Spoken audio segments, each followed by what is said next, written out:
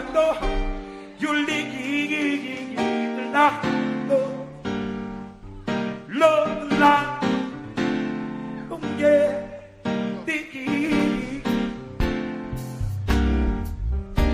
Don't shed no tears, no tears.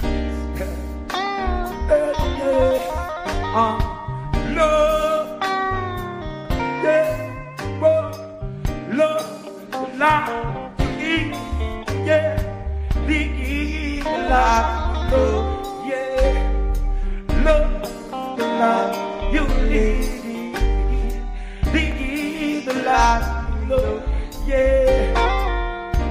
Don't shed no tears. You not shed no tears. You don't shed no tears. No tears. You not shed no tears. Yeah. Your body, yeah, is your temple. One and only temple. Body, yeah, is your temple.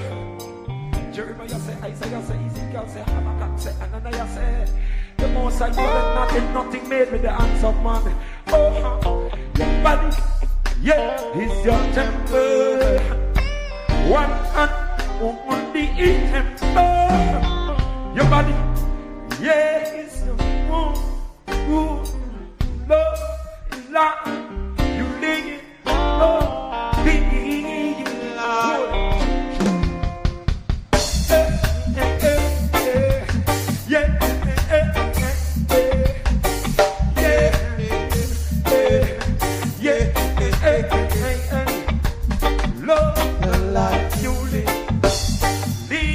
Life you love, love the life you live, lead the life you love.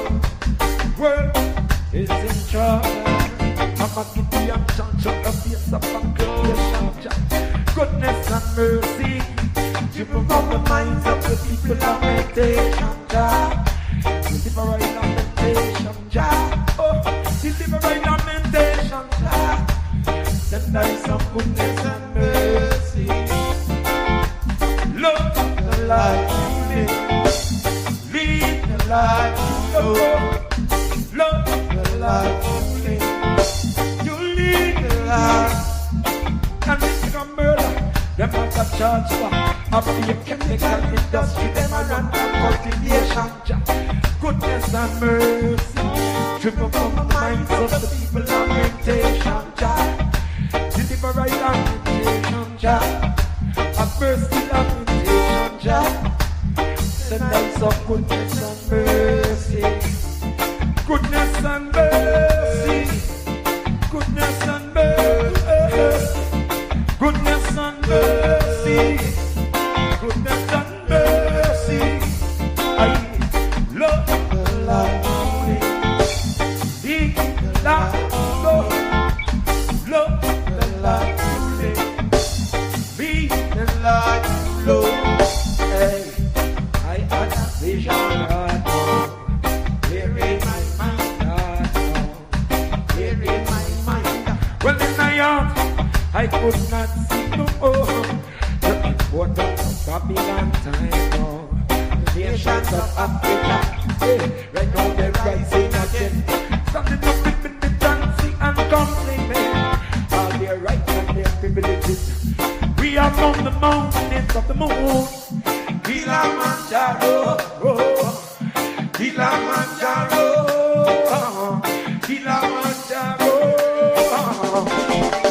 Love the life you live, lead the life you love.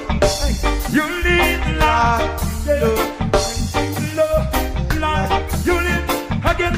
You lead the life you love.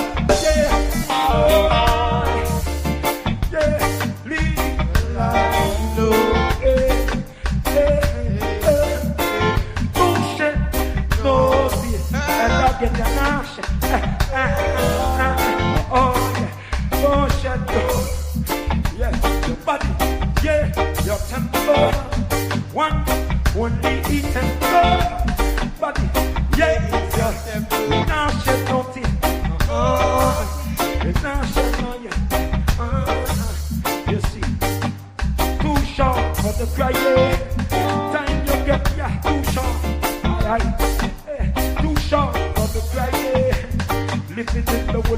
Well, when I cry, cry. When I cry, cry. When I cry, cry. Now she know I want to love the life you live. Again you live the life you love.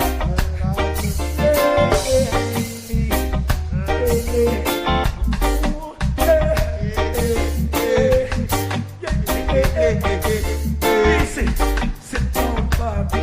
My man, I do it, I cannot sit down, Bobby. Another song, right to the Bambu and the melody. Man, I go do it, I cannot sit down, Bobby. Lift up all the trunk and all the move up your body. Jackie, you cry, Jackie, you shame, Jackie, your dignity. Jackie, you strength, Jackie, you love, Jackie, your agility. Lift up the trunk down and move on your body. Hey, I can't you go show your music is a therapy. Lift up your shop down and move up your body. Psychology will show your music is the remedy. Psychology will show your music is the remedy. We love the shop down and move up your body.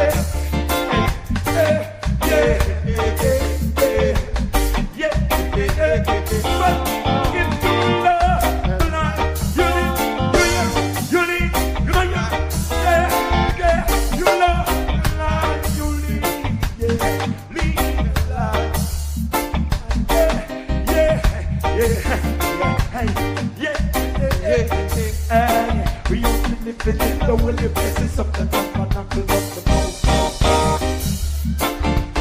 Living in the willy places of the tabernacle of the most.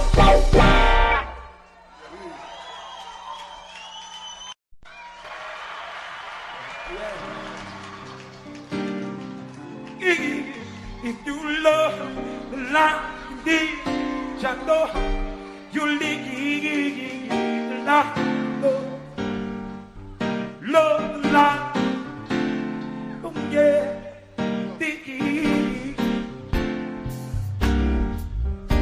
don't shake.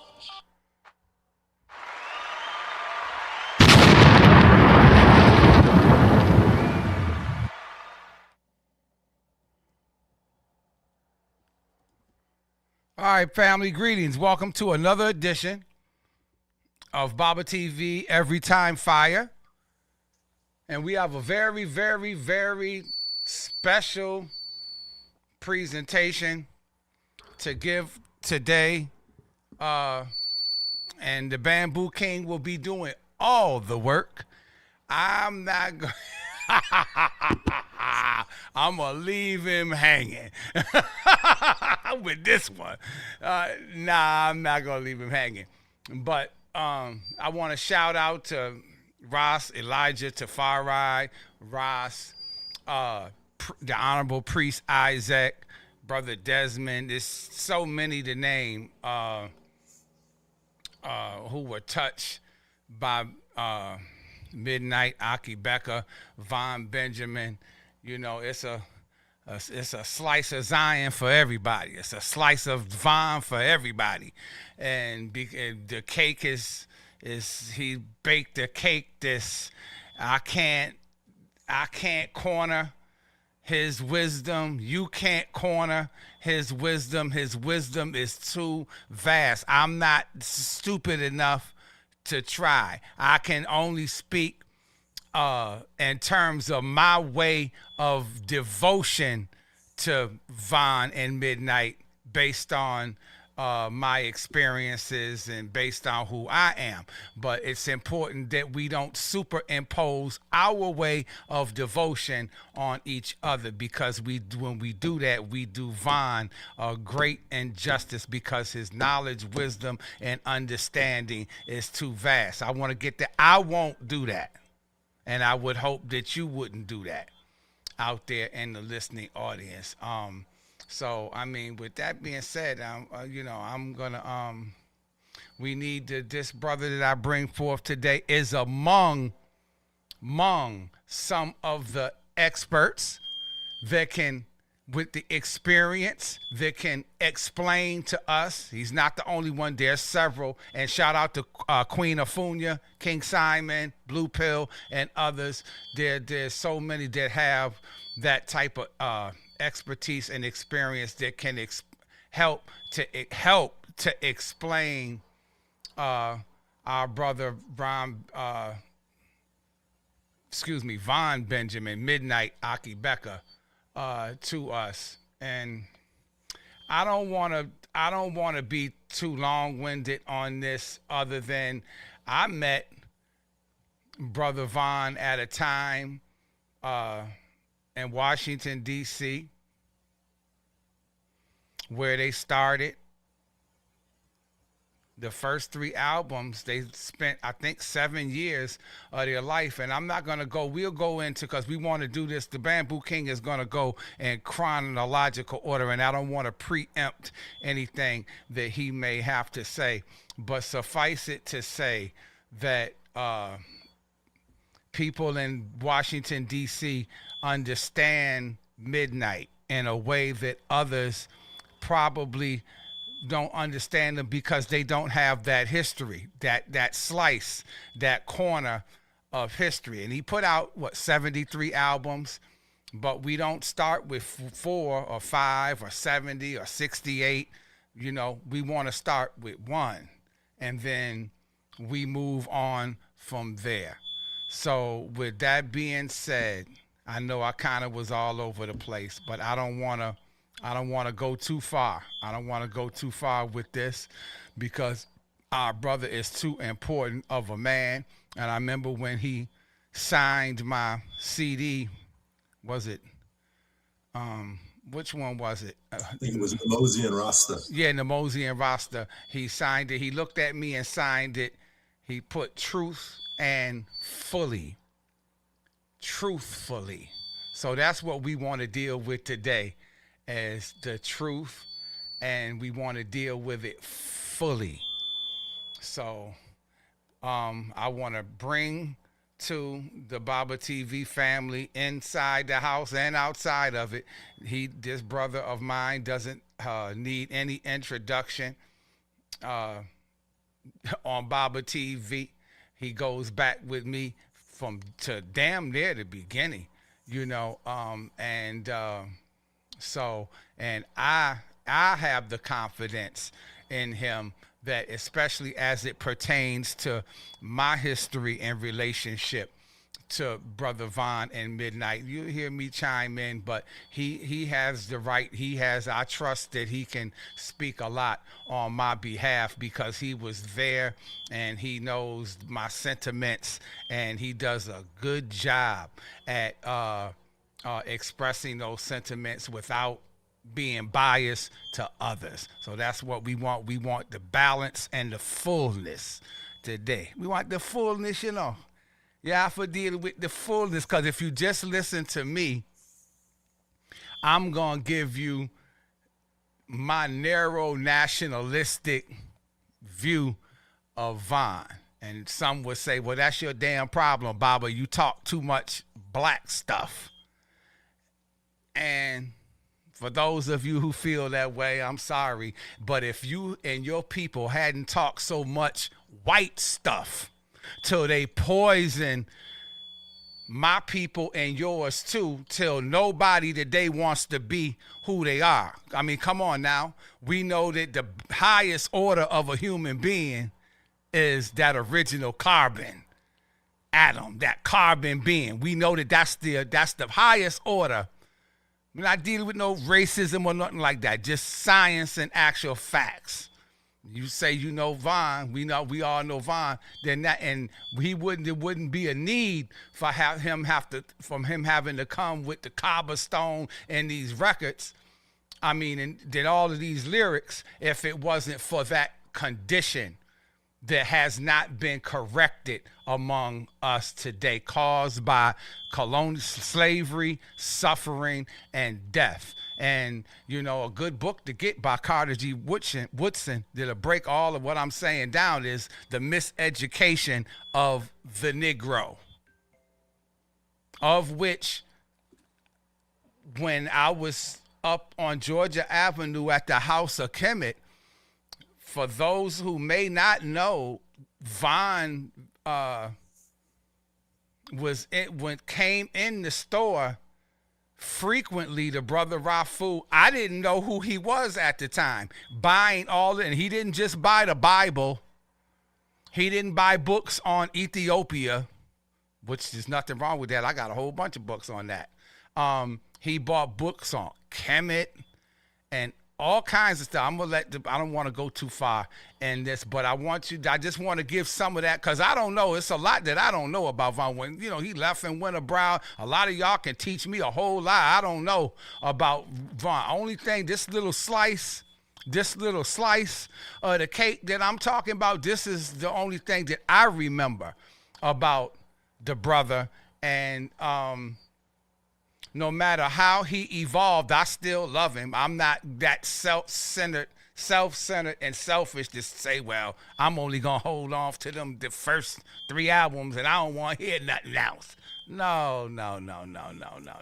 I'm not going, that would be improper for my stage of development now. There was a time when I would act like that, though, and argue you down, but that ain't right. If I say I love Von, then I need to deal with it in the fullness. So, with that being said, I want to bring to you my brother, your brother, the Bambu King.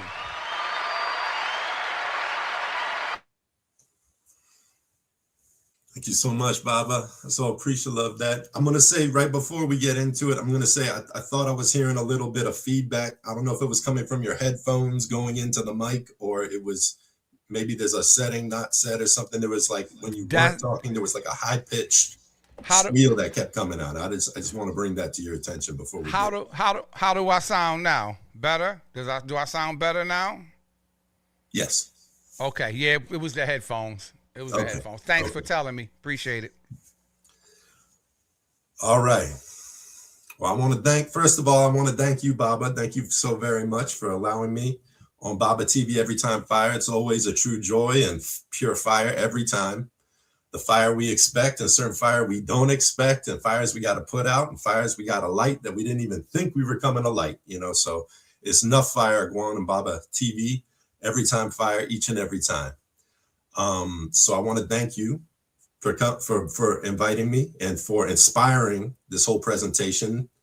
And I want to thank the Baba TV universe out there, the ones that are on board, the ones that are going to pick this up later and partake in the information as we attempt to present the truth and fully to the best of our ability, which is going to be imperfect without any shadow of a doubt. But we figured this is a great place to start, considering it's the end of the so-called Black History Month. Shortest month of the year seems to be the one allotted to Black History Month, but that did start with Carter G. Woodson's, Black History Week expanding into Black History Month, and it was in the month of November. And so we will salute all the great scholars, all the great leaders, El Haj Malik El Shabazz, all the incredible artists, including none other than Von Benjamin, the Akae Beka, which is why we're pretty much the reason why we're gathered here today, to finish out Black History Month this year, 2026, with an ode and tribute in honoring remembrance of the Akae Beka, Von Benjamin. And first off, I want to do two things before we really get into the bulk of this. First off, just paying homage to Von in the spirit of giving thanks for the spirit of giving thanks. With the little bit of Von that I did know personally, and the bit of Von that I came to know in the decades to follow, us getting to know him personally, one thing that certainly remained true and consistent through and through was his honor and reverence to His Majesty. His honor and reverence, his devotion to God, his honor and reverence to His Majesty Emperor Haile Selassie Jah Rastafari. And I want to use this opportunity to start off this presentation, giving all honor to the one most high ever living omnipotent orator. Blessings be to His Imperial Majesty Emperor Haile Selassie I, King of Kings, Lord of Lords, conquering Lion of the tribe of Judah, elect of Zion and art. 225th descendant of King Solomon and Queen of Sheba, 226th descendant of King David, of the line of King David, sitting upon the throne of King David through the Solomonic bloodline. We give thanks and praise for the human manifestation of the duality and perfection of the perfect circle, the one whole perfect circle, Ola Dumare and Ola Run, or as some would interpret as Amun and Amentet, or some would interpret as Allah and Alat, or some would interpret as El and Asherah, depending on what spiritual walk of life you trod upon. What these two sides to the one whole perfect circle symbolize is the male and female together to make that electromagnetic supercharge of life. Whether you're looking at it as 1 and 2 equals 3, or the sun, moon, and star, or the man, woman, and child, it takes the male energy and the female energy to create life through the lens of organic copulation and what is the limitation in which we as carbon-based organic beings can relate to, considering that's the mathematics and divine mathematics for replication and recreation and perpetual generation of our species on this physical realm, on this physical matrix we exist in right here and right now. And we'll get into how that correlates with the Akae Beka and what the meaning of Akae and Beka are in reference to, and what they are oaths or two halves of one oath in recognition and reverence of. But that's to come in a moment. So I want to start by giving all honor to the one most high, true and living God. I want to say Sata Masagana again and again and again, continually, always and forever to the one most high, ever living, omnipotent Irator. Blessings be to his imperial majesty, Emperor Haile Selassie and Empress Menen Asfa, for their dual divine intervention within my personal affairs and the affairs of humanity, to remember the importance of the polarities and dualities of the perfect union so that we can prosper in the generations to come and flow forth. So we give thanks. And one reason, there shouldn't be much more need to explain a reason why we give honor to the Most High Living God in a presentation with someone whose relationship and whose reverence and whose inspiration was so devoted to and inspired and derived from his relationship to the Most High. But another aspect of why we have to start that way properly when dealing with Vaughn Benjamin is because that was Vaughn's way. You look at all these albums, we got all these Akae Beka albums, we got all these Midnight albums as reminders of just a taste of the works that he left, the 73 going on, or 74, growing every single year with posthumous albums, not to mention the countless singles, countless collaborations and contributions that he left in the short time on this planet. And not one of those albums, well, except for Raz Make Peace, but they didn't have as much to do with the instruction of the artistic design of that specific album, and we'll get into that why. But not one of those albums had pictures of Vaughn on it. Not one of those albums had pictures of him on the cover. Not one even had drawings of him. And the reason was because he felt his mission was in devotion to the king. He felt that his inspiration was derived from the inspiration in his relationship to the king. So although he inspired so many and touched so many, he ultimately felt even more so touched and inspired and energy and inspiration and insight and consciousness derived from his relationship to the creator via his tutelage and study and insight from the life journey, teachings, and inspirations of His Majesty Emperor Haile Selassie Rastafari Makona. So that's why you see Selassie on everything, not Vaughn. And he would make it clear.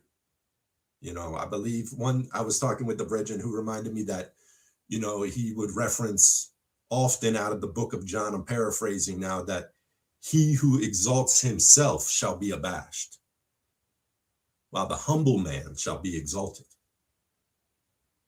And this was a lesson he carried with him on his journey. And this is a lesson he enacted in his life in many ways on the journey, which is why the novelty of the Midnight story and the Akae Beka story and the journey of Vaughn Benjamin through music as the art mode, as well as being an incredible poet and scholar and author and writer. He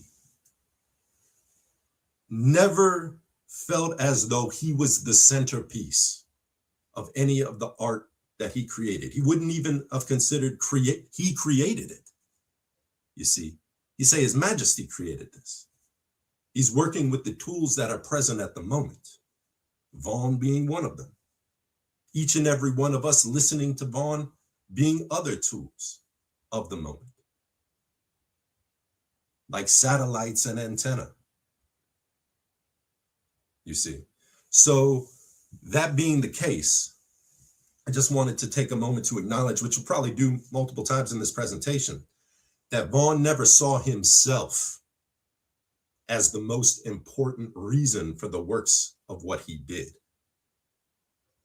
Inspiring people, enlightening people, attracting people to the light so they could be illuminated in the same way that Vaughn was illuminated, inspiring people to study deeper, not just worship Haile Selassie. All you have to know, worship Haile Selassie. All you have to do is wear dreadlocks and smoke ganja and worship Haile Selassie. Nothing wrong with these things, these tenets of a spiritual system and a spiritual way of life, a liberty. In fact, these are all tools to help you process and filter out what in this false reality needs to go. And the value, the whole, not the husk of the life in which we live, but the grain, the germ, which holds the nutrients and nutrition and vital source of sustenance that should be held on to. No, he wasn't just saying worship Rastafari because that's what Rasta do. He said, study what Haile Selassie taught. Study what he taught through his words and his writings and his speeches. Not just, he wasn't an author that wrote tons of books. Every time His Majesty opened his mouth to speak to his people, or to speak to the generals in the army, or to speak to the soldiers, or to speak to the teachers at the schools that he would open, schools for girls and schools for those who did not have the education at the time, until he put forth much effort and much money and much determination to improve the conditions of the people of Ethiopia through the long-lasting aspects of his leadership. That wisdom can be found there. Listen to what Haile Selassie taught. Watch how Haile Selassie moved and lived and navigated in the world, in the hand of cards that he was dealt in life, and how he used those cards to navigate, not just for himself alone, but for the embetterment of his people, the embetterment for Africa as a whole, and beyond that, the embetterment of humanity in totality, in the global zeitgeist, or the global conscience or consciousness of humanity worldwide, how it was affected through the direction and through the examples given by Haile Selassie at a time very much like today, when the world is plagued by war, when the world is plagued by tribalism, when the world is plagued by violence and selfishness and greed, and the machinations of the wicked seem to be clouding and dimming the vision of a possible victory, seeding hopelessness in the hearts and minds of human beings wherever you are. And however you were raised and whatever religious system you have, it's hard to find a scripture. It's hard to find a book. It's hard to find a mantra. It's hard to find a daily affirmation that can give you the confidence that the grip of the devil's claw can be loosened on the hearts, minds, and hands of humanity to the point where we can say, "Get thee behind me, Satan," and build the new Jerusalem that the Messiah Yeshua taught about, that Haile Selassie referenced, that ones like Von Benjamin were champions of not just acknowledging and understanding, but sowing the seeds for manifestation through the works and art that he produced. So I know Vaughn, in a way, I hope his spirit isn't displeased with what we present on this program today. But I am sure that Vaughn wouldn't be enthusiastic about too many pictures of just him.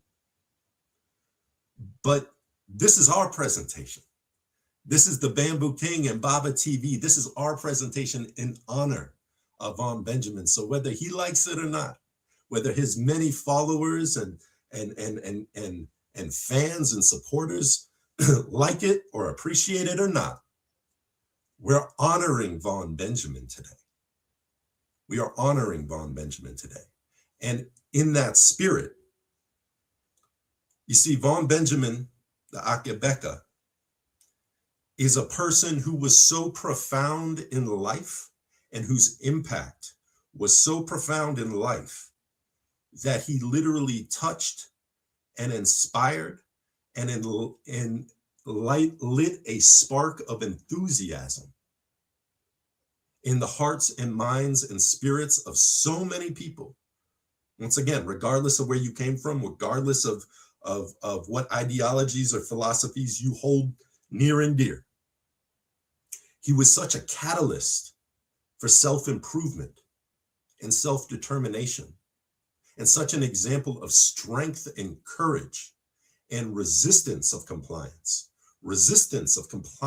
to mediocrity and following fashion and fame and simping for slackness and doing what sells because ultimately it's a race to the next dollar. None of these things mattered to him. None of them mattered to him. He told me many times, it's not about, I'm a kind of an artist, you see, where it's not about lights, camera, action. It's about being lucky enough to have the opportunity to share my inspiration and what moves me with the people, with all people, through word, sound, and power. And for that opportunity, and for every moment of that opportunity, I'm truly grateful. That's the type of person Von Benjamin was. That's the type of artist Von Benjamin was. At least that's how I interpreted it. Now, this goes on to the next half of my disclaimer, because we're still in the disclaimer. And I see we're already 35 minutes in. We're still at the disclaimer. So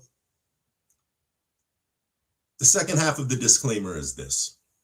Not only is Vaughn the type of a person that has touched so very many people in so many ways through his music, he's that enigmatic type of person. And he was so profound in his thinking, in his wordsmithing, in his being able to weave in and out of different belief systems and analyzing and evaluating parallel myths and parallel stories and being able to expose reverse language and how to find double meanings in the same word and how to deconstruct and reconstruct the English language and finding hidden meanings within the meanings of the words which we use every single day. You see, and don't know what kind of rituals we're working over on ourselves just by subscribing to a language that in its very spelling keeps us on what Reverend Phil Valentine would call a light code lockdown. It keeps a glass ceiling on our consciousness so that we can't rise to the heights of tapping into that cosmic consciousness, or should I say accessing the Akashic record, the universal knowledge of all things past, present, and future, the culmination of all lived experience and acquired knowledge from the realm of the Egun and the ancestors, the very mathematics that the almighty, omnipotent, creative energy of the universe has willed into existence to manifest this animation that we call reality, to abide by certain laws of conduct, to keep everything going the way it goes, regardless of man's intervention.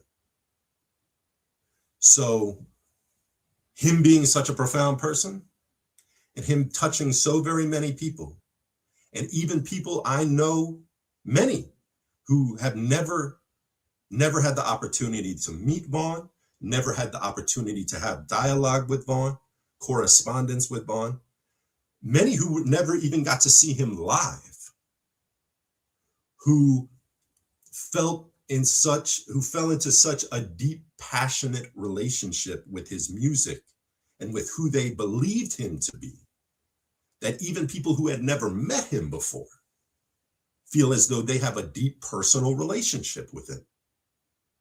And I'm not here to deny that deep personal relationship too. There's very few people you're ever going to meet in the world who you never, or should I say never meet in the world, who you feel such an affinity and a devotion and a loyalty to, as many people have for Vaughn Benjamin. So along with that loyal allegiance and personal relationship that ones and ones have developed with a man that they've never met, and many who have met him, and many who have shared many, many, many, many more hours and days and weeks and years and decades even of reasoning and building and understanding and overstanding and interstanding principles that Vaughn used to ruminate on and go over and evaluate and reevaluate and reanalyze with ones and ones, and taking the time to do so,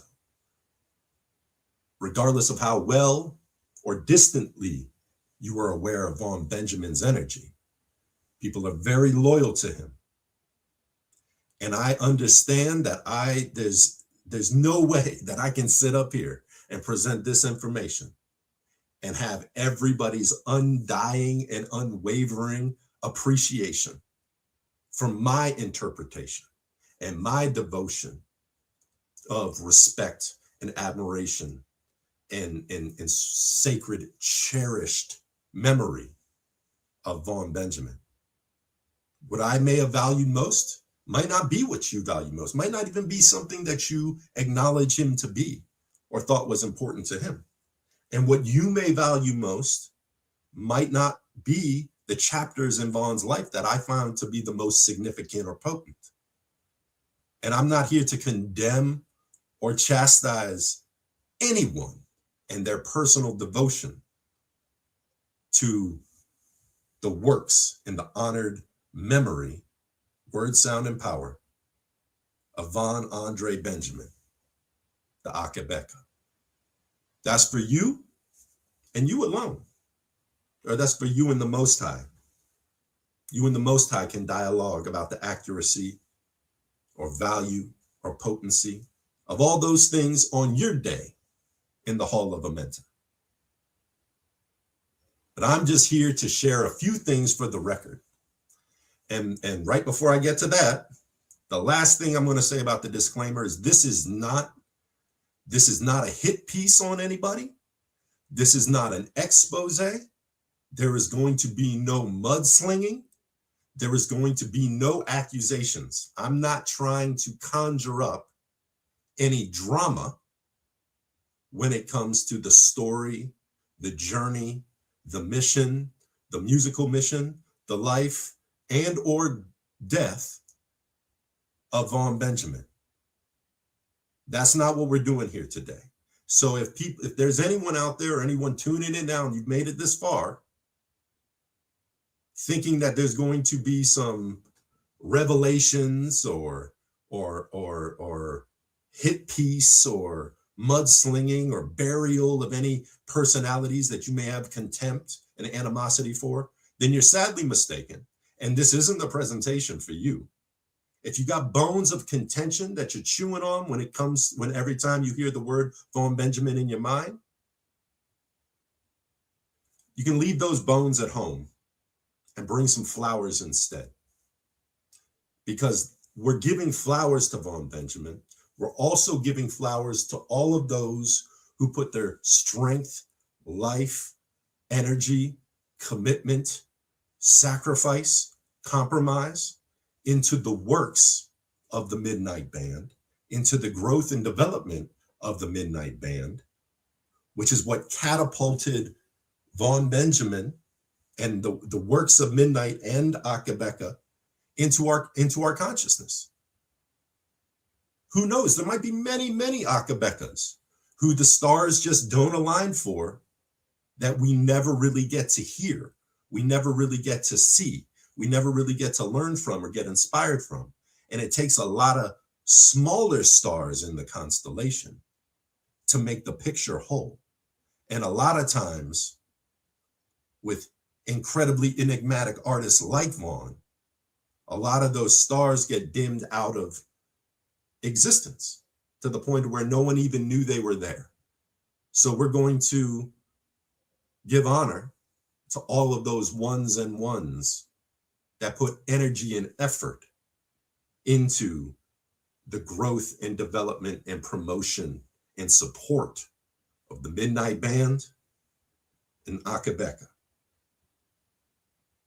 And just as people might have conflict of interest with Baba, with your and my personal preferences to some aspects of Vaughn's music or Vaughn's message or Vaughn's reasonings at certain points of life and time, some people might have issue with that. They certainly have the same type of issue when it comes to the end of Vaughn's life and the rumors and ideas that surround potential aspects of, the quickening of Von Benjamin's life. What led him to pass at, as many I think would unanimously say, far too young an age. So yeah, it's gonna be hard for a lot of people, regardless of how we cut the cake. But just know you got to slice a cake in this. We're gonna be objective. We're doing our best to be objective with this presentation. This isn't just AD's interpretation that we're presenting. This isn't just Baba's interpretation that we're presenting. You will hear that, but you will hear many other aspects. So yeah. So we're going to keep it moving.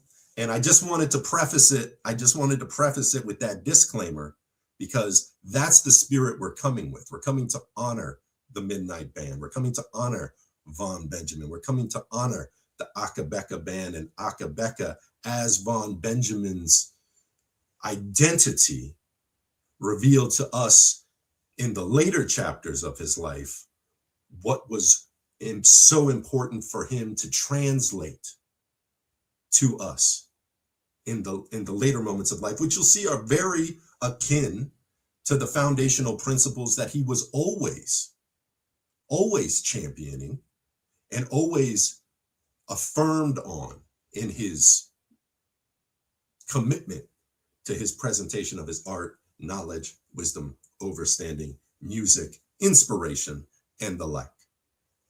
All right, Baba. So we're about to go into the story. We're about to go into the story now. Is there anything you want to say, Baba, before we strike into the chronology? No, not right now. No, go right ahead. Okay. All right. So Von Benjamin and Ron Benjamin, The story of Midnight begins with Von Benjamin and Ron Benjamin.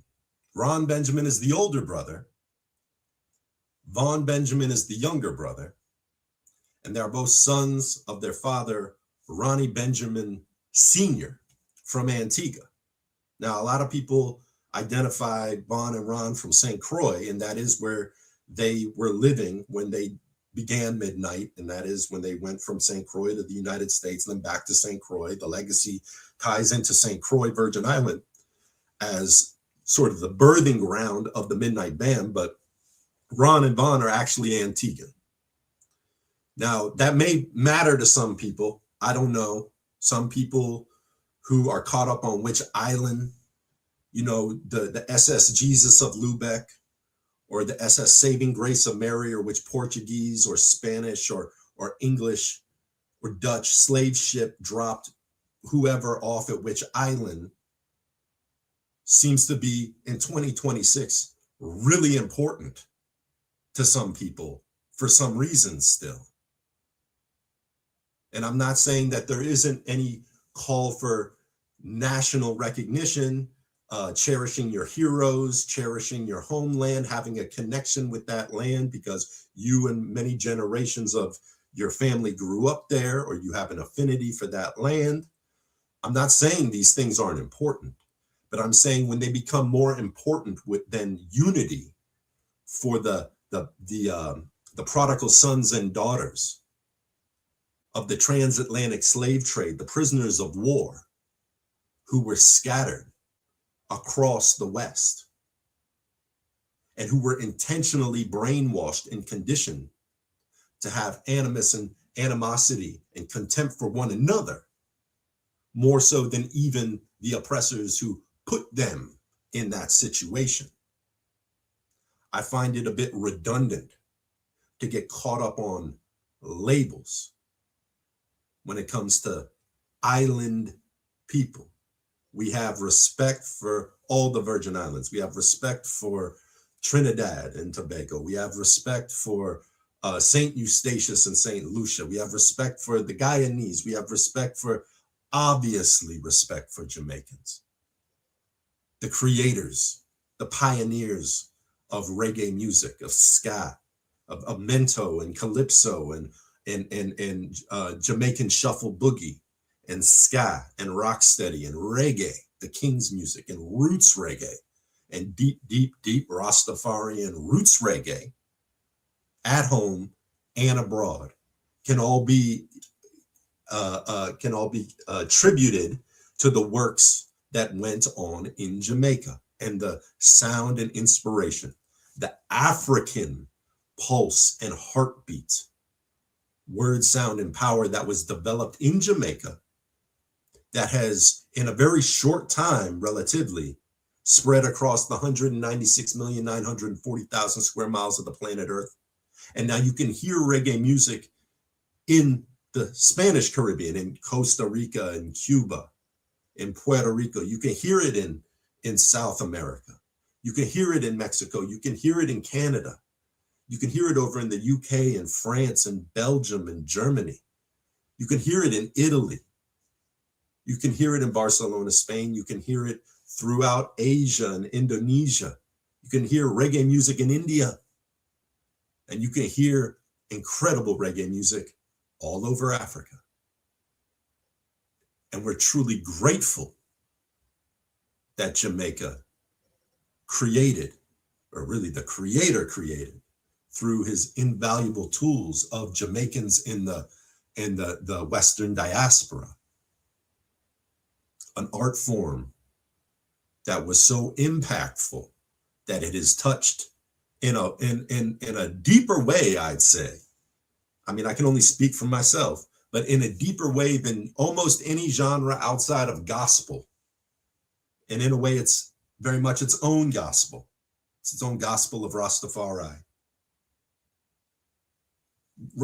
Gospel of Black liberation theology with a spiritual core that has resonated with so very many, regardless of where you're from, that it's literally changed people's lives for the rest of their life journey. inspired them when they're young or old, but can inspire you when you're just old enough to bounce around as a baby in the living room with Bob Marley playing on the hi-fi, to basically take control of your life and push you in a certain direction of creativity for the rest of it. So we're grateful for that.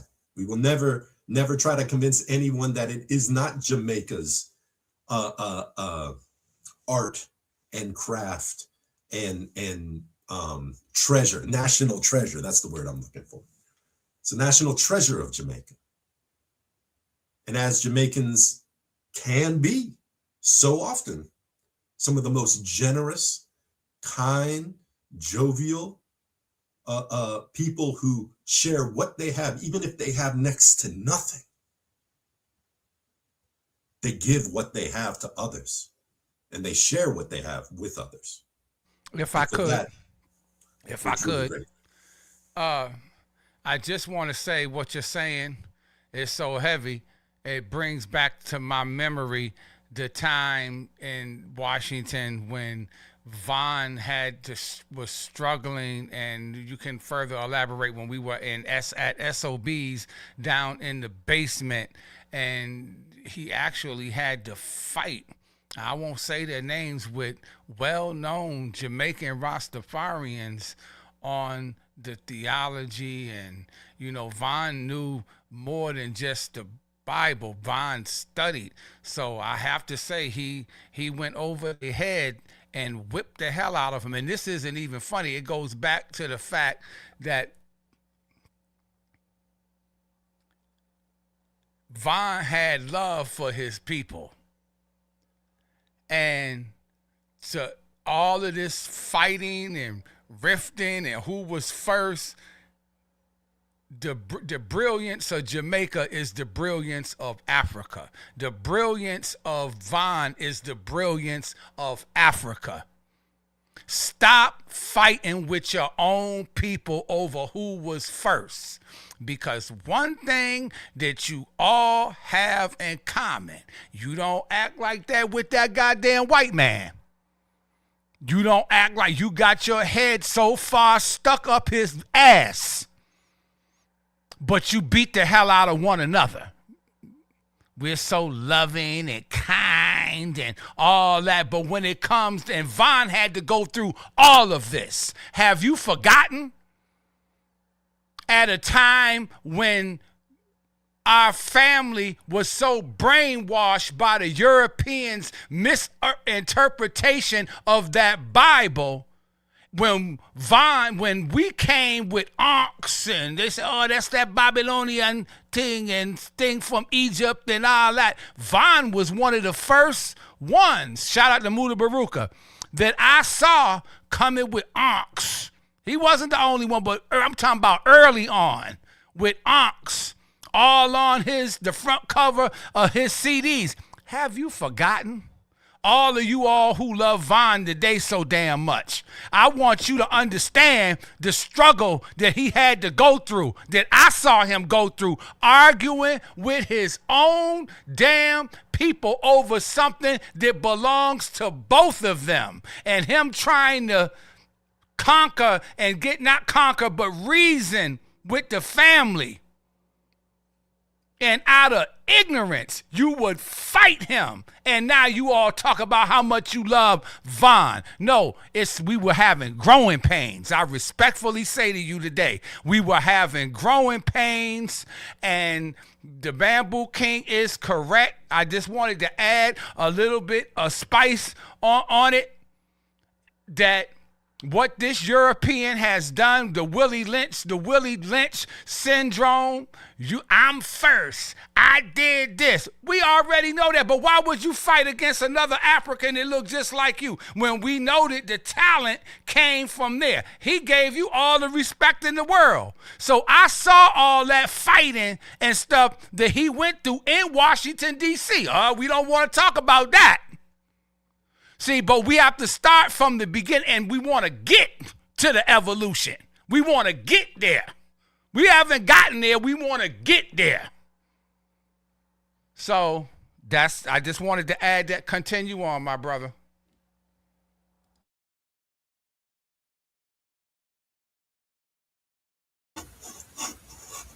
All right.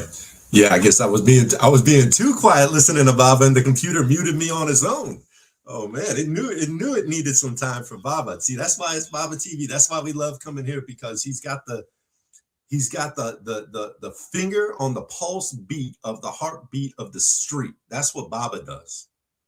You see, he's not trying to sugarcoat nothing or glycol spray anything to make it sweeter going down. He's not trying to put so much sugar in the medicine that the medicine does more damage than good.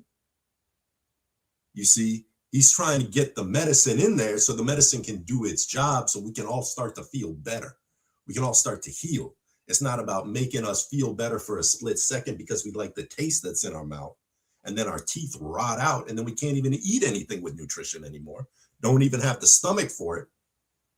You see, so you're absolutely right, Baba. And that's what we were kind of getting to, is the fact that Vaughn was one of those who was a shining example, since it became, to some people, maybe not the fans that are watching now, but or who may tune in later, but to some people, being from St. Croix, or really being from Antigua, the high places of Anu. Shout out to Priest Isaac, by the way. I hope Priest Isaac can tune in at some point. Enough respect to Priest Isaac. Thinking that for some reason, if you're a strong Black African that didn't grow up in Jamaica, you don't have a right to play roots reggae, or you don't have a right to Rastafari. You're not ordained in the true fullness of Rastafari. I have spent a time around a lot of Rastafari.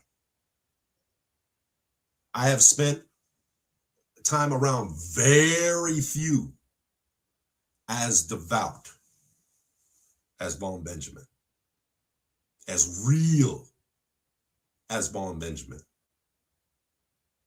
He wasn't no sometime-ish Rasta man. As Danny I would sing about, sometime-ish Rasta man. Enough of them a sometime-ish Rasta man. Another artist from St. Croix. Big up Danny I was from Dominica. He from Dominica. Just like Baba Haru, originally from Dominica. And he sang about sometimes Rasta. Vaughn Benjamin was Rasta to the bone. Rasta in his sleep, when he awake, when he eating, when he fasting, when he's speaking, when he's silent. Rasta to the bone. I don't know many as devout and impassioned Rastafari as Vaughn Benjamin. And I don't know many who were able to channel that energy and spirit and resonant frequency of His Majesty's teachings and experience in life through word, sound, and power into roots and culture reggae music that had the effect that it did on everyone who listened to it. Now, I'm not saying Midnite was the most notorious reggae band of all time after Bob Marley. I'm not saying that they're the most well-known reggae band, but they're one of the most well-received. To all who have ears, let them hear. All who have eyes, let them see.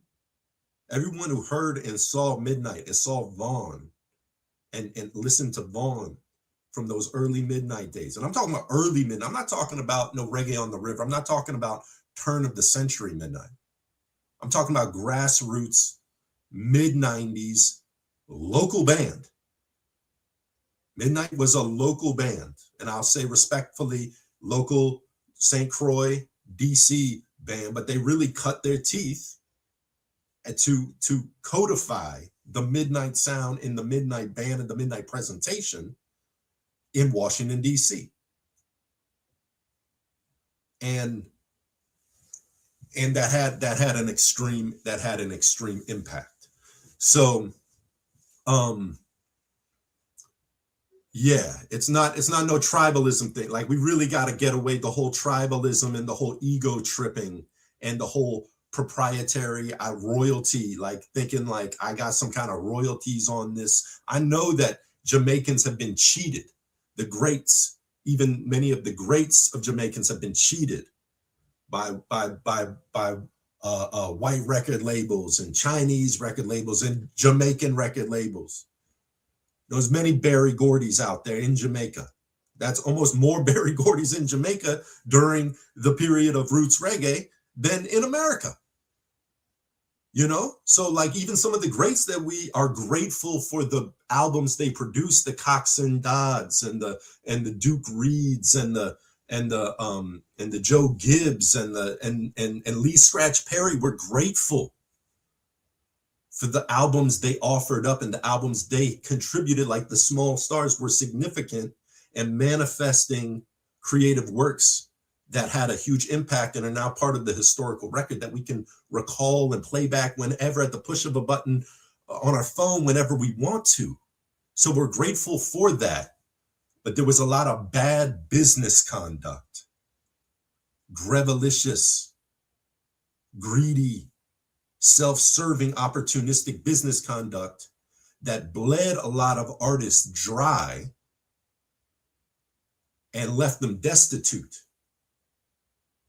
And not only did it bleed them dry of their works and their contribution and their artistic energy, but it bled them dry of their desire to even pursue it anymore because they felt so ill done by that they decided to just kind of put it down. And then we probably would have gotten way more works. I don't know if we would have gotten 73 albums out of anybody else, but there probably would have been a bit more of a productive phase if these Jamaican artists weren't getting ripped and robbed off by producers, like I said, and record labels from the UK, from Jamaica, from America, from you name it.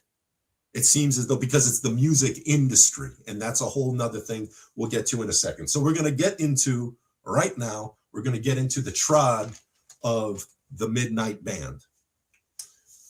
We're going to get into the trot of the Midnight Band, and I want to start it by saying, you know, both Vaughn, younger brother, and Ronnie Benjamin Jr., older brother, are two sons of their mother, who was a school teacher. I know next to nothing. So if I'm getting it wrong, please correct me, all you scholars out there, all you people that got all the information, please put it in the comments. If we're getting any of this stuff wrong, don't hesitate. You will not be blocked. You will not be deleted. We'll pin your comment to the top of the list. How about that? But all I could really find about the Benjamin's mother is that she was a school teacher. And Ron E. Benjamin Sr. was a musician, professional musician. So they lived in a home, whether in Antigua or St. Croix, through their upbringing, where there were some things that were prioritized, that music, you know, their dad was a music man. He loved music, not just reggae. I mean, he played reggae and Caribbean and calypso and mento and soul and jazz and everything. I mean, he loved music. He was a music man, R&B. And so they loved music. And there's no way you're growing in a house with music lovers and you don't get bit by the bug. As Baba used to tell me all the time, I don't know any African people of African descent who aren't musically inclined. So, you know, Ronnie, I mean, both of them obviously, but Ronnie obviously really took after his father. And so not only was on the father's half, music was a discipline. Both of them were all about discipline, and music was a discipline worth encouraging in their children's life. The mother was a school teacher too. So learning, acquiring more and more knowledge, self-improvement, development of one's intellect, never assuming that you already know, finding out all the things you don't know to inform what it is that you think you know, being a priority. So they're coming up in a home in Antigua originally with a school teacher mother and a musician father, both stressing discipline, study, thirst of knowledge, musical inspiration. It seems like the perfect bed of creativity to bring about the development of the brothers Benjamin, who we got to know a bit later on. And I wanted to read something that was from an interview with Ronnie Benjamin Sr., Ron and Von's father. I wanted to read this because I didn't want to get it wrong. And I honestly didn't want to have to write it all out in my chicken scratch and then still get it wrong because I can't half read my own handwriting. But as you can see, I'm a writing guy. I try not to use this. I'm worried about it making my eyes go, think it's happening. So I'm going to just read from the interview itself. All right. The Benjamin brothers, raised in a musical family, Vaughn explaining that he learned a lot about music and culture in his house growing up. As his father is the notable Caribbean guitarist and vocalist Ronnie Benjamin Sr. The Antigua-born Ronnie Benjamin Sr., who calls St. Croix his second home, lived on the island for more than 25 years. The love and respect by the people on the island for this celebrated musician is boundless, and he is respected and loved by many throughout the island of St. Croix. During an interview in 2006 in Reggae in Paradise at the Reggae in Paradise Festival in St. Croix, Ronnie Benjamin Sr. talks about his love of the island and his experience there as a musician. Quote, this is Ronnie Benjamin talking, Sr., father. I did quite a lot of things. I played almost every place on the island. Any venue you can think of, I've played there. I would say that 90% of all the St. Croix musicians have played with me, and now their sons are playing with my sons. Benjamin came to the island in early 1960s. This is Ronnie Benjamin Sr. came to St. Croix in the early 1960s looking for more opportunity to make a living. Here he goes again, quote, I came to St. Croix in the early 1960s. I was 21 years old. I played music all over the island, but I did not do a recording until the 1980s. The main reason was financial.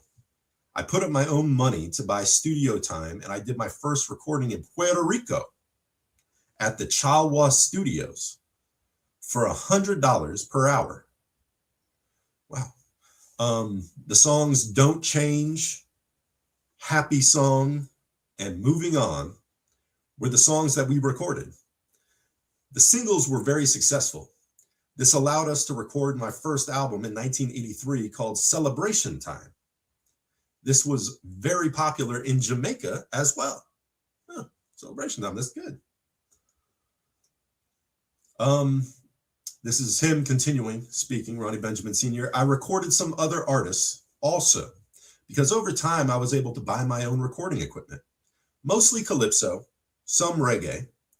There was one artist who I recorded in 1986, just when the dub thing became popular on the island. He was doing a lot of things that these guys today are now doing. His name was Hippolyte, but I don't think he went too far though. Ronnie Benjamin Sr. left the island in 1989 when Hurricane Hugo hit. It destroyed everything. There was no music to play, nothing. So Ronnie Benjamin Sr. and his son, Ronnie Benjamin Jr., and Ronnie Sr.'s band had an opportunity in Antigua to play 7 nights a week for good money. So they wisely pursued it. This is in 1989.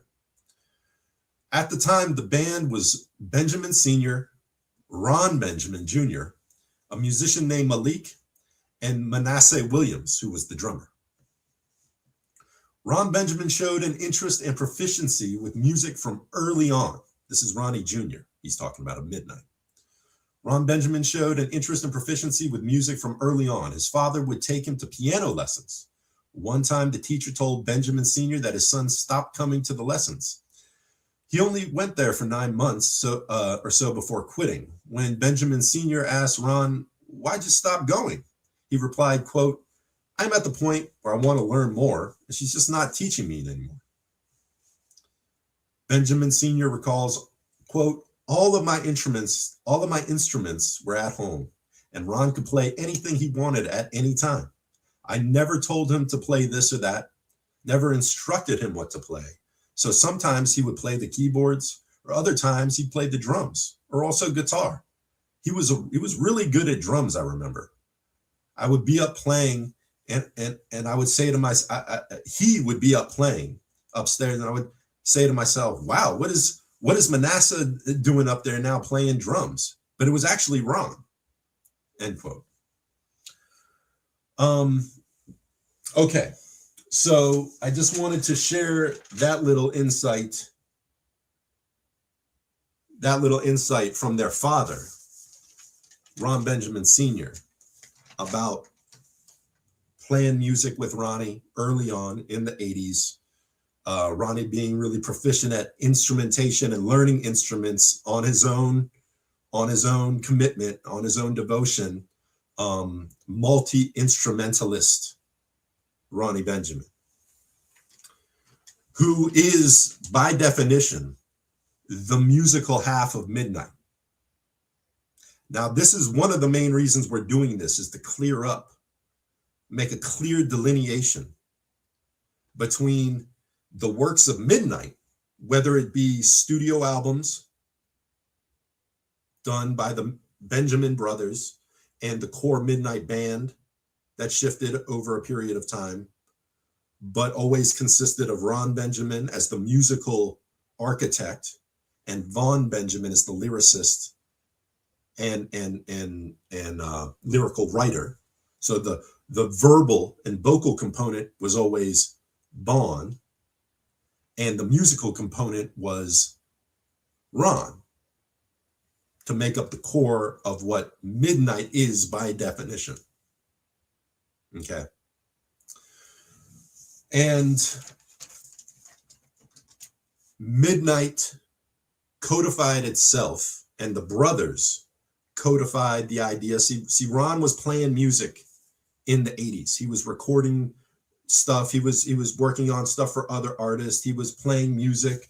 He had some other musicians, Corey Kent and Neil Simon, playing music. He had Junie Willock, which was a drummer who became the first drummer for actual Midnight.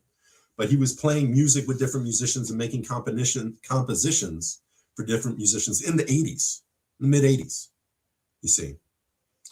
So by 1989, probably after working with his dad and playing with the band, and was like, all right, this is what I want to do. Like, I like recording music and everything, but we need a band. Like, we need to have an actual band, because there's a difference between being a studio musician and being a touring, operating live musician. A lot of people think it's the same thing, and oftentimes it does go hand in hand. Most of the time it goes hand in hand, but it's a different skill set and different problems you have to navigate in doing so.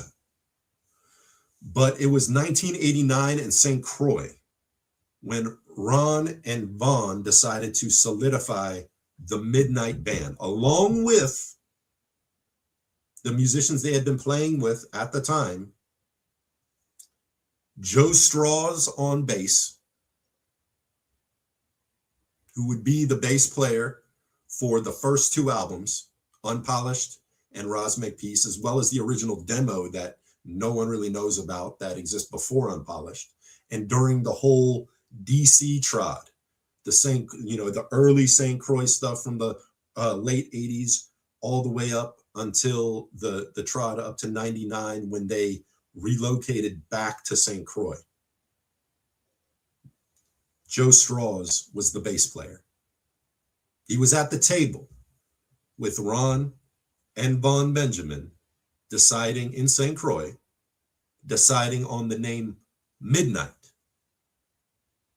to be the band, the original Midnight Band. So the original Midnight Band was Ron Benjamin on keyboards and backup harmonies, Vaughn Benjamin on lyrics and vocals, lead vocals, Joe Straws on bass, and the only other committed member that I've been able to document is Henry Junie, nicknamed Junie, Henry, nicknamed Junie, Willock Jr., Henry Willock Jr. Junie is his nickname. And he was the first drummer while the band was called Midnite. There may have been other guitarists. I know he worked with other guitarists from St. Croix on some of the albums, on Unpolished and Jubilees of Zion. There was Waylon Massacott was another Virgin Island guitarist that worked on stuff. I don't know exactly who, if at all. I know a lot of the earlier stuff, there wasn't even a guitarist in DC. Like in the early, sometimes it was inconsistent, and we'll get to it in a minute. We'll detail that in a minute. Sometimes there was no guitarist. And Dion Bosie Hopkins, who became a very identifiable drummer for a significant part in the Midnight Story, the drummer for Unpolished, the drummer for Roz Peace, the drummer for Jubilees, the drummer for Seek Knowledge Before Vengeance, the drummer for Ancient Maps, the drummer for Scheme of Things. Basically from the mid-90s, like from 96 through 2005, Bosie, or Dion Hopkins, who was originally the percussionist for Midnite at the beginning, when Junie was the drummer, Dion played the congas. He played the congas. He usually had a set of congas up there, and he played the conga extra percussion for the live performances and everything before he eventually became the lead drummer. And we'll get to that. So in 1989, in St. Croix, under the name Midnite, Ron, Von, Joe, Junie, and Dion solidified the Midnite band, the Midnite Project originally. Midnite goes to the United States in 94. So in 1989 through the early 90s, they're chopping it up. They're trotting in the VI. They're working on solidifying Midnite, developing original songs, original competitions, honing in the performance. They relocate in the early mid 90s, 94, to the United States, originally going to New Jersey, with an ambition to break into the New York music scene, because that's where you go to make it big. If you're an actor, play actor, television shows, musician, going to New York, that's where dreams are made, right?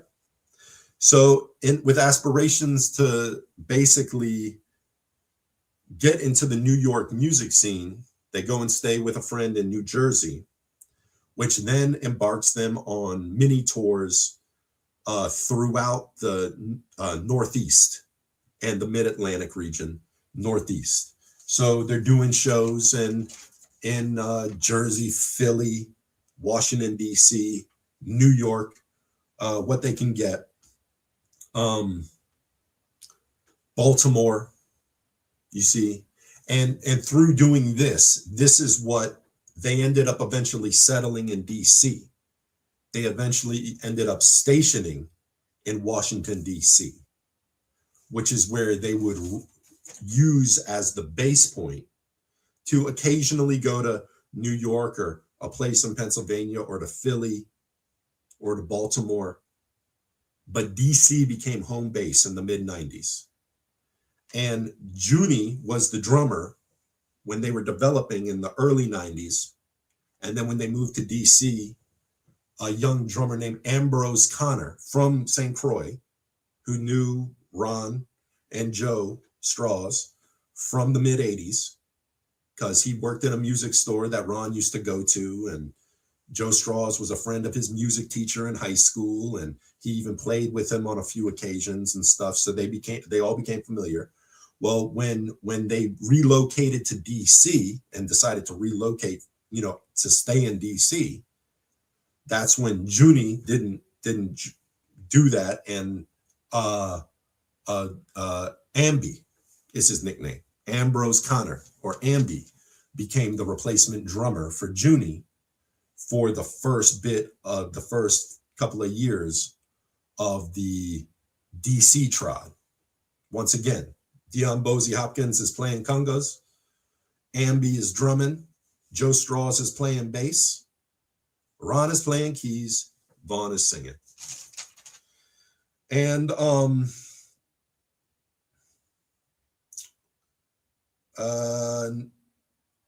yeah, Dion becomes the drummer in 96. I believe it's 96. It's either late 95 or 96. After a couple of years of Ambi being the drummer, Dion becomes the drummer. Now, Dion is who many people remember as the first Midnight drummer. And as you've just heard, there was a couple other drummers before Dion. And even though he was playing congas with Midnight or a percussionist with Midnight from early, he wasn't the actual trap set drummer until like 96, either late 95 or 96. The year before they worked on Unpolished, but he became the actual drummer. And from stories I've heard, and once again, correct me in the comments if this is not the story you heard, but I've heard from people that know a lot of these people personally and some that were there at the time. And part of this whole thing is where I'm trying to derive most of this information from, is what became synonymous in many people's mind with the Midnight drum style, the unique, hypnotic, syncopated one drop drum style with the loose fills and the late crashes that weren't on the mark, but just late of the mark, that became synonymous with the unique Midnight drum sound. That was Dion Bosey Hopkins. He was the drummer to develop that sound. And from what I heard, it was because he was learning, he was really getting comfortable learning how to play drums. And oftentimes he would miss the mark on the crash. He would hit the fill and miss the mark on the crash and then hit the crash like one measure late. And as a mistake originally. And then Ron and Vaughn would be like, yo, man, that actually sound pretty good. Like I like the way that sounds. Do that again. Always do that. Always do that. Keep doing that because that sounded good. And so that's what developed into the unique Midnight drum sound that eventually, when he would be replaced by different drummers, in particular, Christian Sly Molina Curet from Puerto Rico, who a lot of people only know him as the Midnight drummer and Akae Beka drummer because they never were privy to Dion, other than listening to the albums. They never really heard Dion playing the drums. As incredible and phenomenal and dialed and measured and precise as Sly, Christian Molina Curet, or Sly was, and he truly is. I mean, he's a phenomenal, incredible drummer, impeccable drummer, really. And really took control of the role of drummer for Midnight in a way that was finessed in a way I don't think anyone else really quite accomplished in the time that they were with Midnight, like Sly, to be totally honest. But all that to say, the unique signature sound of the Midnight drum sound with them late crashes, them little loose tom fills and stuff like that, that became the signature drum sound from those early albums and those early live performances. That was the style that Sly was forced to kind of conform to. I don't want to say mimic, because he definitely nurtured it into something of his own, a feel. But that ultimately was the foundational sound and style that Sly was imitating to keep it in accordance with what people grew into recognizing as the unique Midnight signature sound. And that drum sound can originally be attributed to Dion Hopkins. Okay. So Dion becomes the drummer in 96. 1996 also, Midnight was the band Midnight, located in Washington, D.C., local treasures, and increasing their local loyal following,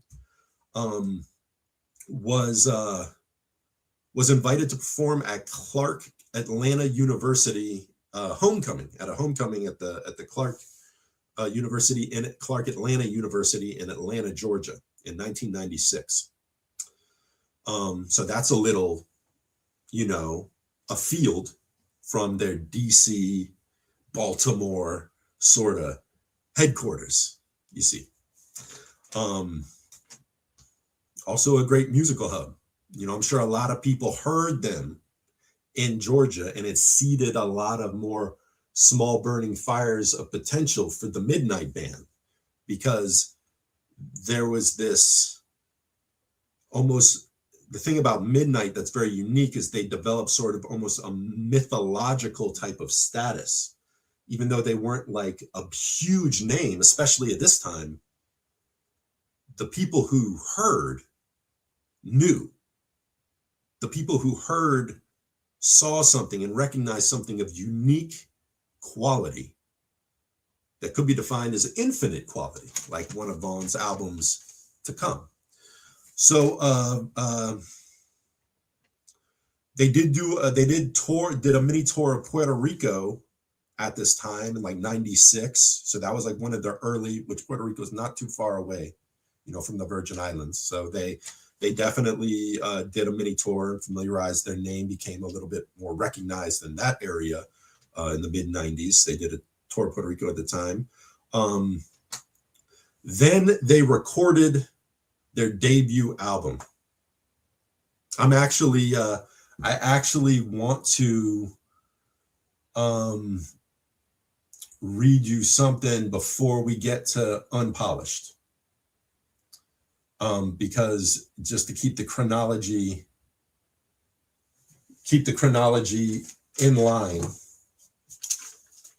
because there was a demo recorded, and this demo was recorded early. This demo was recorded early, like early 90s, probably on the brink, maybe even, and there was a lot more information that I was trying to pull from that is no longer on the web. And I had a few calls in with certain people involved that we just couldn't connect on the schedule before this presentation. So I apologize for that, but I'll do my best to recall from memory while I give you the words of some of the people actually involved from an interview that was documented. Dira Tompkins, our dear mother sister, Dira Tompkins, of Washington, D.C. I believe she's still located in Washington, D.C. She's a pivotal Black activist, social justice warrior in the sense of changing the establishment from within, using Babylon's tools to defeat it, in the heart of the beast, fighting the dragon right from the heart of the beast. There's something to be said from the concrete jungle warriors, the Rastafari, who don't live in the hills. Enough respect to the hilly dread, enough respect to the farmer them, enough respect for the countryman, enough respect for living that good, clean living life. But there are ones and ones and ones out in the battlefield who make the sacrifice, even against their own health and well-being of environment, to take the fight right to the beast head on. And Dira Tompkins still is one of these individuals, and has been a vanguard for roots and culture reggae music, of Rastafari culture, and Black people forever in Washington, D.C. doing it too. And she was one of the strong vanguards and champions for young, rising, up and coming, exceptionally conscious artists. Because if you weren't conscious, you didn't have nothing to offer but shaking someone's boot, making someone shake their booty and, some nonsense. She wouldn't waste any time with you. But there were certain ones that she felt compelled to work with. And Midnite was one of these groups. And a lot of people, if there's any heads from DC out there that are listening or are going to listen to it eventually, you might know her as the sister who hosts and puts on and produces and promotes and constructed the whole thing, the annual Bob Marley birthday tribute celebration that takes place in Washington, D.C., I believe still every year, and has been for a long, long time. And so Dira Tompkins is integral part, one of those stars or unsung heroes of the early Midnight trod to notoriety and recognition. So she was the one who actually very early on brought the Midnight Band to renowned, world famous, certainly in the, I mean, not just reggae music, but in the world of music, period, and music production, period, but certainly a pillar in the reggae community as one of the best producers and engineers, more so, not so much producer, but engineer and studio in the game, Jim Fox of Lion and Fox Records, who you may recognize from 20 some odd Israel Vibration albums, Burning Spear albums, Culture all through the 90s into the 2000s, every Ika Mouse, Yellow, everything Roz Records produced almost that, you know, wasn't acquired from Jamaica, that was engineered in the States, and usually in the Washington, D.C. area. Alexandria is where Lion and Fox is. You remember, Baba, it was right down the street from where we live. We had a spot in Alexandria 3 blocks away from Lion and Fox. And I believe they're still there today. So big up Jim Fox. And Jim Fox, who at this time, in the early 90s, at this time was not only an incredible engineer working with some of the biggest veteran reggae artists of the day, and who were producing like the rootsiest works of the day, and great musicians from DC and all around the country and even world to come to Lion and Fox and produce. Big Mountain, when they were blowing up, came to Lion and Fox to produce. Mo Janaya recorded their stuff at Lion and Fox. Like I said, Culture and Izzy Vibe and Burning Spear recording at Lion and Fox. So, you know, everyone who's anyone respects Jim Fox as the dub engineer. He was also the dub engineer who dubbed those the Israel dub albums, the dubs of the first 2 Israel Vibration albums. Let's see, Unconquered People and Same Song were dubbed by Roz Records by Jim Fox. So those incredible dubs, Lift Up Your Conscience and all that stuff that send goosebumps up my arms and shiver up and down my spine every time I hear it, that was Jim Fox. So Jim Fox recalls, in what this interview clip that I'm about to read, he recalls when Dira Tompkins brought the Midnight Band to his studio to record their demo tape, not unpolished, record a demo tape. He was also the sound engineer at the Roxy in DC. The Roxy, which was a club that Midnight featured at a lot, and other reggae bands featured out a lot and had special affinity for the reggae shows, because the late 90s reggae scene, the mid to late 90s reggae scene, it was live. It was hard. It was pumping. The pulse was strong. There was a lot going on.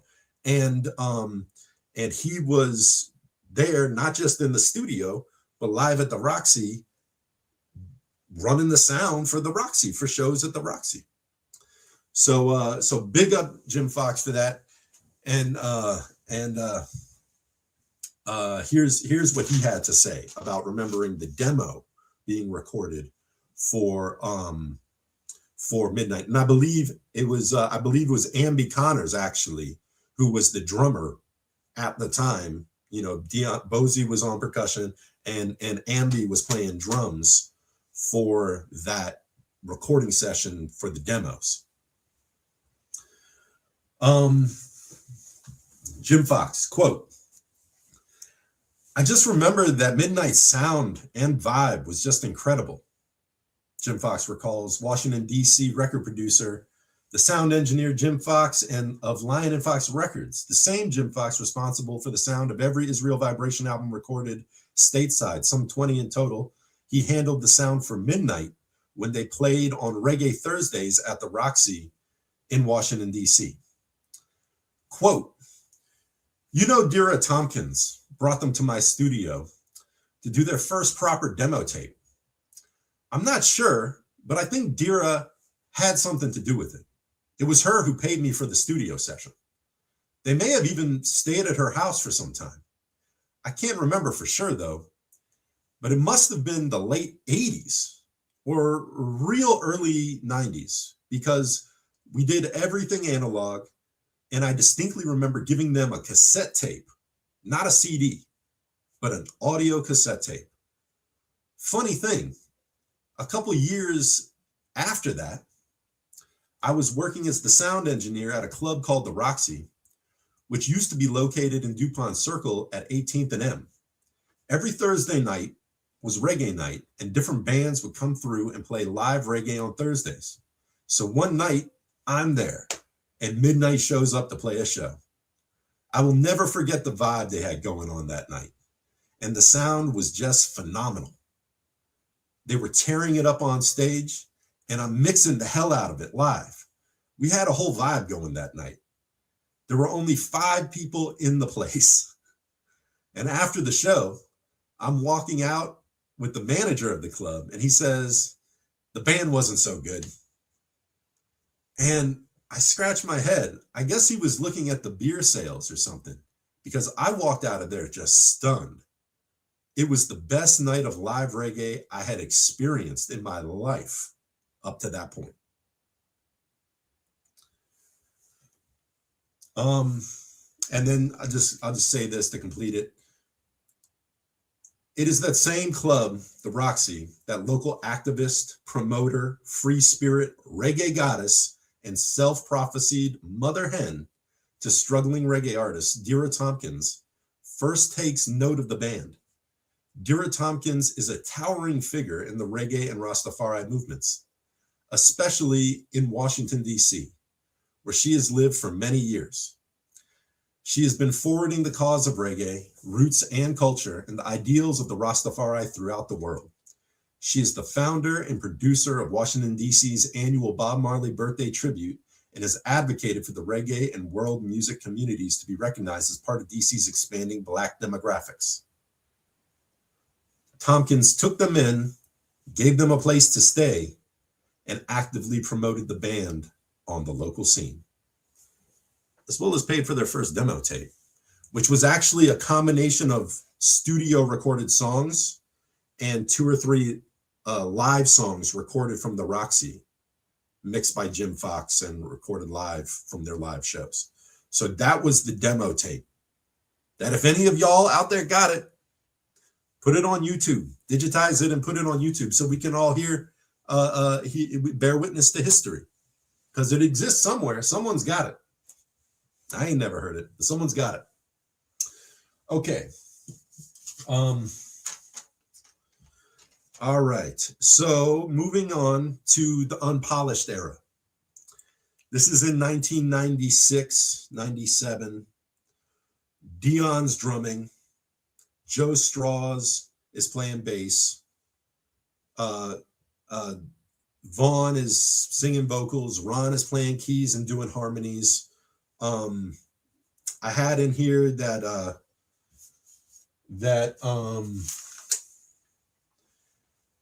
Chris Ithaca was guitarist with him for a little while.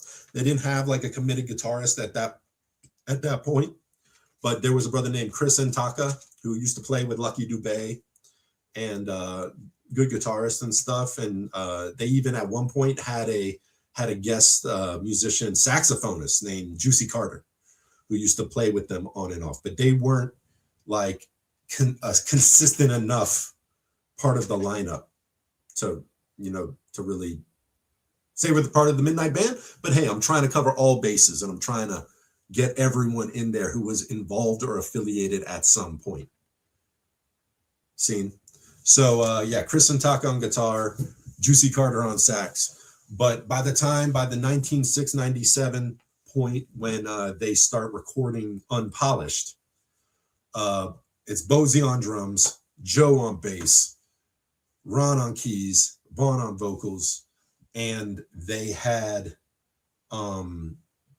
They had some guest musicians. I believe maybe Waylon Massacott filled in on guitar for some of the studio stuff.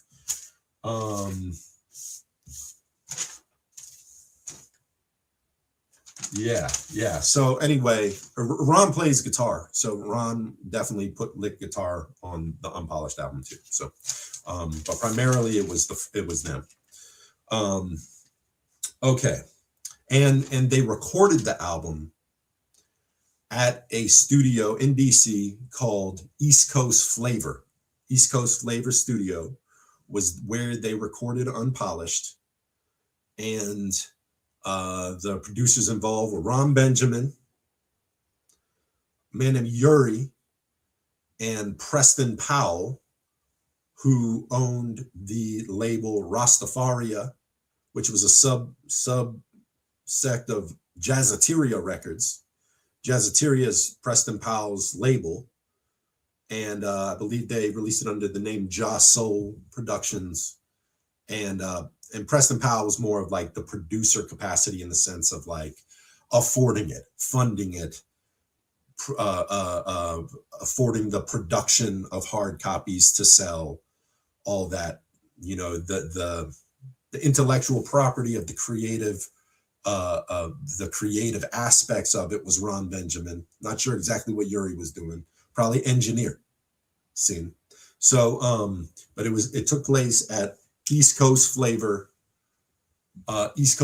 Studios in DC, and it would be their debut album, which would actually be exclusively released originally in Namibia, African country of Namibia, where in 1998, just after completing it and manufacturing it, they went to do a tour in Namibia to promote the brand new debut album.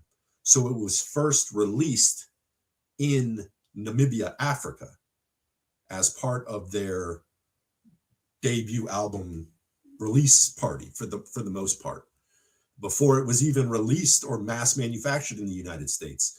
Now, if you are reading this online, all you can really find is people saying that it was, you know, Rastafari reissued it in 2001, which they did, and it wasn't released anywhere in the States until 2001. That's not true. I mean, we got copies of it. People in DC got copies of it. I don't know what to tell you. They produced it. It probably was first released on their presentation of it when they did their tour in Namibia. But it exists. I mean, you could get copies of it in DC. Like if you knew where to go, West Indian Record Mart and One Drop Records and even the Tower Records in DC. If you knew where to go, you could get a copy of Unpolished at the time that they produced it in 98. 97, they recorded it. 98 was when it was available originally. And then it got reissued in 2001, which is the copies that a lot of other people ended up getting eventually. And that album is one of the most profound reggae albums of all time. And what I want to say, one of the other myths I want to clear up, one of the things I wanted to say about Unpolished is a lot of people, if you read online, a lot of people get the story askew and are fudging the stories when it came to how Unpolished was produced. They get the stories of the Maple Shade Records production of Rosmic Peace, which was the second album, at a different studio with a different recording approach, a live engineering recording approach, which we'll talk about in a minute, basically straight to reel, no compression, no filters, no effects, no post-production, raw as it gets. And a lot of people attribute that to Unpolished as well. Unpolished was a produced album. Unpolished was recorded track for track.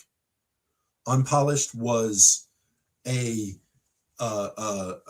according to the people that were there making it, was recorded like any other album at that time in 1997. Maybe not with all the most impeccable equipment, but it was recorded like you would record an actually produced album, and not as raw and uncut without reverb, no reverb and without delay type of straight to real type of, reality that Rosmake Peace was recorded, which we'll get to that in a second. But then and still, I hope that doesn't diminish your value and admiration for that album, because that's one of the best reggae albums of all time. I've been listening to reggae music my whole life, and I'm a deep, deep reggae geek, particularly hardcore Rastafari roots and culture reggae music. From yesterday, today, with the new stuff coming up tomorrow, and crave as deep and dark roots as I could possibly get a hold of, and dig for those deep cuts and those lesser known esoteric cuts of the roots era from the late 60s on through the early 80s that no one knows about and all them thing. While Unpolished is, if not the best roots reggae, Rastafarian roots reggae album of all time. And I'm not saying it has the most dynamic production. I'm not saying it didn't have the most instruments of any album. I'm not saying it had the most exquisite compositions of every single album that's ever been produced. But I am saying it quite possibly could be the best Rastafarian reggae album of all time. And if it's not the top, the first, it's definitely in the top 3. And if you don't have a heart enough to put it in the top 3, then it's damn sure in the top 5. And if it's not in the top, it's not in your top 5, then I don't even know why you're watching this video. But me personally, it's probably my favorite reggae album of all time. It's one I can listen to. I've listened to 1,000,000 times, and I can listen to 1,000,000 times over. I was just listening to it. I had it in my car for the last week as I was preparing for this, and it's just been playing on rotation, on repeat the whole time. And I just like it more and more and more every time I hear it, because the anthems on that song were so unique and so original and so profound and so inspiring to me at the age I was when it came out. I was like 15, 16 when it came out. So I was like, or by the time it came out, 16, 17 when it came out. And it was different. It was different. This was something different. And I was already into all the modern stuff. I was already into the Luciano and Buju Banton and Sizzla Kalonji and Morgan Heritage and like the new Anthony B, all the new things that were happening, all the Exterminator records, all the Coco T and Prince Malachi and early Turbulence and Roaring Lion and all them things. I was eating up all that Exterminator. I loved it. But when I heard this Unpolished album, something changed in me. Something made me take this whole thing that I was intrigued with and felt I was committed to a whole new level. And I was like, this is a whole different some kind of thing. This is a whole different something right here. I don't know what this is. And the fact that it was a local band that was in my backyard that was playing regularly, and I mean regularly. I mean, at this time, these were not guys who just recorded a gem in the studio. Like, they had to fit that in between playing like 3, 4, even sometimes 5 live shows a week. No time to sleep, no time to eat, no time to sit and wonder what we're going to do next week. I'm talking about playing music, refining your songs, refining your craft, getting tight as a unit. And it was at this time in 1997, just after recording Unpolished, that they had another legendary St. Croix veteran, Virgin Island roots and culture Rastafari reggae music veteran, assume the position of established guitarist. And I'm speaking of none other than Russ Tough Lion Williams. You might know him, you probably know him as Tough Lion. Paperwork name Russ Williams. Tough Lion. the toughest lion with 10 strings of gold that make the wicked man's blood run cold with the warmth of the 10 strings. So he became the guitarist, the official established guitarist, solidifying the late 90s definitive midnight sound of the era that literally codified the most potent era and presentation of midnight, certainly of that up to that point, and most likely of all time. Because there's something about you can't capture time. See, I was talking all this stuff about Washington, D.C., and in the 90s, D.C. had it going on. And, Jim Fox is working over here at the Roxy doing Reggae Thursdays, and Desmond Williams is over here at Tacoma Station running sound. And Big D, Derek Walker's crushing it, Dr. Dubenstein, before Dr. Dubenstein. Derek is, Big D is crushing it, at the 930 Club and the Black Cat, and, for the big reggae artists when they're coming. But it's not like that anymore. There's no permanence in anything. Everything changes. And the only thing that's unchangeable is change. Change is inevitable. So one of the greatest gifts you could ever give yourself is to be able to stop and remind yourself in the present to savor every moment of it. Because you might never know until you look in retrospect. When vision is 2020, you might look behind you by years and decades, generations, and say, man, I wish I knew that those were the days when I was in them. And when I would have done my best to get every single bit of time out of them. So yeah, you can't capture time in a bottle. And that man, that incarnation of Midnight was literally like lightning in a bottle. And the closest thing to capturing it are those two albums in particular, Unpolished and Roz Make Peace. So, 97, Tough Lion joins. They're doing shows. They're doing shows at the Roxy. They're doing shows at Tacoma Station. They're doing shows at the Black Cat. They're doing shows at, or more so like small shows, like Running Adams Morgan, like Lion's Den.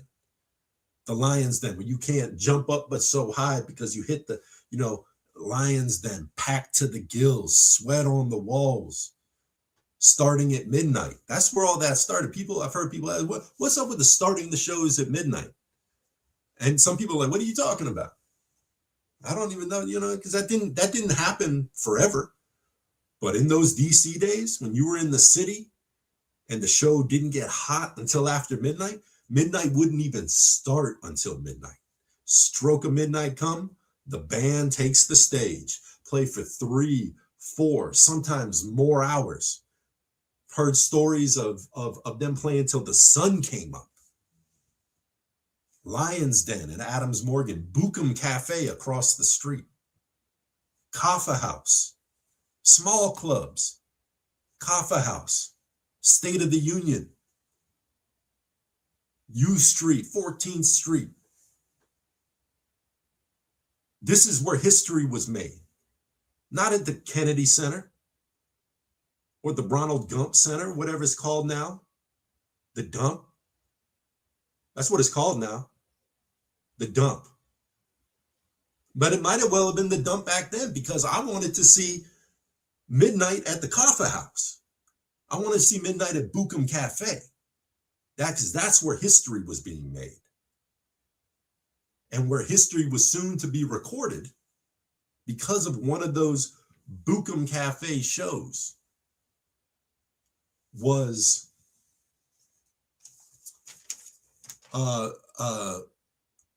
frequented by everyone who loved Rastafari roots and culture reggae music. And it wasn't just Rastafarians, because I want to deviate from this for a second, because I want to say something at this time about Midnight and the loyal following that Midnight generated under the weight of their own talent and musical expression and creative inspiration and commitment to their form of reggae at the time, which, yes, I don't care who it offends, it was exceptional.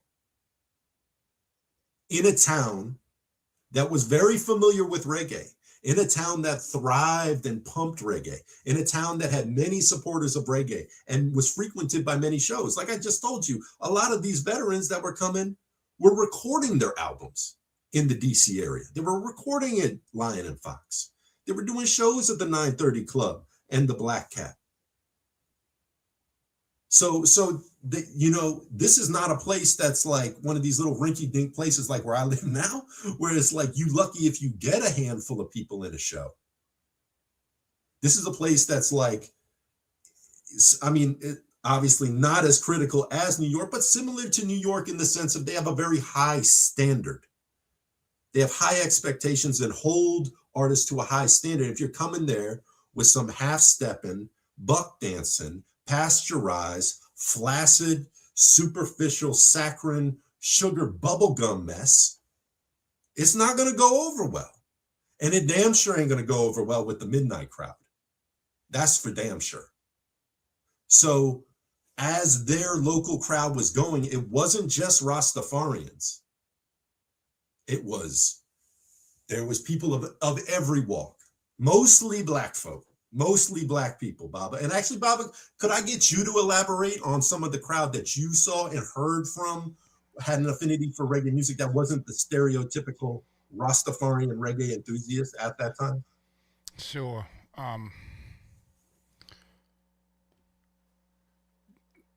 That was another thing that amazed me, how the barriers that he broke, because and shout out to Muda Baruka. I got to keep bringing him up. But Von was, when Midnight, I saw Midnight attract at the Heritage Theater in Baltimore, up on Anna, this Hebrew store up on Georgia Avenue. You saw the bow ties, Nation of Islam. You saw Hebrews. You saw all these different groups of black people coming to see this Rastafarian group. Now, what was Von saying? He couldn't just have been talking Rasta talk. If he was, he wouldn't have attracted so many different facets of our people. And white people too. And he didn't compromise anything. He was uncompromising with his message, at that time, with his black message. Yeah, it was bow ties in there. Oh yeah, I'm gonna tell you. And it was white folks in there too. And he did not compromise with the crackers. I'm going to just keep it a buck. When the white women, hold on to your seatbelt. My white rosters out there, hold on to your seatbelt, buddy. It's going to be a rough ride. When the white woman will flock to the stage, and Bambu King bears me witness.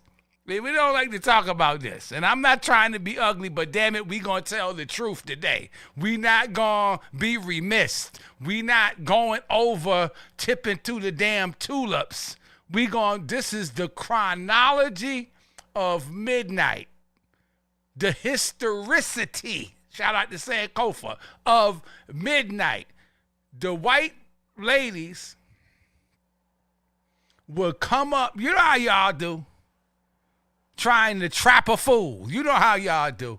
Like Samson, like Delilah saw Samson. You know how y'all do. Y'all always try, here y'all come.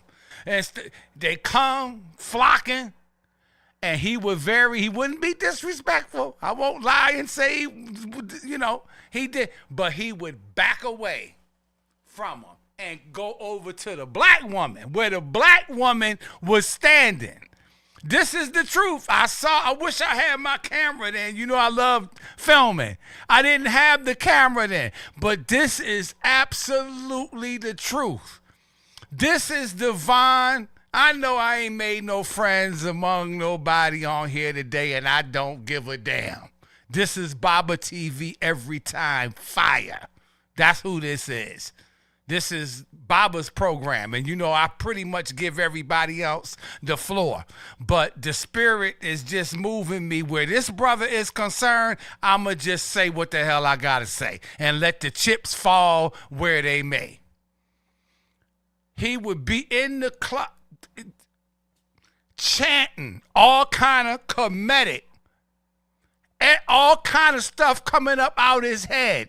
Black history, looking at them, going back and forth. Give me back what you took. Give me back my golden spoon. Give me back. And then in the fullness, after he whipped the hell out of you, he would balance it out. I'm not going to lie, you know, because, you know, as a Rasta, he would back. But he gave your asses that fire from an African black theology perspective. Uncompromising. And he had just as big a white crowd without compromising for a damn dollar like many of you are doing today. Von didn't compromise for a goddamn dollar. And you got a message when you go to the Rasta shows today. You got a message for the white folks, and you got a message. You say, oh, I got a white crowd. We understand, you know, they couldn't be attracted to a black message. But see, he was in D.C., Chocolate City. He was in a black environment among black folks that didn't want to hear no damn foolishness. Okay? He wasn't out west where you all predominate and we all got to tiptoe. And hell no. And if I ever come out there, don't expect me to act like that. I bring a government with me wherever the hell I go. I'm the majority. My father is the maker, the owner, the cream of the planet Earth, father of civilization, God damn it, a divine representative of the universe, the cream of the planet Earth. So wherever I go, I'm the majority. I don't act like I'm some damn trying to go along to get along with you. You make me sick, a lot of you with that. And shout out to one of my teachers, Ross Israel in Washington, D.C. Y'all need to go check him out every Tuesday, WWW Tuesdays. This is about midnight, but he was another brother that knew Von. He was from Antigua, too, that knows him very well. Go check him out, Ross Israel Dyer, D-Y-E-R, on Facebook every Tuesday for his WW Tuesdays. Shout out to my brother and elder who's known me from a kid, basically. But back to our brother Von. At SO, I want you to go into our experience too when you get there at SOBs. Shout out to Queen Afunia, who I never saw a better protector and somebody who was a manager of Von Benjamin, this sister from New York City, Brooklyn. And King Simon, too, who was a manager and a reggae producer and a promoter at SOBs. And I first met her because she was coming around with Midnight. She was the manager, and sometime I would film them, and she'd come up to me, brother. She said, brother, do I need to take that camera? You're not supposed to be filming them. I said, no, sis. I'll take the camera. She said, all right, put it down. So when she came in, I never seen nobody defend. Von didn't have to open his mouth. Shout out to Sister Cafonia. Shout out to Sister Cafonia. I'm giving you the black version now of Midnight before they got out there with the mayonnaise. I'm giving you the black version. I don't give a damn if y'all don't like me or not. I never have been concerned with none of that. I don't give a damn about none of that. Trust me. Truth and fully. Remember that? truth, and fully. That's what we dealing with today. So I don't want to go too far because I get too far in my feelings, and feelings ain't got nothing to do with, we want truth to prevail, not feelings. So, but yeah, that's what I saw at the Midnight shows. He attracted all of these different groups of black people because what he was saying was a comment. He put race first, not your damn religion first and your belief system first, but he did what every other racial group of people does, and he put his race first. And there's nothing wrong with that. There is nothing wrong with that, because the darker skinned people of the world are most in need of justice. So why shouldn't they should be the main ones looking out for self first? But it don't seem to be like that. It don't seem to be like that. We allow ourselves, this original man, to be used by everybody else, and we beat the hell out of each other. You still, to this very day, y'all don't like Muda Baruka. You know I'm telling the truth. Von went through that same stuff. For all of you who love Von, and even though he might have came out with albums later and had to put it in cryptic messages, it was still in there. It was still in there. His message was still in there, but everything evolves, everything grows. He was a brilliant teacher, and you ought to be happy that he even wasted his time with you and me. I'm done. I know I've gotten you totally off track. I'm totally off track in the program, but we still with DC. This is DC. This is him and his relationship to DC. This is the missing link, I believe. Before we get to Akae Beka, which when he break that down, that's black too, scripturally. Come on now. I know you can't. Some of y'all can't be attracted to a black message, but damn it, you better learn how to negate certain things about your own self. Negate, not deny, but negating things about your own self to look at the truth, which is bigger than us all. And until you can do that, you can't see me. You can't see me.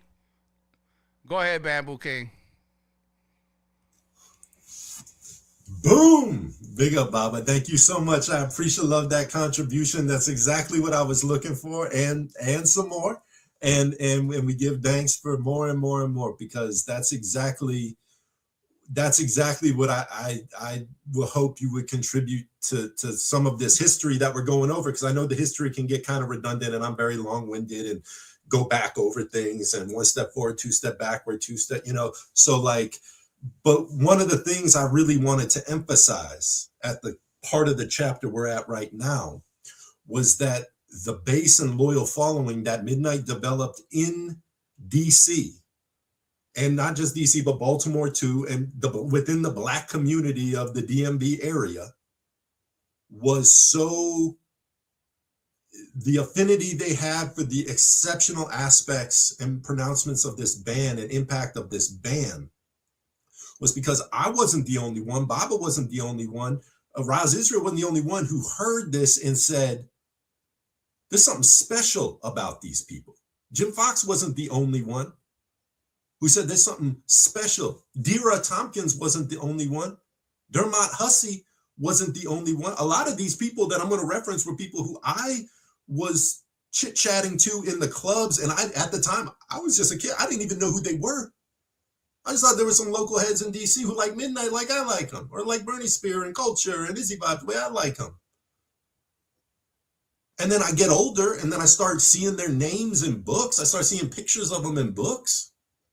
And I start reading articles about how these are like legends, that these are promoters and activists and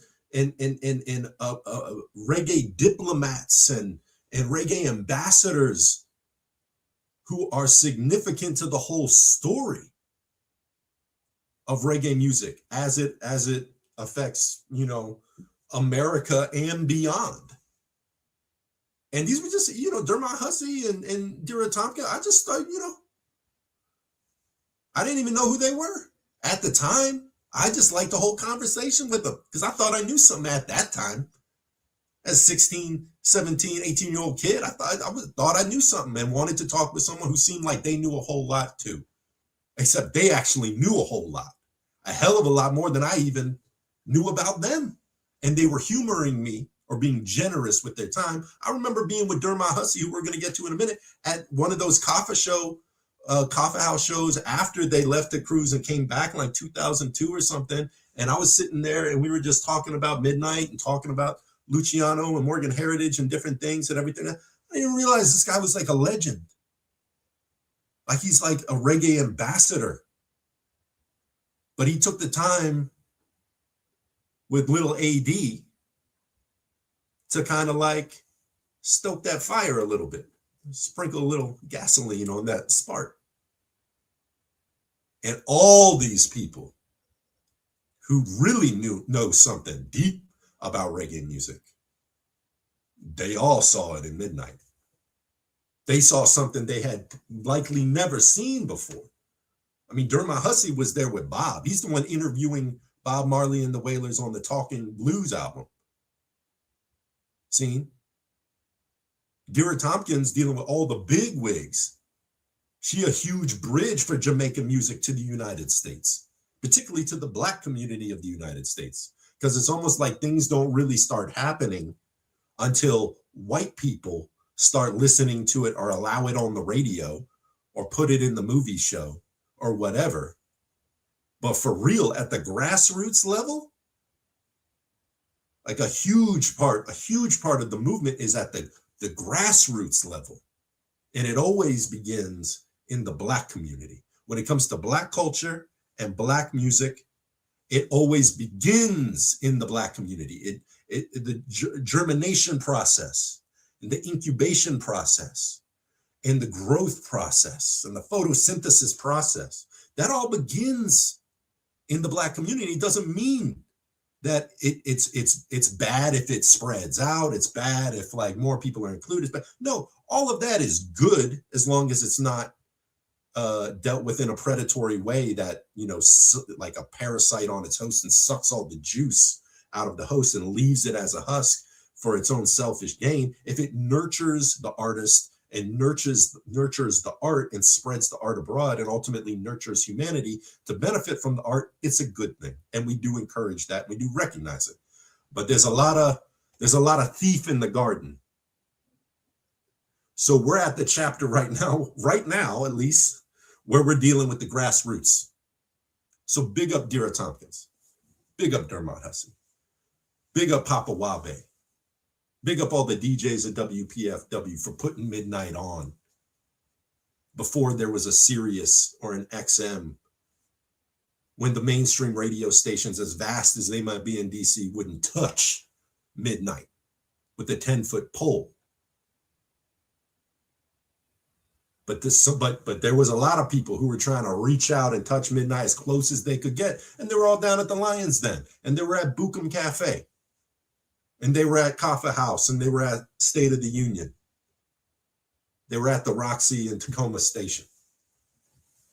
And we're going to talk about a couple of those people right now. One in particular, actually, no, we're going to do it in chronological order. Desmond Williams. Desmond Williams, big up brother Desmond.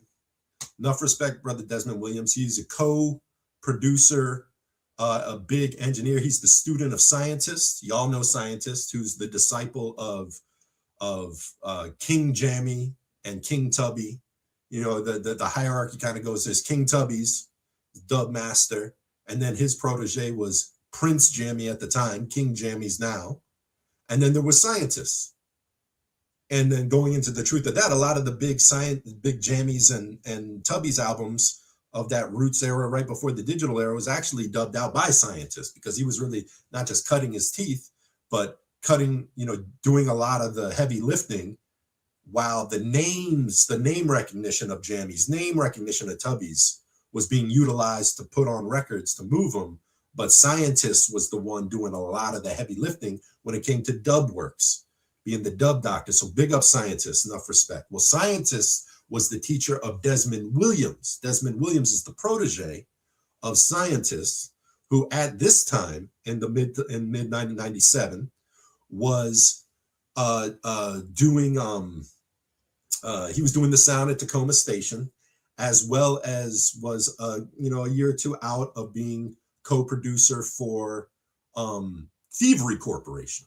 A lot of people know about Thievery Corporation. They're kind of a dub styled electronic music type of club type of thing with a number of different influences. And he wasn't necessarily part of the band, but he was a fixture in the early productions of the fledgling studio of Thievery Corporation. When they first started their first studio, they brought Desmond Williams in to record their first stuff and really basically show them the ropes and get it all dialed and make the first productions and all that. So he was an integral part, Desmond Williams, for Thievery Corporation, which actually did get a lot of traction, and a lot of people know about Thievery Corporation. Big up to the archives. I'm spacing on Brethren's name. I wish I had written it down, but one of the main founders of Thievery Corporation has a group called Archives, who actually do a lot of wicked solid roots production in the DMV area. I believe they might be a little southern now in Virginia at this point, but they produce Raz Puma Patah's album. They just did a few years back an incredible reggae covers of Gil Scott-Heron, whole bunch of wicked Gil Scott-Heron with Brian Williams. I believe Brian Williams was the original flute player that played all that wicked flute on Gil Scott-Heron stuff, and they got him on all these covers and had Puma Patah sing the Gil Scott-Heron parts and did like wicked roots versions of Gil Scott-Heron's tribute album, Coming Home, I believe it's called, Coming Home, tribute to Gil Scott-Heron. Archives, look it up. It's worth it. It's a really, really good album. So all that to say, big up Desmond Williams, enough respect for his works. In the period in the late 90s, between 97 when they recorded Unpolished and 98 when they recorded Raz Make Peace, which was their second album, released album, Vaughn worked on an independent project or a series of independent experimental tracks with Desmond Williams at Desmond Williams Studios, and a few of the musicians. I'm not sure how involved Ron was with it on a musical level. I know Tough Lion, he played some guitar for it. I know Joe Straw supplied some bass work for it. Most of it is very digital production, when it comes to drums and when it comes to synth, like a lot of it is pretty much digital production for the most part, with a little bit of guitar, a little bit of maybe real bass in it here and there. But so I know Joe and Tuffy worked on it, but it's really a Desmond Williams production and really a Desmond Williams collaboration with Vaughn. And this was in 98, roughly, between 98 and 99, roughly, and made this collection of experimental tracks that would get shelved for a long time because they were about to record the album Raz Make Peace. And they went into that project. They wanted that to be the album, the second album that to produce under the Midnite name. So those songs got shelved and weren't released until 2008 in the album Kaya Magan. Kaya Magan. When you see the Desmond Williams Midnite collaboration, Kaya Magan, those are all those songs that were actually recorded in like 98. So 97 to 98, that period right there, when Midnite was at its like really honing it in. And I'm going to go on a record, and this might piss people off, but hey, Bob already did that, so we good. I'm glad he broke the seal on that. So now we get to go in. And the reality is, when it comes to the name thing, Midnite or Akae Beka, one of the points we're going to get to that I'm going to say that's probably going to be controversial to some is, I think, as looking at things after the fact, once they're in the past, they say retrospect is 2020, meaning you can see things clearer well after it happens objectively from the outside than you can going into them. And I think that I would say that Kaya Magan, even though it wasn't released till 2008, but it was recorded in 1997 to 1998, would have been what I would call definitively the first Akae Beka production or Akae Beka collaboration that I would define as Akae Beka. And what do I mean by that? I mean Vaughn Benjamin solo project with independent producer, outside of the control, outside of the influence, outside of the production affiliations of Ron Benjamin or African Roots Lab, which is the label that Midnite is eventually going to start as once we get there. It's coming up. Don't worry about this, coming up. But Midnite, and this is a bone of contention, but I think it should be understood clearly that Midnite is essentially the collaboration of Ron Benjamin's musical architecture and designs interwoven with Vaughn Benjamin's vocals and message to make the Midnite project. It takes both of them to make what Midnite by definition actually was. And everything that Vaughn did on his own, everything that Vaughn did independently of Ron, should be at the very least considered. Now, if you want to say Akae Beka, maybe that's what you should, well, everything that was independent of Ron's collaborations were Akae Beka. Not Midnite I Grade, not Midnite Branch I, not Midnite Lion Tribe, not Midnite Fifth Son, not Midnite Rozelle, not Midnite Desmond Williams, Akae Beka. Or more rudimentarily, Vaughn Benjamin solo project. Because that's what it was. I would say in 1998, that marks literally the first development of what would go on to become a Vaughn Benjamin solo project, or I would like to see it as Akae Beka, part of Akae Beka's catalog. Not taking away anything from the Midnite legacy, not taking away anything from the Midnite catalog of the 10 to 11 albums under that Midnite name, not taking away anything from the 1989 to 2014 evolving Midnite ensemble of the Midnite Band for all the live performances that Ron was included in, and the conductor of, and the manager of, and all of that.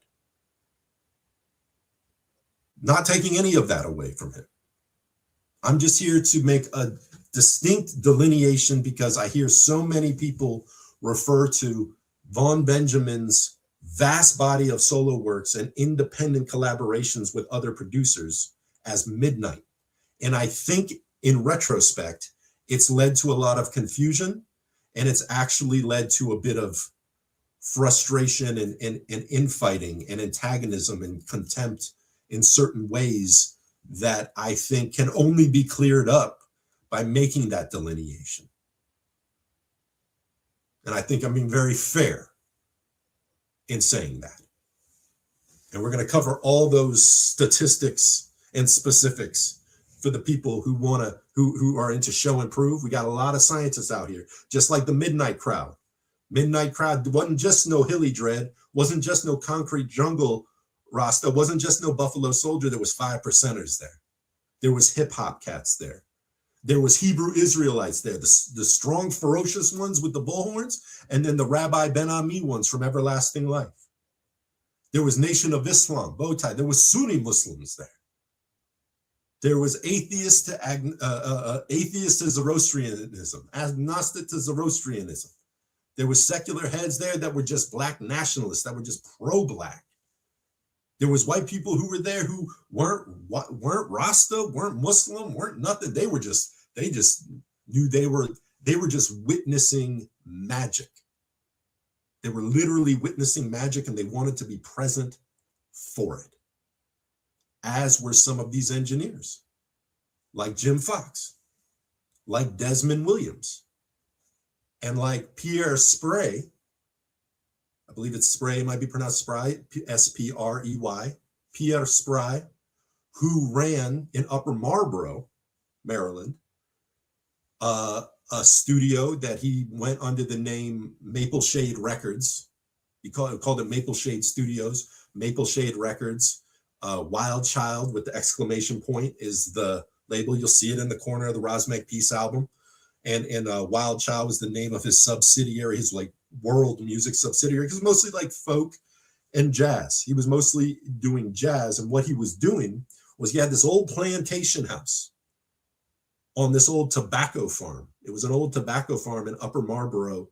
And he had this old plantation house where Massa lived, century old. And he retrofitted it into a live recording studio. He said, I want to do live recording. He was an audiophile. He was really into live recording. He was really into capturing things live. He felt you could capture energy audibly live in a way when it's recorded live that you just can't with all the machinations of studio recording and track by track by track studio engineering and all the finesse and his slogan was no reverb, no delay, no compression, no balance, no equalization. Like, we're going to do our best to get the levels as dialed as we can. And we got 2 room mics and we hit record and it goes straight to tape. And I hope we get it right. I hope we get it right, because that's what it's going to be. And so he went to Bucum Cafe. He had some friends drag him down to Bucum Cafe. And I'm not going to tell you the story. I'm going to let him tell you the story. I'll act as his voice with him telling you the story, because I want you to hear it straight from the source and from the horse's mouth instead of from the horse's ass. So we're going to do that. We're going to do it the service by reading you Pierre Sprey's story as to how the Ras Makepeace album came about and what went into it. And this was in 1998. This is after that Desmond Williams album was basically developed and then shelved, never released, after Unpolished. All right, this is Pierre Sprey of Maple Shade Records. An antidote to bubblegum. An antidote to bubblegum, what he titled it. A little past midnight on a warm end of summer night, Ben and Ranny, not Ronnie Benjamin, Ben and Ranny dragged me down to Cafe Bucum in the heart of Adams Morgan, Washington's old melting pot neighborhood. We could hardly force our way in.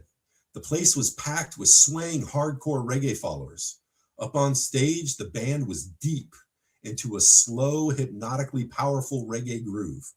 A tall, slender, lean-muscled singer with nearly waist-length dreads and a deep set of burning eyes of an Old Testament prophet had jumped off the stage and into the midst of the dancing throng. With his arms stretched out over their heads, he was calling the Rasta faithful to Jah. Up on the stage, flashing a brilliant smile, a vigorously dancing keyboard player was ornamenting the striking, erudite imagery of the singer's lyrics. Right behind him, a powerful tree trunk of a man, playing surprisingly few notes on a bass that disappeared into his large hands, was laying down the most granite-solid bass groove I've ever heard. Just next to him, a gracefully loose-jointed, bone-thin drummer accented that amazing bass groove with an equally spare, powerful snare tom and kick pattern, occasionally punctuating it by startling fills on cymbals and toms. I listened for a minute or so, then turned to Ben and Ranny, my music-loving friends, who'd insisted I come here midnight. I said, damn, I've been looking for a reggae band for 3 years and heard nothing but bubblegum. This is the band I've been searching for. Needless to say, I stayed to the last encore. When the roar of the faithful had died down, I threaded my way through the crowd to tell the band how much I admired their music and how much I wanted to record them at my studio. Maple Shade gets vetted. 2 weeks later, about 11 at night, my phone rang. Quote, "Hey, this is Ron, the keyboard player from Midnite. I'm coming out. You'll be there?" "Sure, Ron." Half an hour later, Ron breezed in. With a disarming smile, he said, quote, "I'm here to check you out for Midnite, you know." We walked into the dimly lit studio. He took in every detail of our funky-looking, hand-built minimalist electronics and mics. He asked a few incisive questions. I started telling him about our no time limits creative approach and our credo of ultra pure, no cosmetics, no reverb, live to 2-track sound. He instantly understood the radical artistic implications of our approach. We were about 10 minutes into this conversation when Ron interjected, quote, "I like the spirit of this place. We're going to do our new project here," end quote. After an intense 2-hour conversation ensued, all about things close to our hearts, we talked about Midnite's hard 10-year road and about Maple Shade's 15-year evolution. He told me about the closeness of the bonds that locked Midnite together. We compared notes on our struggles to keep the music industry from corrupting our music. I got a glimpse of the record deals and producer hustles they'd turned down over the years to protect the spirit of Midnite. By the time Ron left, I was completely committed to the Midnite's quest for a pure reggae, and Ron left committed to a risky undertaking that he knew no one in reggae had ever attempted, a recording totally devoid of electronic artifice, one that presented only what the band played in the room. He took on the risk with confidence and guts, and I was impressed. An audiophile was born. Little did we know how thoroughly our commitments would be tested. Our first trial session started in January. From January till June, we worked in session after session on capturing the band's real sound. Ron proved to be a discerning, enormously demanding critic of the sound that we were laying down. Midnite's demands for sonic perfection probably stretched me more than any band I've ever recorded, and I'm grateful for the good things that came out of that test. I remember one earlier session where I was trying to get the sound of the drums, particularly the impact of the kick drum, just right. Ron came over to the tape machine, put on the headphones, then handed them to me. Quote, "Listen to the bass drum in the room. Now listen to it on the headphones. The phones are not telling the truth." He was perfectly right, and far more poetic than most audiophile critics. Elation and depression. By June, we had made great strides improving both the Maple Shade electronics and the instruments themselves. On the instrument side, we started with Bosie's drums. He had the usual overdamped, thuddy-sounding bass drum you find everywhere today. After lots of half measures, we took out all the stuffing and put the front head back on the drum. Suddenly, we had both impact and resonance. Tweaking Bosie's cymbal mountings gained us brilliance and shimmer. Likewise, remounting Ron's keyboards on a 3-point suspension unveiled exciting new overtones. I dismantled and unshielded Tough Lion's guitar chorus pedal. The pedal's muddying effect disappeared, and Tough Lion's extraordinary tone emerged. Recalibrating the tape machine brought out new warmth. Trying at some weird new silver double tube wires gained us half-octave deeper bass. But at Ron's insistence, we put the real sweat into improving the way the electric bass sounded in the studio. Quite crucial, since we weren't using EQ or other cosmetics to band-aid the recorded bass sound. We went through endless back-breaking variations of head amps, speaker cabinets, speaker mountings, wire, speaker placement, you name it. Session after session, we canned because the bass sound just wasn't there yet. After the first session in June, after 2 hours of setting up some new bass amps and speakers that Tough Lion brought in, we hit pay dirt. The bass finally had the delicately soft attack, the subterranean sustain that did justice to Joe's unique touch of the bass strings. By 2 a.m, we had 2 heavy-hitting takes that were keepers. So we called it quits, elated at the prospect of laying down another half dozen equally fine tracks in the morning. I got two, ready to lay down another half. So when the band arrived the next night, we fired up the untouched equipment. The bass sound was muddy. That beautiful earthquake rumble in the sustain was gone. We labored for 2 hours, redoing amp settings, tweaking speaker mountings, changing wires, in a desperate attempt to recapture the previous night's superb bass. To no avail. Ja was just not smiling on us. With heavy hearts, we broke down the band's equipment and loaded it back into the van. It was a crushing disappointment. Out of the jaws of defeat, 3 weeks later, we reconvened. Tough Lion brought yet another new bass amp. We set up, and almost immediately the bass surpassed the first magic night. The subterranean rumble was back with such a vengeance that every door on the studio's first floor was rattling. I had to quickly jam up every single one of them with a wedge. Everything else fell in line. Guitar, drum, and keyboard sounded better than ever before. For the first time, the band was every bit as tight and confident in the studio as they always were on stage. Vaughn's voice had that powerful, appealing hoarseness that's so much a part of their live performance. We laid down song after song, not even the three new ones written, we laid down song after song, none, even the three new ones written in the studio, needed more than 2 takes. Despite heavy fatigue, no one wanted to stop. Joe Strauss finished the last song dead asleep and never lost his flawless touch on the bass still. By 3 a.m, Midnite's CD was finished. Epilogue, Naked in the Sonic Mirror.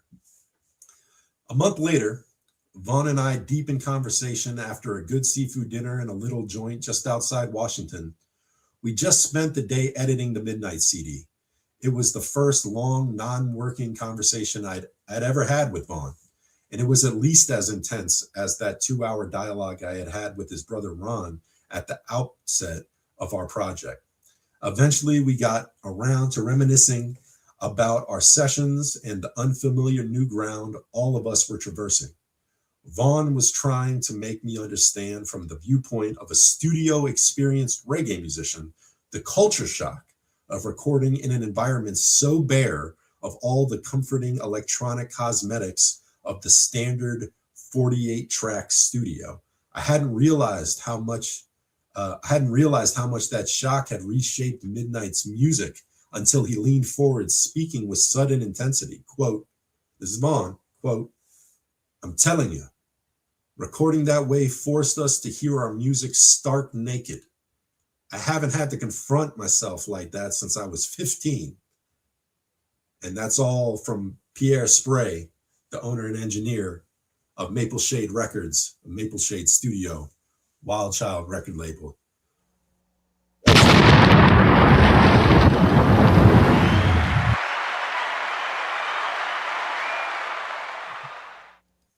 So, yeah. So that's the inside story from Pierre Spray, the producer of you know, fairly hands off, but a lot of hands on to make it happen and to connect all the dots. But his goal, not just for Midnite, but for everything he does, is to capture that raw essence, the raw essence of the live shows that he saw in Bukum Cafe and Lion's Den, the live essence that the countless fans and loyalists of Midnite in DC and the DMV area at the time, that they were renowned and mythologized and cherished for, that raw energy that people, I'm not taking anything away from anything by anyone by saying this, but they just weren't finding it anywhere. These are people that go to all the reggae shows. These are people who love reggae music from long time. These are the veterans who were interviewing Bob Marley, who were at the Bob shows. Dira Tompkins, Dermot Hussey, big up Kafunya Ife. These are devout loyalists, Rastafari, Black Rastafari, that understand how special this band was at this moment in time. and they were in that moment of time, and how special being in there and being present at that moment of time really was. What a gift that was, to be present for the treasure. So that album, back to the map, 1997,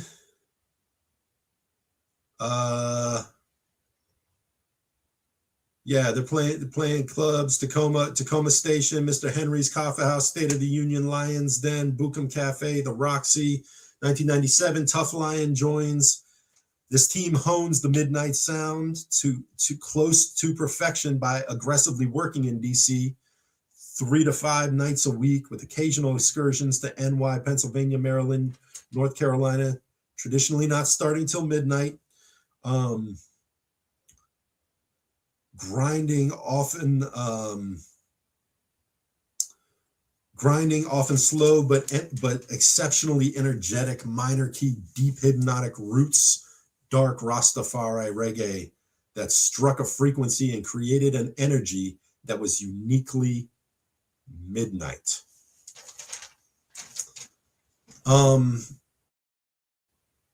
We spoke of the Roz Make Peace album, which they recorded at Maple Shade Records, and in 99 ultimately was released. It was 98 that they recorded. It was ultimately released in 99, which was when they were in DC till 99, and then that's when they relocated, before Roz Make Peace even was on hard CD. They were back in St. Croix by the time it came out. They left DC in 99 to go to relocate back to Cruz permanently. Well, not permanently, but I mean, permanently. I mean, to live there. And left DC to move back to St. Croix. In doing so, and starting the next chapter of the Midnight saga, they started the Benjamin Brothers, Ron in particular being the engineer and the mastermind behind the music production of Midnight, started ARL, or African Roots Lab, African spelled with a K, African Roots Lab in St. Croix. And in St. Croix, Virgin Island, after they located right before the turn of the century, right before 2000, after recording at Maple Shade Studios. And I want to take a moment to touch on that window, that area, from the mid-90s through the end of the century, through 99, especially that section right there where they were just churning so hard. They had the formula, they had the body of work, they had the catalog, they were in the groove, they had the tight locked unit of Dion on drums, Joe Straws on bass, Tuffy on guitar, Ron on keys and harmonies, Vaughn on lyrics. And they were basically unstoppable. And they were the perfect depiction of what everyone who was either present or has any memory of that era fondly remembers as the Midnight Band. That's that window, that's that time that really codified the legacy, the dawning of the legacy of what was going to become one of the most legendary reggae bands of all time. I don't care what you think about Antigua, Virgin Island, where Djibouti. I don't care what you think about. This is one of the greatest Rastafari roots reggae bands who ever did it. Now, that is not up for debate. That part of the story, that's the only thing I'll present here that I say is not up for debate. You can believe whatever you want to believe. I'm not here to diminish or belittle your beliefs. I'm here to deliver facts and information and statistics and realistics. And though that is truly not a belief I have, but something, a fact that is basically unshakable in my heart and mind. Now we can go back and forth on a lot of different things, but the reality of that band, and I am giving all glory to God, hailing the Most High for his divine intervention within their affairs in putting their energy into those works. But I am doing a massive shout out and salute of respect to the community that nurtured the development of that band at that time, which was in particular DC. And I know for a fact that Ron both Ron and Vaughn, but were frequenting events going on at Howard University. So you had great teachers like Baba Tahuti Sa Neberchur, Elder Baba Tahuti Sa Neberchur. You had Brother Steve Coakley going in deep on all the different conspiracy theories, all the factoids, all the stuff that had all the so-called scholars researching him to present all this information that now is becoming more common knowledge, not to digress at all, but like with what we're seeing coming out with the Epstein file and all this wouldn't be new to anyone had we all been paying more attention to what Brother Steve Coakley was putting down with his life, light and heat energy and word, sound, and power of his efforts. And many other greats, because as Vaughn said, and we even have recordings of Vaughn saying it, and he said, I don't even need to teach most of the people in this room. I think we were in Baltimore when he was saying that. I know this is a group of educated people here, highly educated people here. Said different walks of life, different lessons to teach. I could learn from all these people here because he knew it a group of educated people. And because that was the flame, that was the candlelight that Midnite was holding. They were attracting people of a certain kind of moral integrity and a certain kind of conscious constitution that was attracted to their music. They didn't care about, if you need to speed it up so that you can be more appealing for radio play. Oh, you need to do less, maybe more love songs, more love songs to be able to get more of the women excited into it. You need to get the women to dance because then more guys will come. And, you might have to, it's a little too stern and a little too narrow. You have to loosen, have to kind of put some of that away to kind of mellow it down. None of that was Midnite's priority. Vaughn or Ron.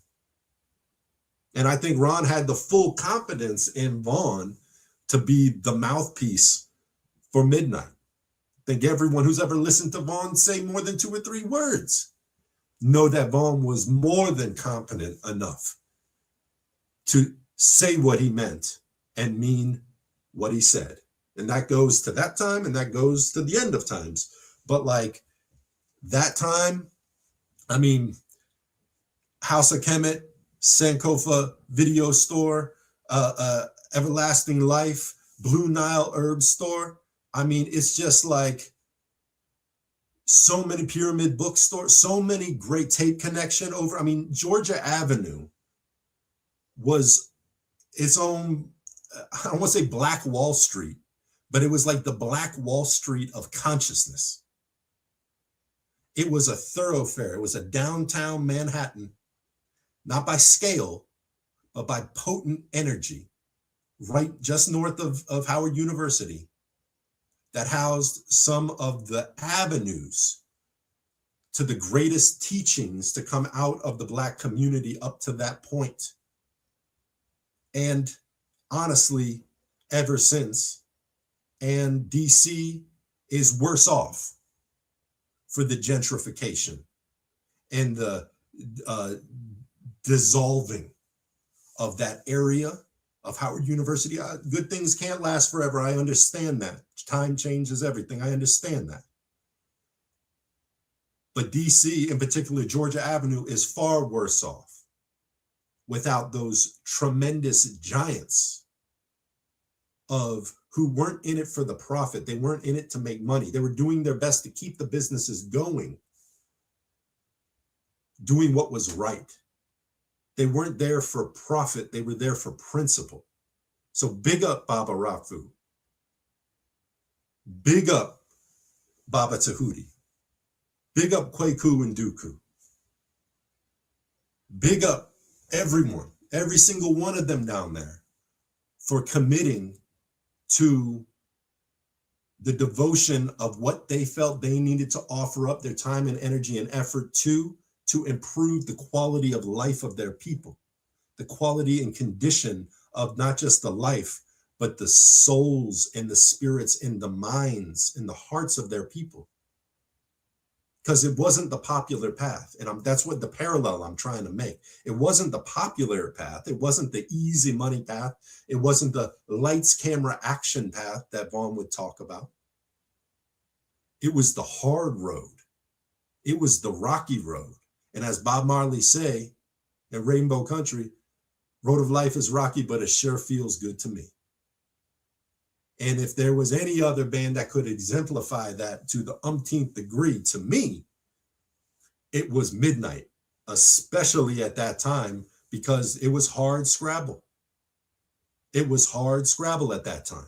And they were working really, really hard. I'm telling you, 3 to 5 shows a week. Any place that would let them set up, they working. And they're not just working to keep food in something on the plate. They're working for the music. They're working to get the message out there. They're like, if we can just get it out here, it will infect in a healthful way the hearts and minds of those listening to it. And it will create that effective change. When you heard interviewers talk to them back then, you even seen them, they even did an interview on Fox News back then. I think it was like 2000 or 2001 maybe. It did an interview on Fox News. And what Vaughn kept going back to, and Ron kept affirming, was this isn't just a music thing. You know, music is the vehicle. Music is the vehicle. This is word, sound, but the power is in the change it creates in the heart of the individuals who listen. It's about cleaning up your structure. It's about living better. It's not about sounding intelligent talking. It's not about pontificating about ancient antiquarian riddles and rhymes and parables of old. It's about utilizing the messages of old, the messages of yesterday, the experiences of those who sacrificed to defend their people, the insight from the Akashic, in order to inspire people to take accountability over their own well-being and selves, and to improve their condition from within, so that universally we can improve our condition without. And by without, I mean going without Babylon. Like Empress Rima say on one of her new songs from St. Croix, Empress Rima, I don't want nothing from Babylon. Well, going without, the example of solidifying the effective change from within to manifesting it by going without, means going without none of them Babylonian thing. Don't need nothing from Babylon. In fact, what we're going to use from Babylon is we're going to use Babylon's tools to defeat Babylon.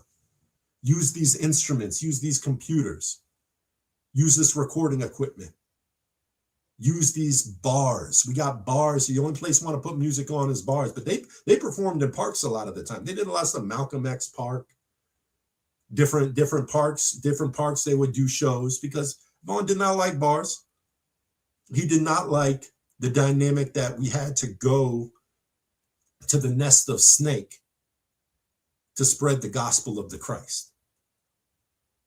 But you use Babylon tools to defeat them. You have to meet people where they're at. If you're going to give them the water of healing, you got to find them in the dirt of the gutter. If you're going to find the ones that truly need the healing the most. So without going on and on and on, which I've already done, I want to say that shout out to Washington, D.C.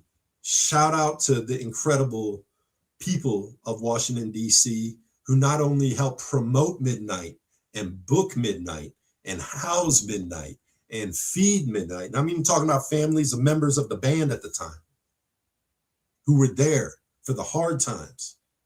Not the easy breezy plane tickets in the mail, the deposits already in your Zelle, in your Cash App. Not those times. I'm talking about the tough times where the mission was clear to those involved in it, and everyone who had a hand in it who goes unrecognized. I salute you, because it's because of all that diligence and determination and commitment and sacrifice and selflessness that Midnight ever became Midnight. One of the most legendary Rastafari reggae bands of all time. And on that note, brother, let us take a little intermission and give the people a little bit of Midnight.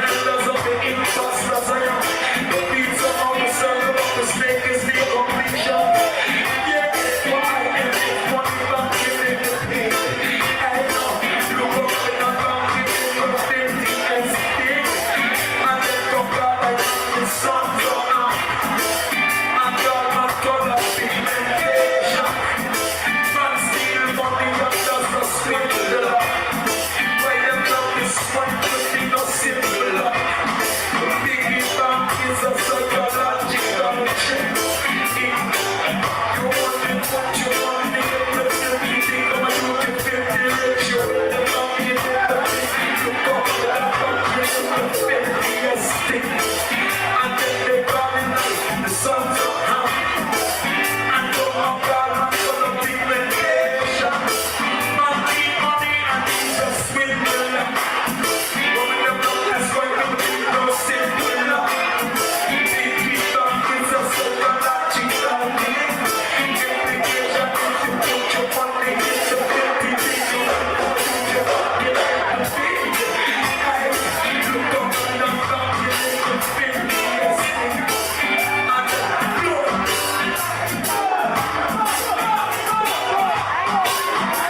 Why would you need to break what is already weak? Why would you need to break me from already weak? Offering doctrine, you kill Socrates. Today, you play, you say Africa cosmology is Greek. China, Peru, living in Kenya. The Hebrew alphabet is called Peru.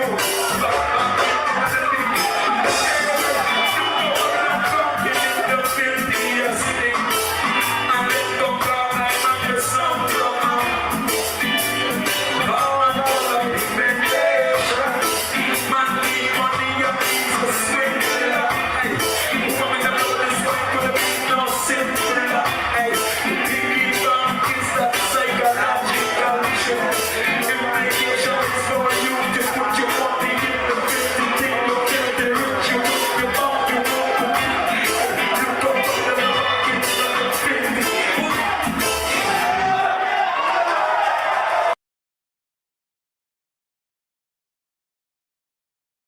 Yo, flashback. Oh man.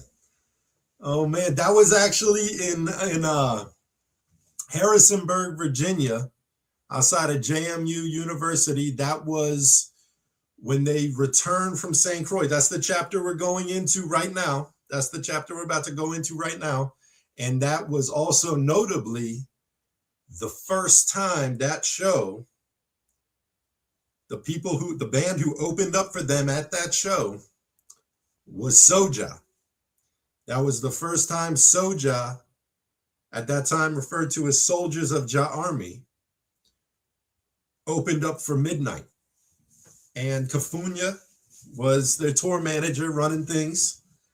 And we were down there and blessed by Kafunya and Vaughn and Ron, as well as Soja. They didn't never have a problem with us vending at shows or anything, but you know, Vaughn and Ron were a bit more particular when it came to people financing off of anything that had to do with any of their stuff. But that's a subject I'm gonna get to that here in a second. But yeah, that's the next chapter.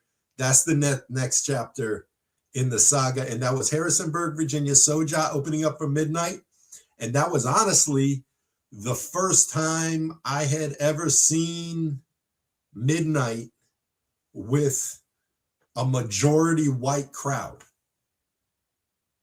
Now, I know there's people out there, a lot of people love Midnite, love Akae Beka, love Vaughn, and everyone saying, why you keep going back to, why has it got to be about race? Because we're providing a historical accuracy. We're providing a lens into what the social and civic dynamic was in this area that they came up under at the time, and what the pushback that they were pushing against and effectively changing to the point where until the philosophy which hold one race superior and another inferior is finally permanently discredited and abandoned, until then it's going to be war, just like there's war all the time right now. Because that until is the prerequisite, and until that until is fulfilled, it's going to be more and more war, just like Selassie warned the League of Nations, which is what I heard Vaughn reiterate from the time I met him until the last time I was able to speak with him, a month, 5 weeks before he transitioned. That was one constant in there, for sure. And they were warriors in their own way, changing it, but not changing for it, not changing to capitulate and pander to people who don't want to be a part of the change. They were changing. They were the change. They were enigmatically exemplifying the strength and determination and durability of the original man. Who is the maker, the owner, the cream of the planet Earth, the mother and father of civilization, the god and goddess of the universe? It's that original man. They're the reflection of the cosmos. They're the reflection of the original God body. And everything comes from that.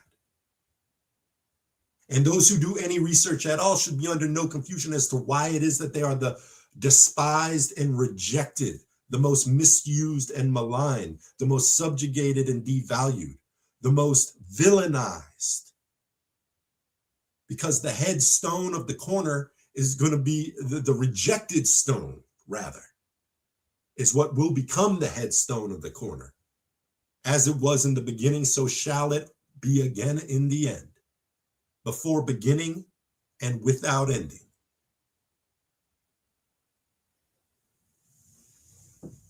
So, does not your morning start in darkness? Well, so does tonight. So they were the example. Vaughn was the voice piece to stand as the champion against a system that was comfortable with racism, white supremacy, subjugation, opportunistic, predatory pimping of the greatness of African artistry. Yeah, we're not racist as long as you can work for us, as long as we can sell your art, as long as we can sell your music, as long as we can put you in our movies and make all the money, as long as we can put you on the sports field and on the sports court, and you can wear our costume, wear our signature, and make all this money for us, and we give you a diminished percentage while you're still working for us like a slave under the illusion that you're free. And God bless those who nurture their talents to the ability of being able to be exalted as exceptional in this world of competition. But Midnite did not capitulate. Midnite did not change their sound to be more digestible to anybody, or to be more radio friendly, or to be more approachable. If there's one thing I will not say about any of the changes Midnite or Akae Beka ever made in the saga of the bands, it was they never made their product more palatable for the masses, because the masses, they got a taste for garbage. Most of us, except those that get illuminated, except those that get enlightened, except those that try to evolve themselves spiritually to a higher standard and virtuously and morally, whose convictions get so to where they're like, look, I grew up eating McDonald's chicken nuggets, but now that I know that it's literally factory garbage, I can't eat that anymore. I love the taste of sugary drinks, but now that I know that it rots your bone and dissolves your heart, I can't allow myself to eat it anymore. And these were the messages that Vaughn was trying to initiate in the hearts and minds of people who live in a matrix of confusion, who are literally slaves in a system that they can't even smell, taste, or hear because they're so numb to it, because we're all in it. We're all in it. And I'm not saying this to beat anyone down who maybe had some McDonald's for lunch. Hey, you're not alone. You're not alone in Babylon boat. We're all here. We're just all, instead of tearing one another down, we got to try to pick one another up. But it's going to take some self-determination, initiative, and exerting accountability in our own actions, and understanding that we are accountable to the consequences of our own actions. And by cleaning up your diet doesn't just mean what you put in your mouth. Diet is what you allow yourself to watch, what you choose to read, the games you watch, the games you visit, what you ingest through your eyes, the music you listen to. A lot of the people that listen to gangster rap, they're not listening to gangster rap and trap music and slackness dancehall. They ain't even living that life. Now, being enthusiastic about that lifestyle can lead you to want to live that life. It can be an accessory to that lifestyle and be an accessory to living it. But a lot of the fan base that's paying money to support artists who are literally selling them poison, or who are being paid at one point, it's changed up a little bit. People are doing it on their own free will. They think it's the creative way to get ahead. But in the times of record labels, it was the record labels, it was the rich, those who own the record labels that are instructing the artists. We need more albums like this from you. If we're going to give you deposits for this next album, we're going to need you to have at least 8 songs like this, at least 6 songs like this. You could hide a conscious one in there once in a while, but don't let it be the one that's on the good beat. We need the catchy one to be the one that these goyim are going to eat up like cattle in their feed trough. That's what we need from you. And that's exactly what Midnite was, has been, and forever will be in the historical record, and Akae Beka as the antithesis to that. And it's something so real for any of you out there that just didn't have a taste. Oh, they too slow, and man, every song sounds the same. It's just monotonous. I don't even understand what he's saying. What's he saying, man? What's he even saying? I don't know why people are so enamored. I've heard all this on my journey. I've heard people who worship him like God incarnate. And I've heard people who just say, I don't get it. You must be stupid if you like that type of music. Or people are easily amused by things they don't understand. I've heard all of these things in reference to Vaughn Benjamin and Midnite and Akae Beka. And I want to be completely honest with you. Those who know. Those who feel. And not only is there, and I don't like using the term cult following, because Midnite, a lot of people say, well, Midnite, even though they didn't become like renowned international superstar level of financial success for their high output and works, or Vaughn, high output and works, they developed a strong, loyal cult following. And I don't like that term cult following, especially not for Vaughn. I'd say he developed a following of culturally rich fan base. He magnetized a very culturally rich fan base, a culturally potent fan base, people who are attracted to what he represented and what he symbolized and what he emanated and what the bands that he performed with radiated in the midst of their live performance that you just weren't finding anywhere else. So we're about to start the next chapter, but I just wanted to give that, that credit and a lot of that, and all that honor, because Vaughn was, like you said already, Baba, Vaughn was a thirsty learner. Like he knew he was a devout Rastafarian. He was Rasta to the bone. He hailed up His Majesty high. He knew that Bible.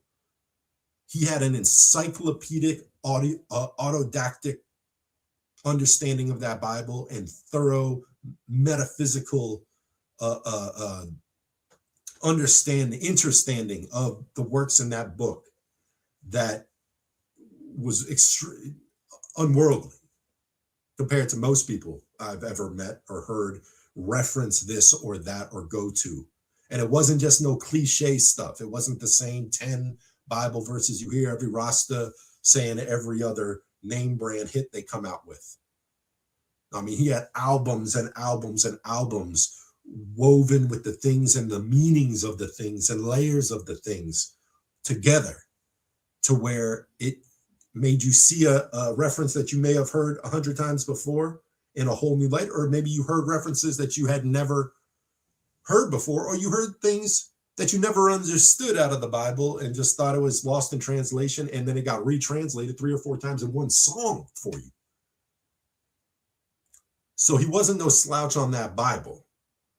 And he wasn't no sometime-ish Rasta when it came to hailing up his majesty, but he believed in his majesty's teachings when his majesty said, you should learn.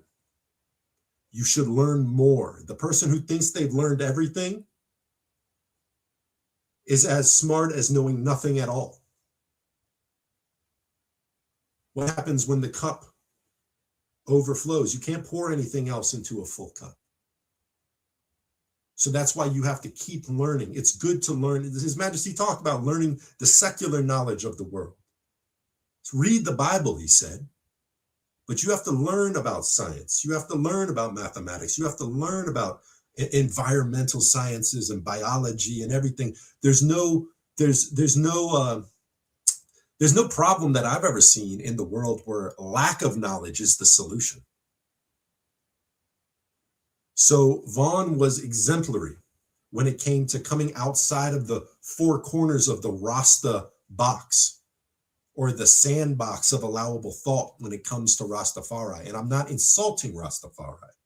Rastafari is a very profound, as I say, Black liberation theology with a spiritual core. That's an alchemy of so much different cultural influence and so much insightful metaphysical and meta-spiritual analysis of all things known and unknown, and a livity that it's very profound in its own right.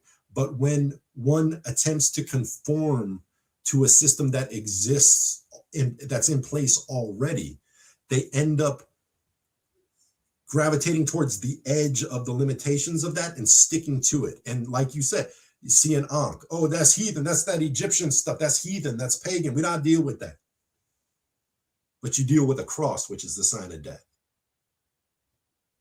You know, so it's like turned off by African philosophy, turned off by Kemetic philosophy, turning a blind eye and a deaf ear to Moorish science and principles of you know, African nobility throughout time and the lessons of the ancestors, and being scared of all of that stuff, being scared of a deeper knowledge of self. And gravitating to a limitation of what is effectively a refixed, remastered Greco-Roman Judeo-Christian reinterpretation of the scripture with a bit of Black nationalism sprinkled in, if ones and ones have enough of their heart that is emancipated and emboldened enough to be able to stomach that. The Pan-Africanism and the Black nationalism that was as woven into the original fundamentals of Rastafari by Leonard Percival Howell and the influence of Marcus Messiah Garvey and Mortimer Plano and all of the great Rastafari elders who taught the principles of developing the strong Black nation that could be a prime opposition to racism, white supremacy, and the false religion constructs that have been superimposed on the Black community that in 2026 is doing just as much, if not far more damage to the Black communities in Africa, in the Caribbean, in South America, and in America than ever before. So maybe we need to go back to those Rastafari elders and study the lessons of the 30s and the 40s and the 50s and the 60s and remember what Flaco said and remember what Wadi God said and remember what Mortimer Plano taught. Maybe it's time to go back to the Promise Key and read through the Promise Key. White Rasta. Maybe the White Rasta need a buff up because I see a lot of people running around cosplaying Rasta. And I'm not saying you have no right to, because as I've heard Mon say a number of times, who am I to deny someone their own redemption? Who am I to deny someone their own redemption? And we even have him on tape saying early early, like 2001, 2002, we have him on tape saying that in Baltimore, there is a redemption for white men. There is a redemption for the white man, but it begins with him acknowledging his role in history and legacy up to this point, and accepting a righteous liberty to correct and to rectify the inequities of his historical legacy up to this point. And then would go on to say that who is he to, later on in life, to say who is he to deny someone the redemption? And if Rastafari is your road to the mountaintop, then that's a beautiful thing. But one thing I get tired of is seeing white people taking the privileged role of appropriating a culture that's foreign to them, and that ultimately isn't necessarily a tool that's been forged and fashioned for them specifically, or for their condition or the condition they find themselves in specifically, appropriating that tool, remolding it into something of their own making, and then imposing that back on the originators critically and shamefully, as though the pioneers and the founders of these spiritual faith systems and these Black liberation theologies, they had it all wrong. And what they really needed to do was they really needed to love white people more. And then Rastafari would have been correct, or the Nation of Islam would have been correct, or Hebrew Israelites would have it more right and exact if they just went out of their way to accept more white people into their groups. When we have not a prejudiced take, but a post-judgment of what happens when you allow the oppressor's children into your organizations and then run the house. Saw what happened to the Black Panthers. Saw what happened to the NAACP. More recently, saw what happened to Black Lives Matter. You see what happens to Rastafari. You see what happens to reggae music? When the same thing that happened to blues, and the same thing that happened to jazz, and the same thing that happened to classical, and the same thing that happened to rock, and the same thing that happened to ska and reggae. It's not so different. It's not an anomaly. It's the norm. As they say, it's not a bug. It's a feature. It's the way the system is designed to usurp the talent and the art and the craft like a parasite from the host, from the innovator,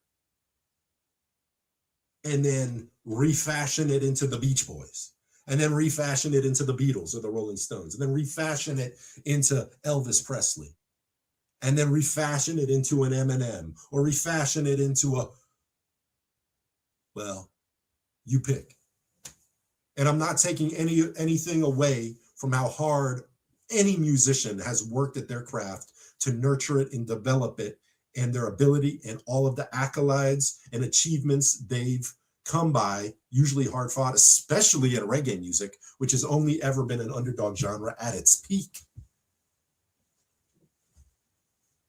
I applaud all of you and your sacrifice and commitment to that craft. So I'm not criticizing you for coming. I mean, culture is assimilation. Culture is the imposition of other predecessor cultures on the current culture, leaving an impact and an imprint on that culture and the micro evolutions of that culture. But one of the scriptures that tends to stick with me is honor thy mother and father long.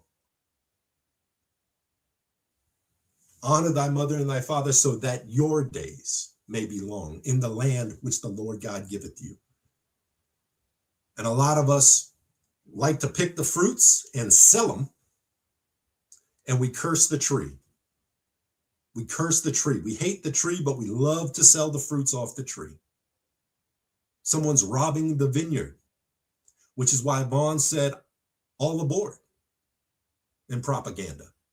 Said, I'm not leaving without my contributions accounted for. He said, I'm not leaving your vineyard without the groundwork accounted for. All aboard. Why? Because he's the Kaaba stone, the original cornerstone. And they're destroying the blueprint so no one can see who's the original and who's the copy. Maybe it's time, all of us that love Midnight so much and love Vaughn Benjamin so much, maybe we got to go back to some Old Testament and resurrect in our mind the memory of how this legendary band became so enigmatic in the world, with lyrics like,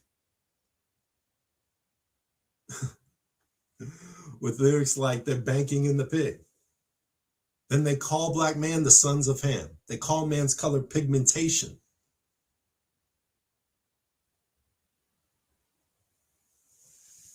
There's so much to hear on those first few albums. I mean, just listening to Unpolished and Rise Make Peace over the last few days, I'm just like, man, you just forget how abundant the lessons are on there and the inspiration and the influence. And then you remember exactly why people took to this band so endearingly.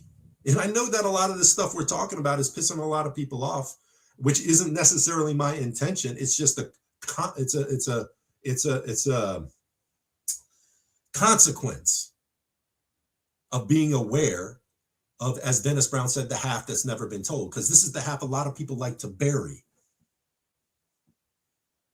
In this culture, in this society in which we live, particularly in America, we want to bury, until the lion has his own historian, the tale of the hunt always glorifies the hunter. And we're quick to exalt the black actor's movies, and we're quick to exalt the black actor when he wins the playoff, or the black basketball player when he wins the playoffs. Comedians is a little more difficult, because every time Dave Chappelle come out saying something that's rubbed people a little wrong, people get kind of funny. Well, Vaughn was that type of artist, I believe, the whole way through. But in particular, in those times when he was less compromising and less tolerant and intentionally didn't care about any consequences for exhibiting his priority.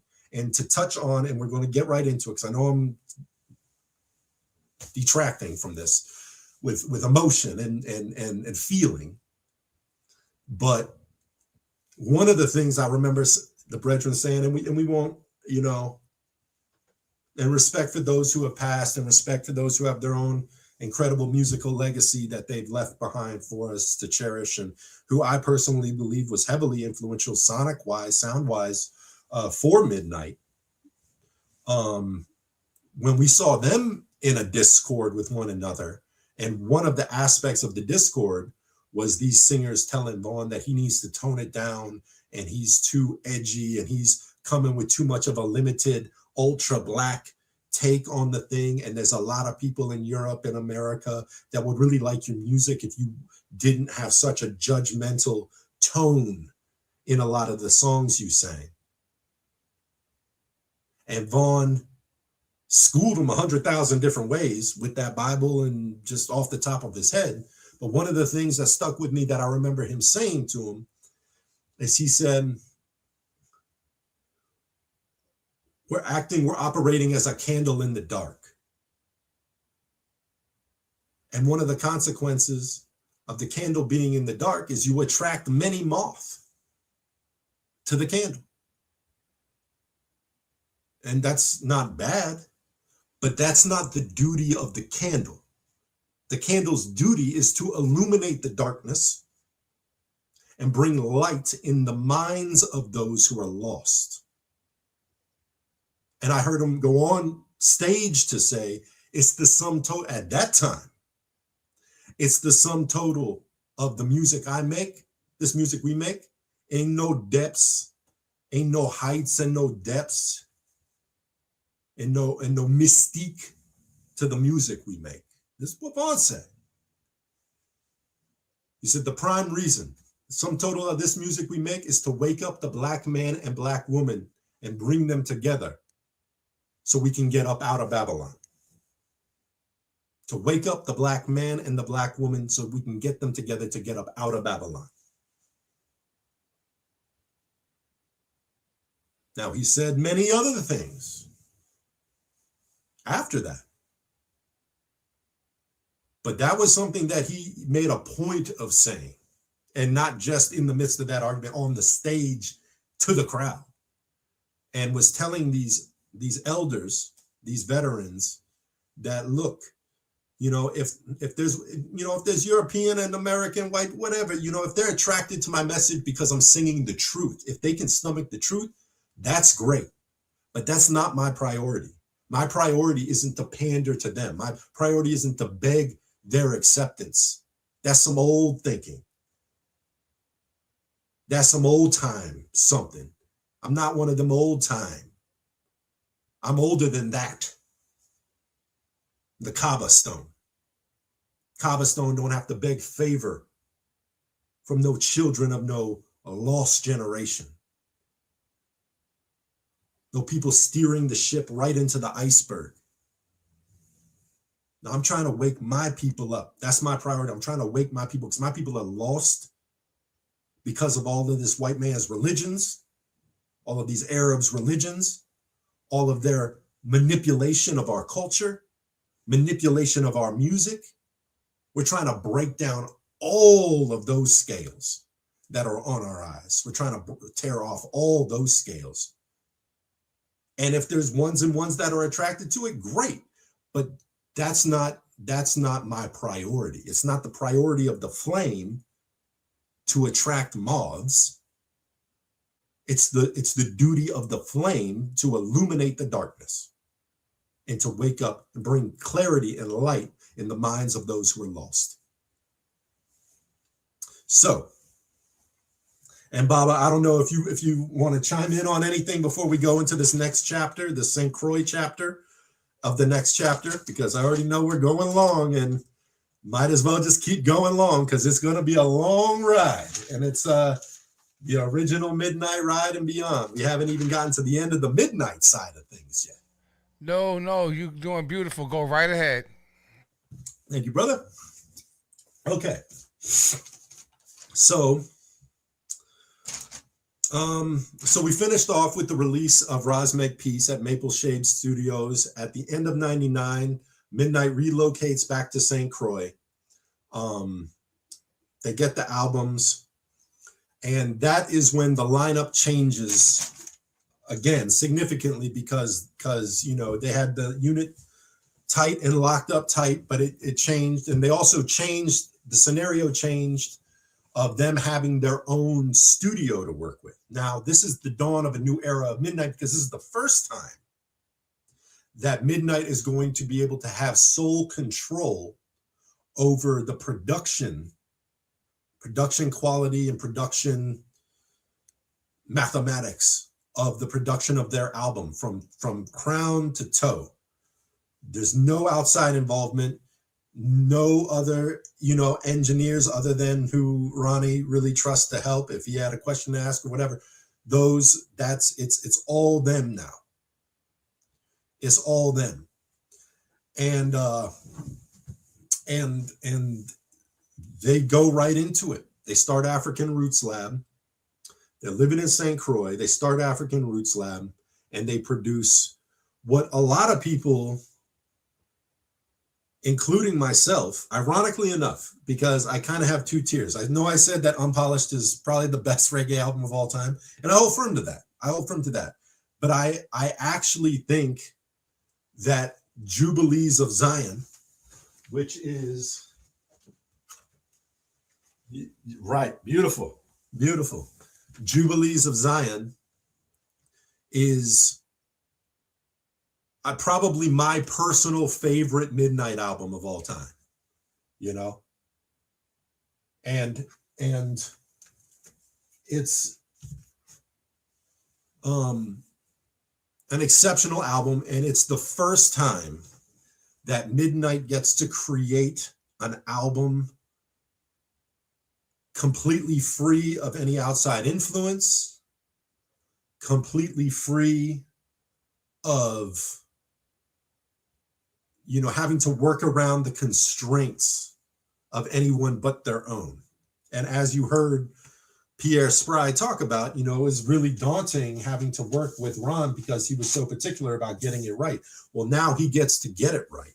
And in his mind, this is the first example of Midnite's works as he hears it in his head. Like, this is the way as he hears his music in his head, that's how it comes out on Jubilees of Zion for the first time, African Roots Lab. And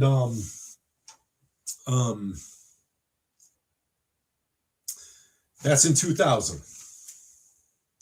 That's in 2000. And so they go and they do that, and they spend time working at that. And at the time, this is when the lineup shifts. When they move back to St. Croix, they bring on Philip Pix Merchant Jr. Philip Pix Merchant Jr., nicknamed Pix, becomes the bass player. That was the bass player we saw in the video. And that was effectively the lineup that was switched to. Abijah, the elder guitarist, was not in the group just yet, but it was Dion on drums, Ronnie on keys, and he did a lot of guitar on the album, as well as Waylon Massacott, another St. Croix musician, on guitar, and Simpson Desbones,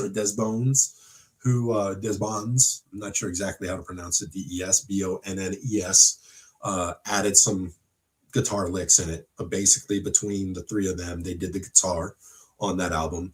But Pix is credited, at least on the first release of the album when it was a CD. Philip Merchant Jr. was credited as playing the bass on that album, and that's the beginning of this next lineup of Midnite, which is extremely important because it's the lineup that most people, when they remember hearing Midnite for the first time live, not listening to Unpolished and Roz Make Peace, but listening to those songs and the songs from Jubilees of Zion and some other songs that were never put on albums and the next few albums, when they were hearing all those songs played live from 2000 to 2005, that was the lineup. And for the live performance after Jubilees of Zion, they got Abijah Hicks, who's the elder guitarist there, Abijah Hicks from St. Thomas, Virgin Island, nicknamed the Peace Ambassador, Abijah Hicks. And he was a veteran musician at that time and joined up with Midnite. And so it was Phil Merchant on bass, Abijah on guitar, Dion on drums, Ronnie on keys, Vaughn singing, and they started coming back to the States to perform live for the first time without Tough Lion on guitar and without Joe Strauss on bass, but with this new lineup and a whole new album that, like I say, a lot of people credit as being the best Midnite album. And that's up for personal debate. It's my favorite. I have a special place in my heart for Jubilees of Zion because of the beginning of the African Roots Lab production. I love so many songs off of it. I love Vaughn's lyrics and dynamic on it. I thought it just had such a haunting resonance, and the frequency of the album was just like, it sounded different from the other two. And I mean, I know a lot of people think Roz Make Peace is the best album of all time because it's so raw and it's so unedited and unfiltered, and the songs on that they love, and Vaughn's lyrics are so dynamic and potent and singing about all sorts of stuff, and and Unpolished is so it's really up for interpretation. It's really hard to narrow down what is the best. Beauty's in the eyes of the beholder, so behold yourself, whatever it is you want. But I keep coming back to Jubilees of Zion being like my favorite Midnite album in totality. While I do think Unpolished is probably one of, if not the best roots reggae albums of all time. Okay. So So after 99, after returning home to St. Croix, the Benjamin Brothers would start African Roots Lab, which would be the studio and production label for the next 8 Midnight albums. And I say the next 8 Midnight albums, not 8 albums with the name Midnight on them, the 8 next and complete total amount of albums that would be made under the Midnight moniker that are definitively Midnight production, because Ron's production with Vaughn collaborating and members of the actual band of the time. So if you include Unpolished and Roz Make Peace in that, it goes Unpolished, not including the demo from Jim Fox.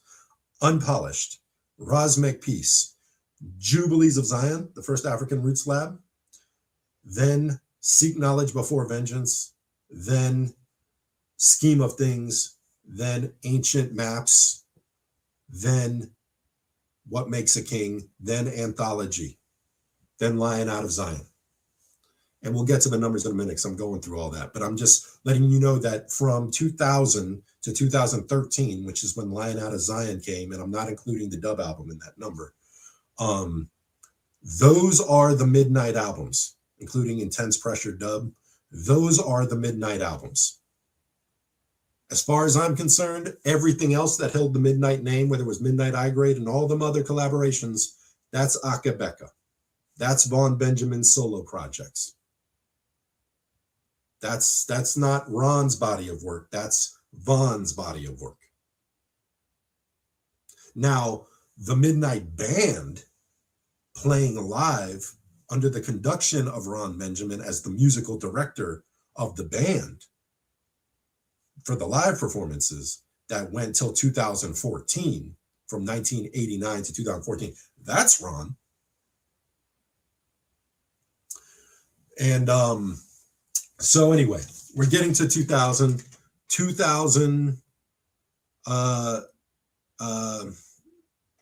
After coming home, bass and guitar roles would be replaced by Abijah Hicks and Philip Pix Merchant, respectively. This would remain the lineup from 2000 to 2005, which was a very important period for the Midnight Band. This would be the period of broader national and international recognition of the phenom that was Midnight. So the period from 2000 to 2005 was when they started coming back from St. Croix to America. They would come to DC, especially the first few years. They would come back to DC because that was their own stomping grounds. They had a built-in fan base that was super enthusiastic to have them back, and would come out. And that's when you and me were going to every Midnight show that we could as fans of Midnight, but also, Ron and Vaughn and Kafunya, Empress Kafunya Ife, big up Empress Kafunya. They would let us vend. We were vendors, and we were selling books, and we were selling videotapes of lectures from New York and DC. We were celebrating our DJ mixes. We were selling Rastafari shirts, Bob Marley shirts, Marcus Garvey shirts, Tams, incense, soap, whatever, necklace, all them vending things. We were cultural vendors, but primarily our focus was the books, as well as like lectures and videotapes for those who are more visual learners and listen more like this, like listening to people talk and can't sit there and read a book. But like at the time, people were still reading a lot. Hopefully we get back to that. But the books were a priority. And so through reasoning with Vaughn and Ron and them getting to know Baba and myself a bit better, they, I guess, softened their heart enough to feel like, even though they didn't like people trying to make money at their shows, they didn't want people selling merch at their shows, they definitely didn't want people filming them for any reason, because before everyone had a cell phone with a camera in it. They would, but they let us vent. They let us vent. ADD Sound Syndrome was our vending moniker, and they would let us vend. And oft times when we would vend at the shows, before the show would start, we get the table set up, and Vaughn, one of my favorite memories, Vaughn would come up and he'd quiz me on the books I had. because we tried to have everything. I mean, we had the religious books in the center, and then we had the conscious books, and then we had the conspiracy theory books, and then we had the books exposing this or that, and the historical books and the spiritual books, and we had so much different stuff. And he would sit there or stand there, and he'd point at a book and say, all right, what's this one about? Tell me what you know about this one. What him talk about in this one?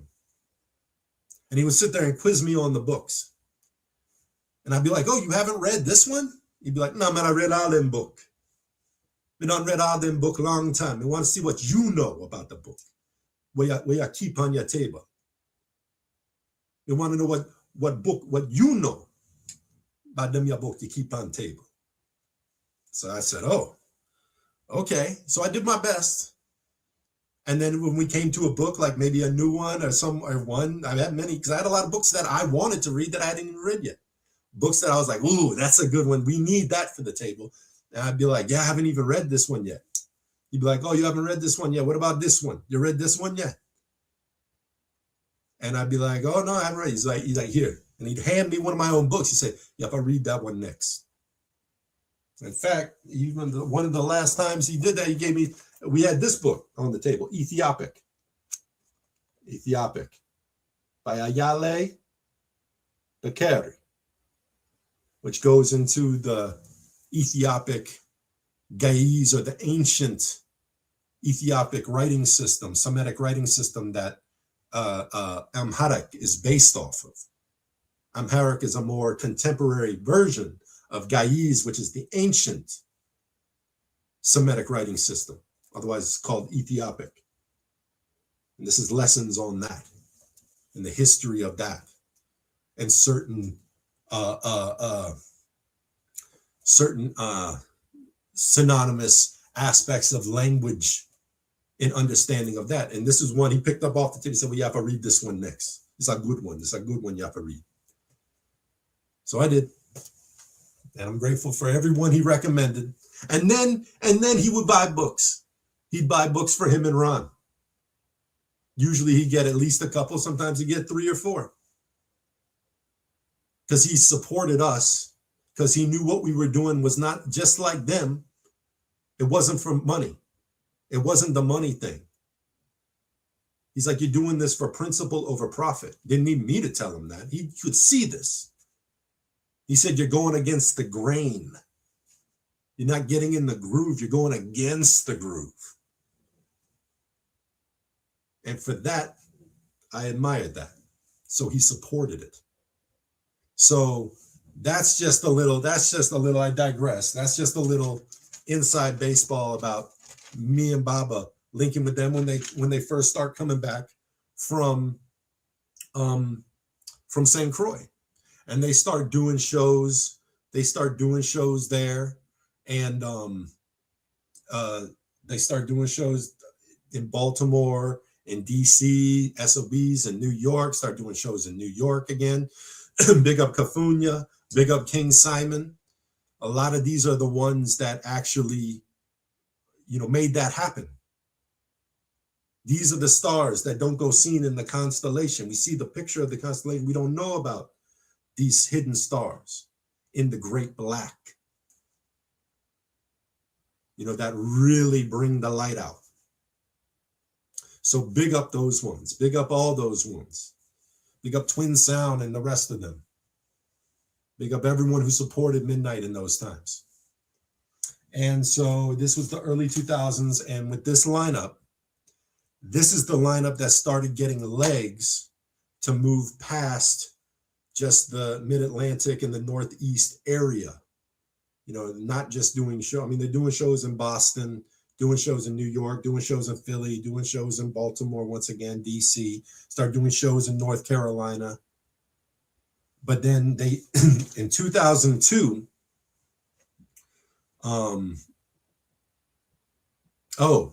significant thing happened in 2001. Significant thing happened. 2001, the first Midnight I-grade collaboration comes out, which is, I'll say, that Desmond Williams album that was made in 98 that came out in 2008, that's the first collaboration I would say I identify as like the earliest works of Vaughn Benjamin as a solo artist with an independent engineer creating an Akae Beka-like project.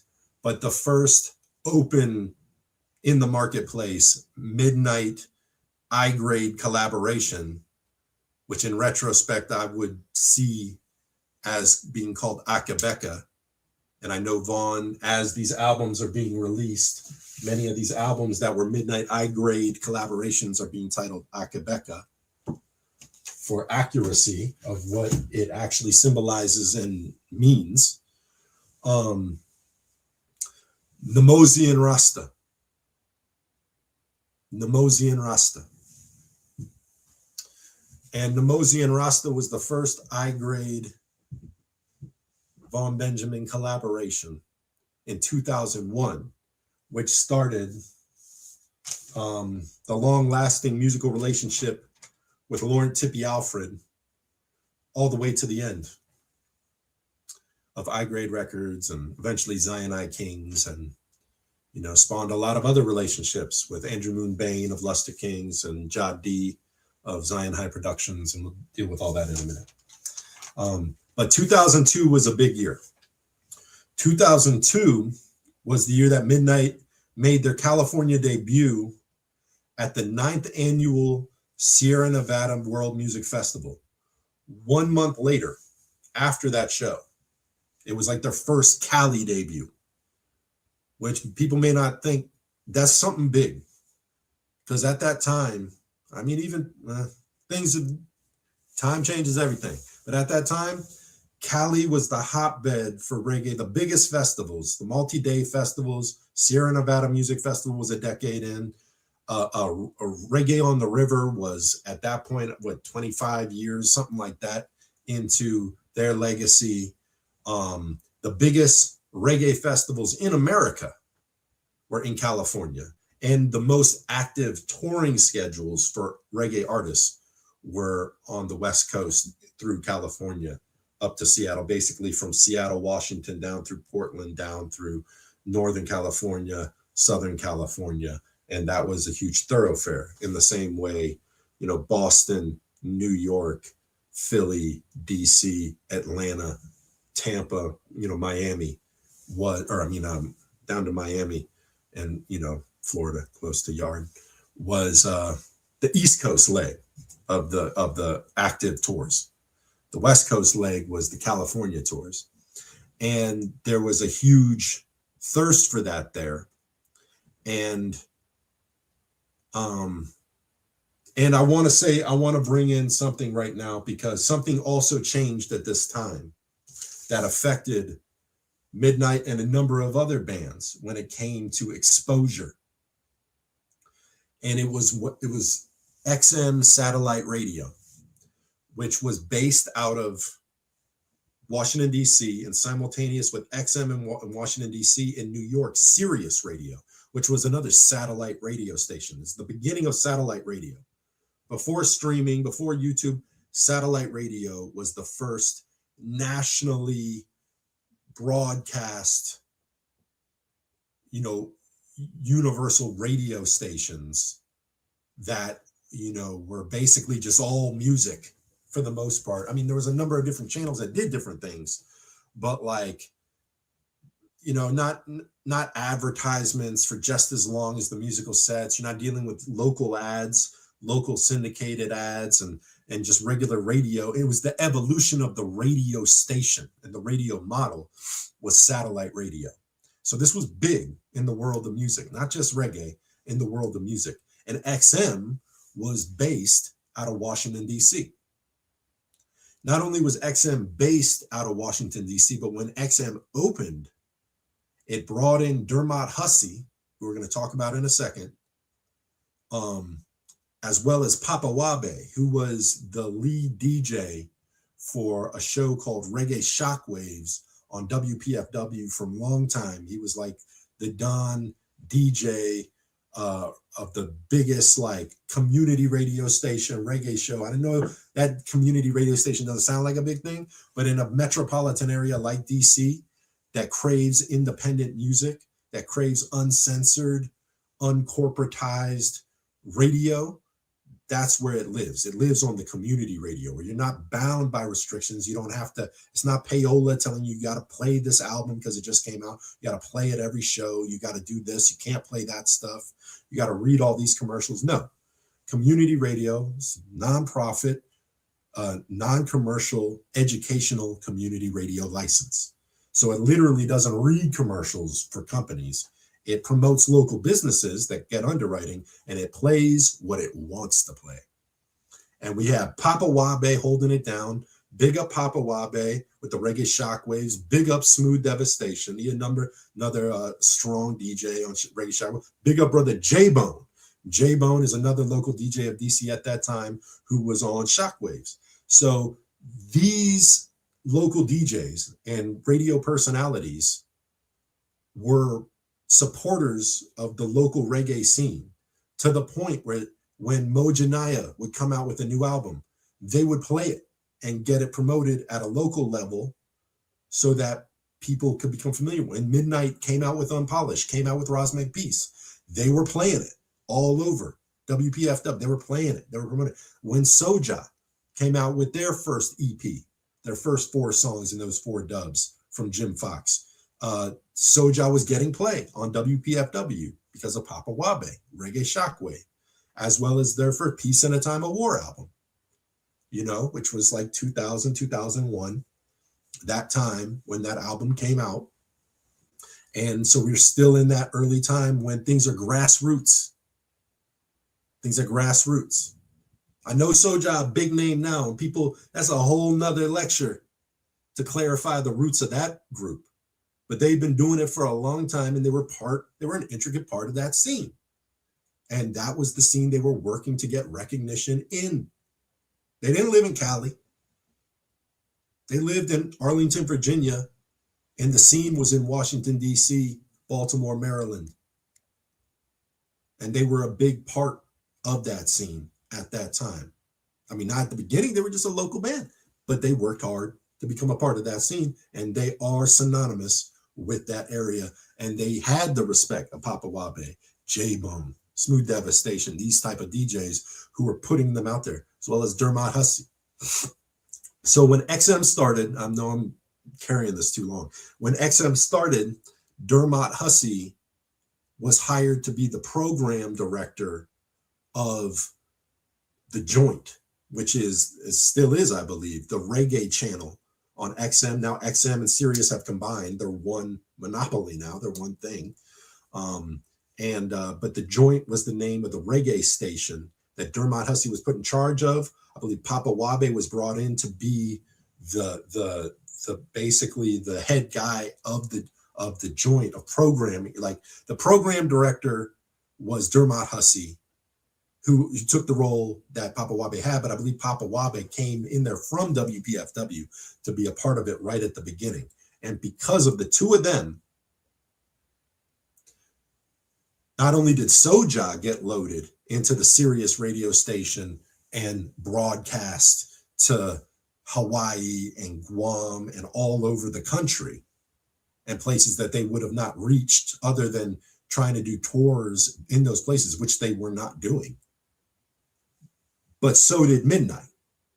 And so Midnite's recorded works were played for the first time at a national level, and levels like to reach Hawaii and Guam and all that, thanks to satellite radio.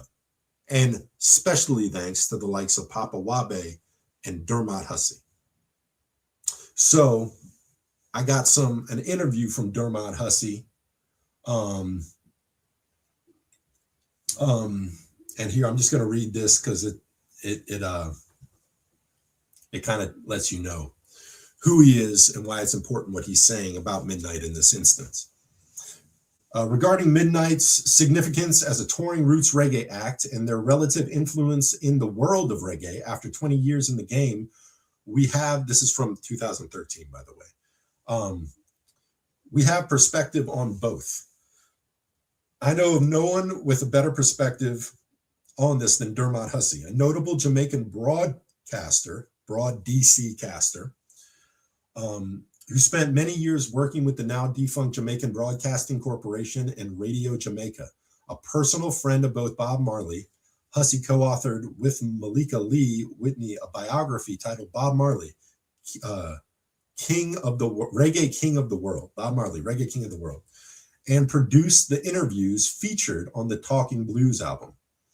And Peter Tosh and former program manager are interviews with Bob. He was a personal friend of Bob Marley and Peter Tosh, as well as being former program manager at XM's The Joint and a current DJ at Sirius/XM's The Joint.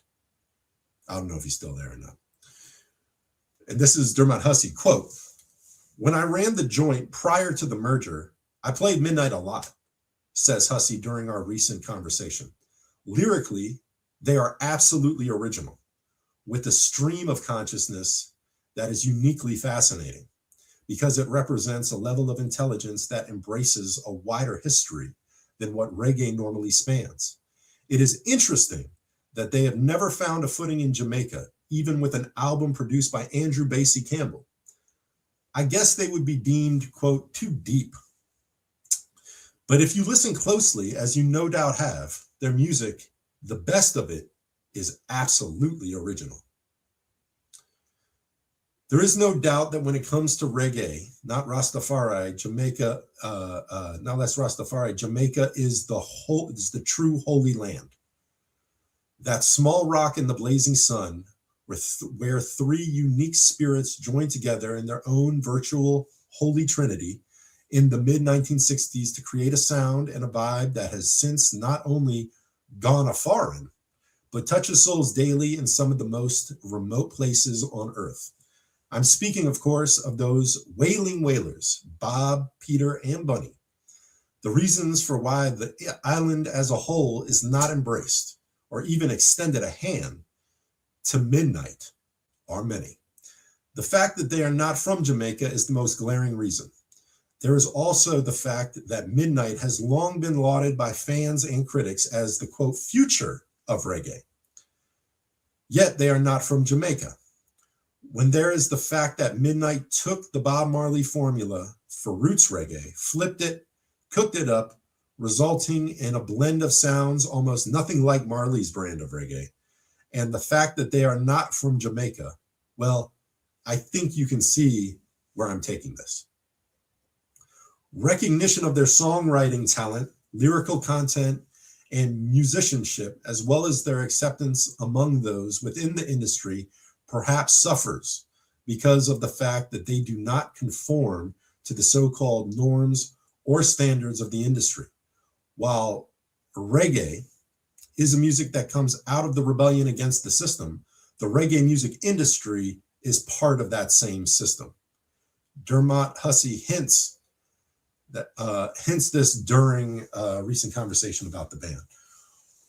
This is a quote from him, because I know many of y'all have seen the clip from there was a fest, or I don't know if it was like an AIDS benefit or some kind of reggae benefit a number of years ago that had a panel of a lot of different musicians, including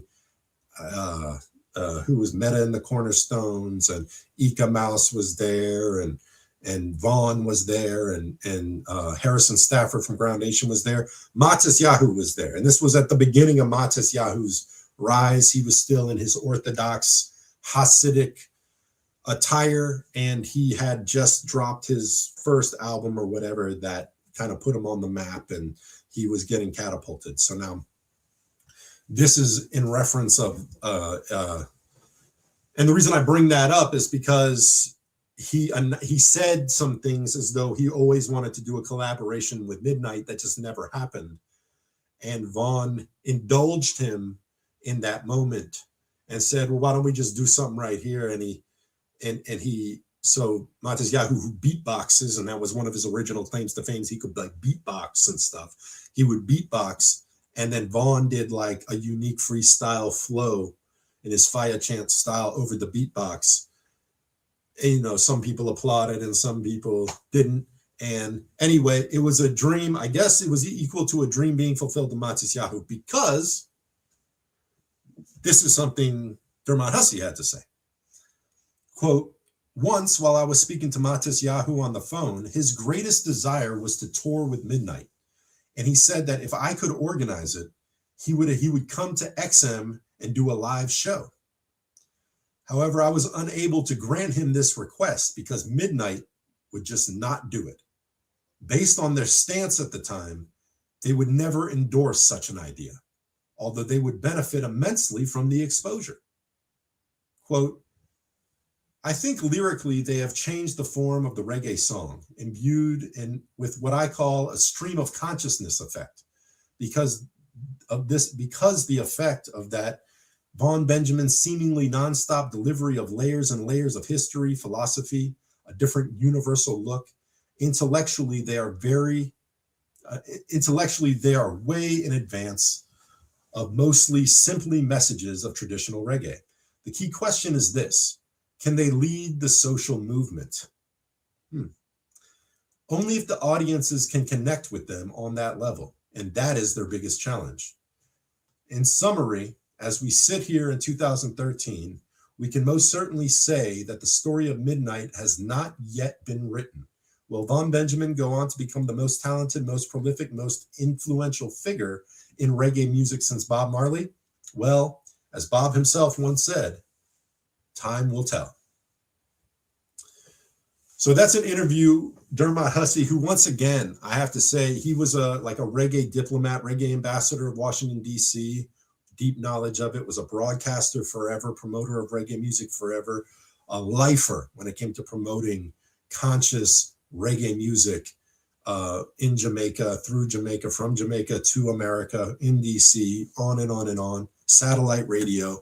Another unsung hero of the Midnite story, of their gaining more notoriety and recognition nationally and even internationally as a result of exposure via satellite radio, and even at a more local level, you know, with WPFW, and like I'm talking about Papa Wabe, another one, and Dira Tompkins, another one, and King Simon, another one, and Empress Kafunya, another one.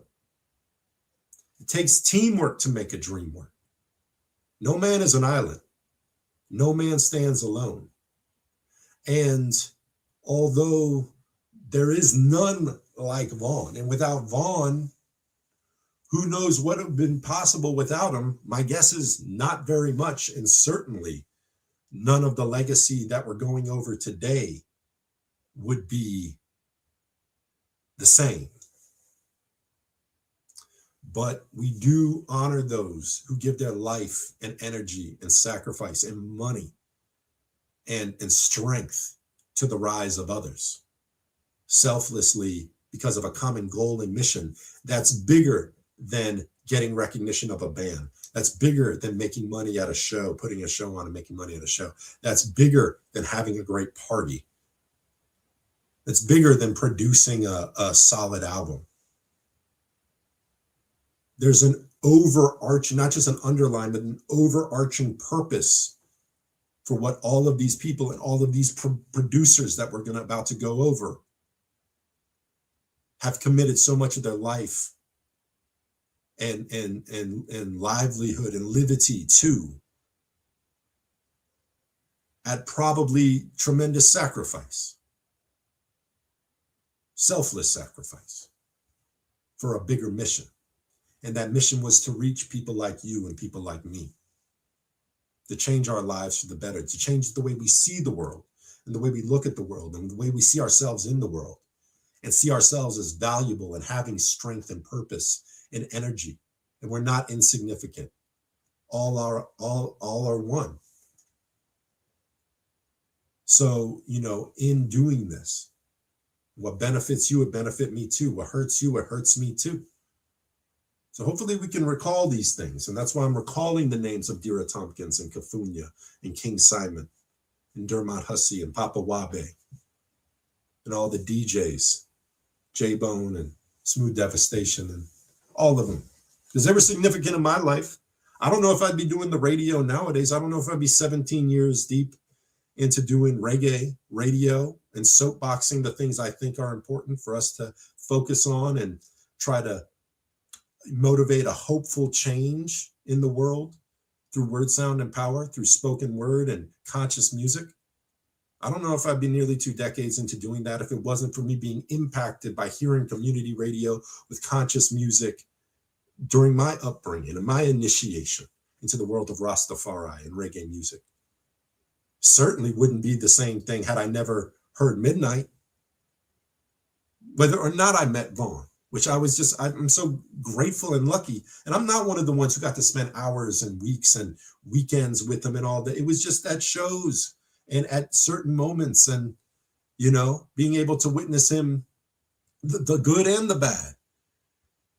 Being able to watch him go toe to toe with Rastafari elders, the Nyabingi theocracy reign.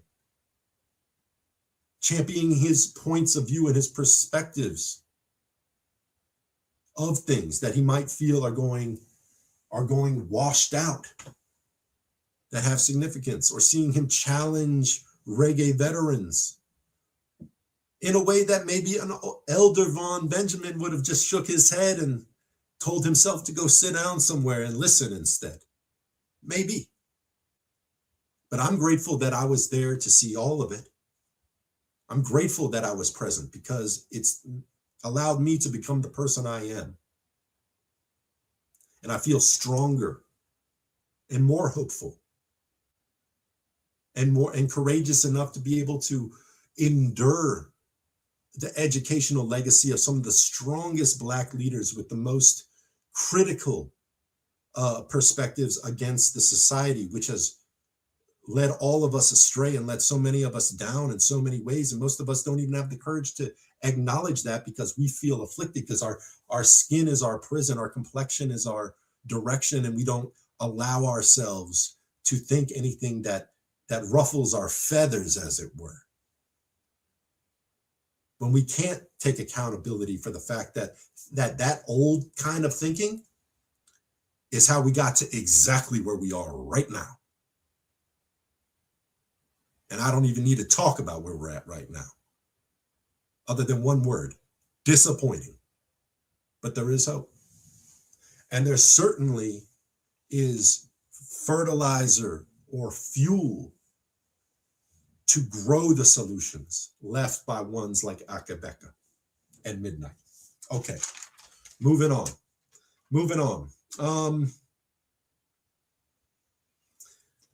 Sierra Nevada World Music Fest, the 9th Sierra Nevada World Music Fest in 2002 was their first presentation in a live arena to California.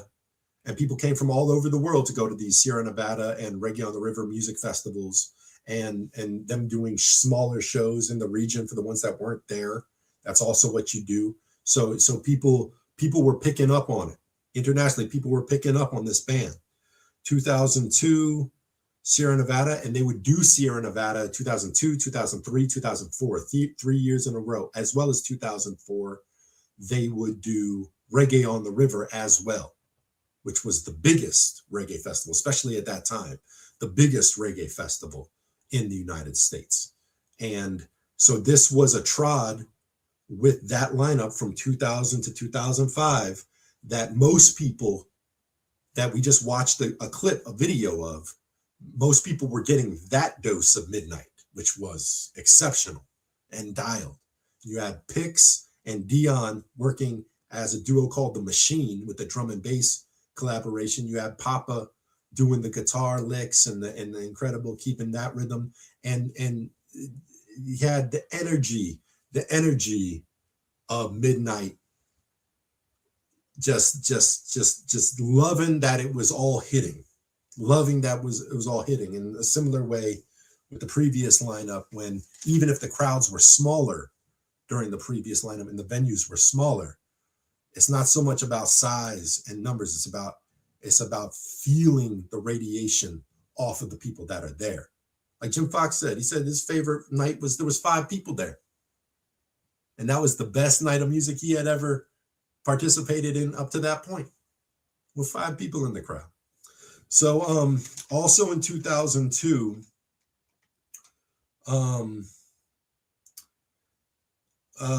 as well as their September 1st performance at Monterey Bay Festival in 2002 as well. So they did a number of big festivals in 2002.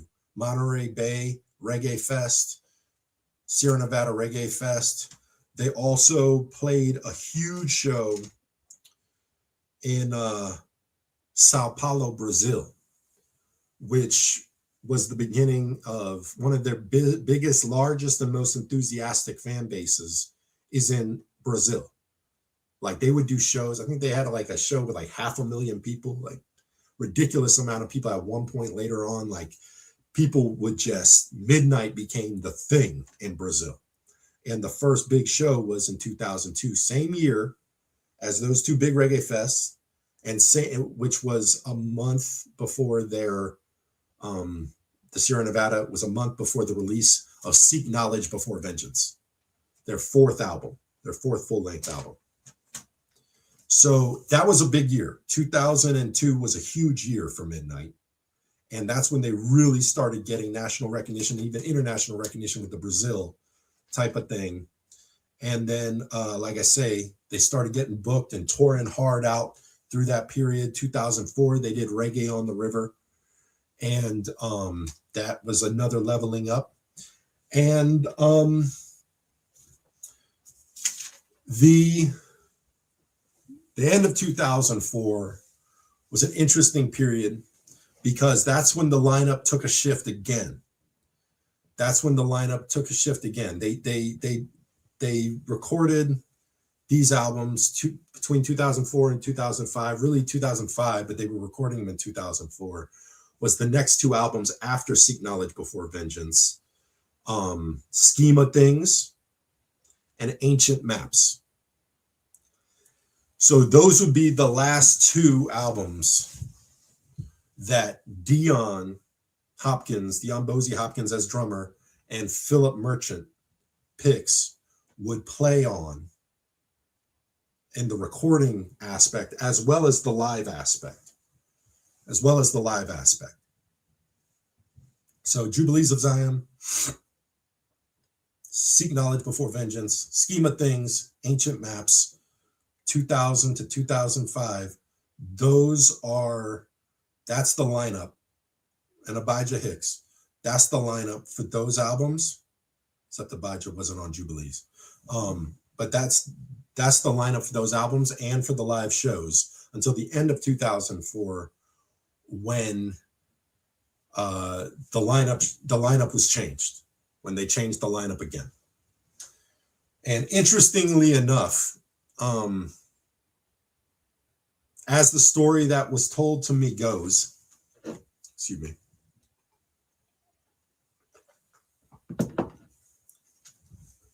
As the story that was told to me goes, before Pix and Bosie and Abijah left, they had done a show. They had done a show in Puerto Rico. I knew they had done a show in '99. I think they did one at some point a little later too, a little closer to that date. Those dates, like 2003, 2004, they had done a show in Puerto Rico. And when they were there and they did a performance, they had some locals tell them, are you going to be here tomorrow night? And they said, yeah, we'll be here for a couple of days. I said, oh, because you should come to this club down the way. There's a band playing at the club. And they're like, yeah, all right. And they're like, no, you should. So they're a Midnight cover band. And they were like, what? Because, probably caught their attention. There's a Midnight cover band. They said, but the thing is they play all Midnight, but they play Midnight in Spanish. It's all in Espanol in Puerto Rico. They were like, what? That's interesting. And they were like, yeah, but they're really good. Like, we think you'll like them because they're really good. They're really good musicians and they do it really well. We think you'll like them, but your stuff is so deep that they really want to share with people who don't speak English and who need to hear this stuff. And so they're like, all right, we'll come. So they, Ron and Vaughn, maybe the other members came, but either way, the 2 of them came. and they saw a Puerto Rican reggae band that was ultimately a Midnight cover band. And they noticed the drummer, this big Puerto Rican cat, Rasta, who was crushing it on the drums. And he was doing the Midnight drum sound and the late crashes and the little toms and little ghost notes here and there and just crushing it. And they took notice to him. And I guess Ron, got his number and connected with them. They, said, wow, you guys sound really good. It's interesting. It's interesting hearing our songs in a different language, and said, all right. So once at that junction in 2005 or in the 2004, when, Bozy was gone and Pix was gone and Abijah was gone, and they shifted the lineup, they called this drummer from this band in Puerto Rico and said, so you play all these Midnight covers and all them things, you sound pretty good. You want to come play with Midnight? You want to be the drummer for the actual Midnight band? He said, all right. Yeah, man. Yeah, we'll do that. I'll do that. Shucks, kind of dream come true type of stuff. So he came on board, and that was Christian Sly Molina Curet, who would remain the drummer, the replacement drummer for Bozy Hopkins for Midnight for the rest of the Midnight legacy and for the beginning, maybe the first year or two of Akae Beka. He would remain the constant drummer for the band that would be built into probably the longest lasting duration of the Midnight band. And now that I'm at that point,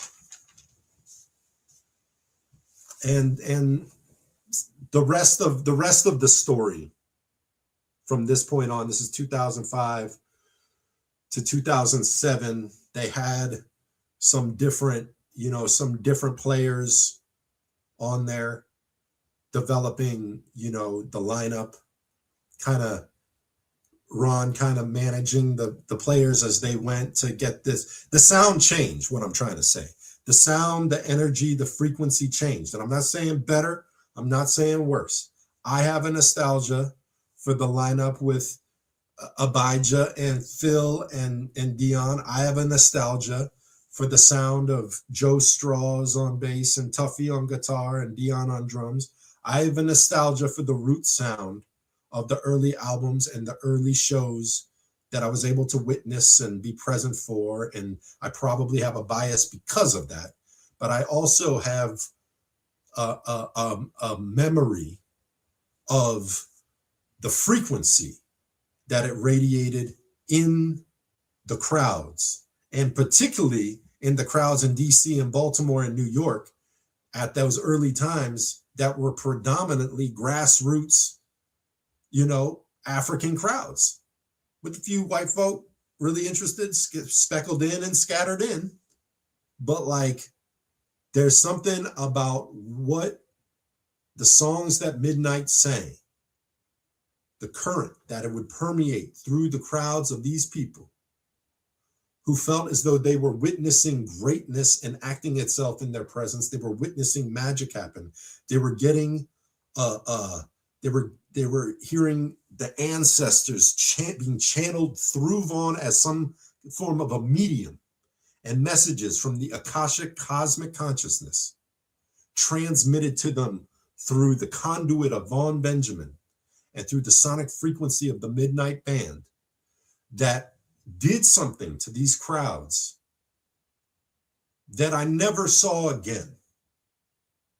I personally never experienced again in the same way. Now, I've been to many, many, many Midnight shows, many Akae Beka shows later, and I was there. I could witness the trance-like state and the hypnotic states and the reception that these crowds would get into, and the sort of dynamic that Midnight created, continued to create throughout their legacy. But I never felt like the way I felt when I'm in the ghettos of Baltimore at 2:30 in the morning at the Heritage Theater, murder capital of the country. And Vaughn is up there, and everyone is packed in there like sardines. And you got Muslims, you got 5%, you got Hebrew Israelite, you got dreadlock Rasta, you got everybody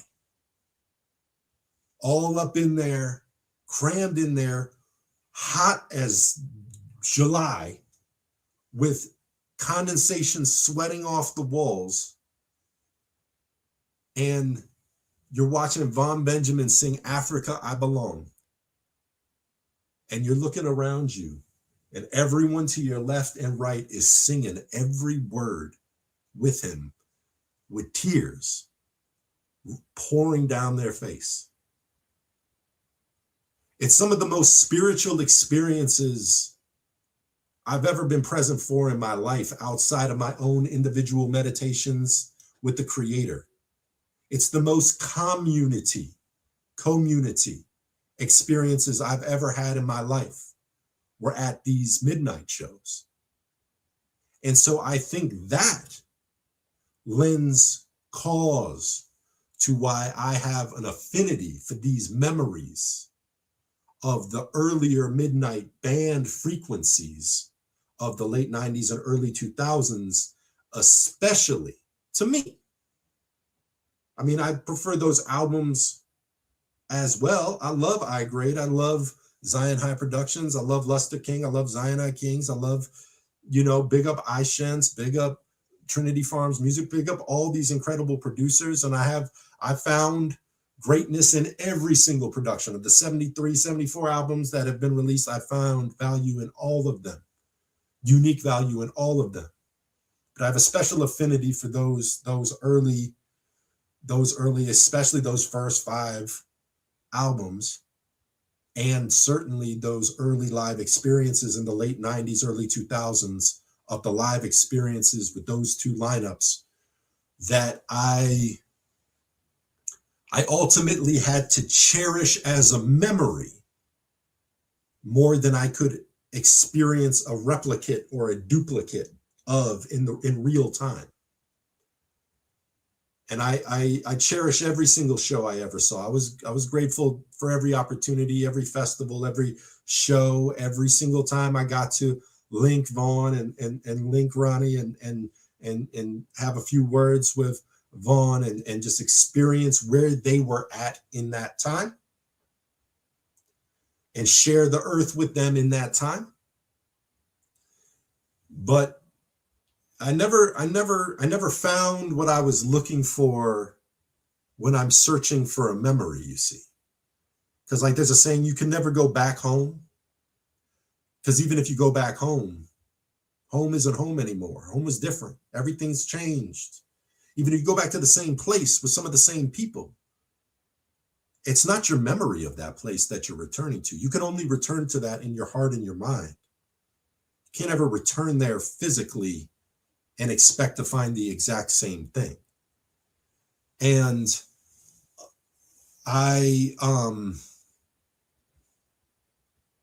so I'm just long-winded in saying that to say that through that change and through the departure of ultimately a unit that became known as the DAP Band, Dion, Abijah, Phil, and another Cruzian reggae musician and producer named Junior P, collaborated to create what was called the DAP Band and started their own band called the DAP Band and started to do productions. They were able to complete an album for Pix, and they were going on, and then they actually went on to be a part of a production by Green Sphere Records. Big up the one Black Lung out of Oakland, California.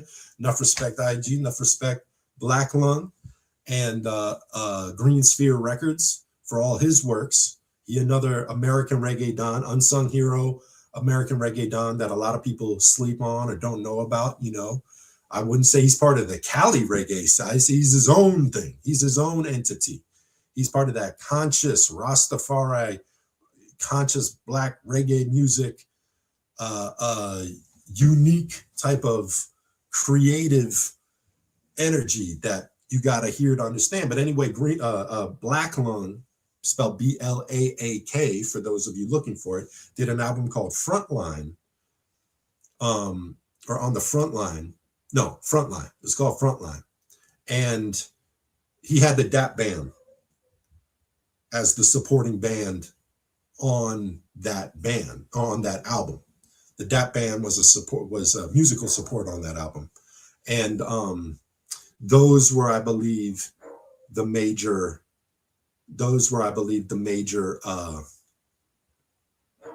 two major productions that were actually done with the DAP band or by the DAP band. It was Pix's Shift the Energy album and Frontline, the Black Lung, and the DAP band.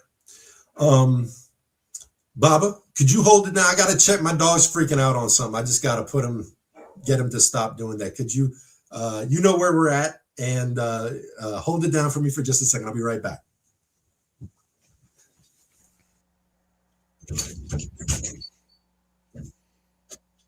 All right, family. He's teaching hard, ain't he? On Midnight Memories and the Akae Beka. Yeah, I remember a few things. One thing, we were at this club called the Black Cat. The Black Cat. I don't want to take you back, but I want to talk a little bit about the Black Cat, this club in Washington, D.C. I'm just going to go back a little bit. I know they mad. And they came back from California. Remember when they came back and they did a show? They had been out in Cali for a while. They came back and they did a show. Well, we were so glad to see them, waiting in the alley in the back of the club for them. And they got out the truck. We greeted them. They greeted us. And he went in the club, and it was like a biker club. I don't know if it was a biker. It was some kind of, they had a weird vibe. White boys, had a weird vibe about them. And he went in the club and came back out mad as hell. Came in one way, come back. And he came right to me and said, you better go in there and tell them that Jesus Christ is, now you see the AD laughing. He trying to stop because he knows he was standing right there. He said, you better tell them that Jesus Christ is not no milk toast or white faggot on a cross. He said, you better tell them. I was like, oh man, at the time I'm gung-ho. I'm what? That's all I need to hear. I'll go in there, what's going on. And so I guess that, it was a lack of respect on their part for the man that was about to fill your house, and I don't know what exactly that they said, but it's just basically a lack of, like, who is this, a lack of respect. And Von wasn't the type to, he just wasn't the type of brother to, take disrespect. And I want to just say that I think that all of us who love Midnight, it's a good thing to study history, and it's not only a good thing to study history, but study the history of where people are from, the politics of St. Croix, and what was going on in St. Croix. What about the people in St. Croix? Were they rebellious, or did they go through a lot? That maybe the other spots didn't. Go study the history, because I found that when I did a little perusal or study of St. Croix, that there were a lot of race riots and stuff that went on in St. Croix that didn't go on in a lot of other places. Police brutality. Now you say, oh, we all go through that and stuff like that, but just go through, because I think that played a part in um, making Midnight so consciously aware and being able to adapt when they came to America and relate to the struggle worldwide. I think that their struggle and their history and the history in St. Croix and my family, my Antiguan family in D.C. I remember because and they used to tell me, shout out to Buki, and he used to tell me, he said, Von and them from Antigua. I said, well, yeah, no, they from St. Croix. And he said, no, they from Antigua. I said, how you know? He said, Yellow, let me tell you something. He said, most black people that live in and that say they from St. Croix are come by way of Antigua. I said, okay, not that it really mattered to me. Remember, we all Africans. But come to find out, he was right. And he was another brother that he knew Von from the time in D.C., I ain't gonna get into how. I ain't gonna get into how. But it was they knew one another. Shout out to Buki. I need to come to DC. They still down there going strong. Him and Spud. Shout out to Spud. But yeah, I just wanted to, go. I think that, do study the history of different places. Study the history of St. Croix. Me and Desmond Williams, when I was in DC, and he was there, we talked about that too. And study the history of places like where people are from. That give you a good, because it was brutal in St. Croix. It was brutal. Go look it up. All of the stuff that went down in St. Croix with the brutality and the racism and similar to America. That's what I'm trying to say. A lot similar to America. So, kind of gives you a better understanding to Von and maybe perhaps in his relationship to the scene and to us. And, I think that that's critical to understand. And if you want, he's going back out again with the dogs. I want him to elaborate a little bit more on the incident at the Black Cat at the club.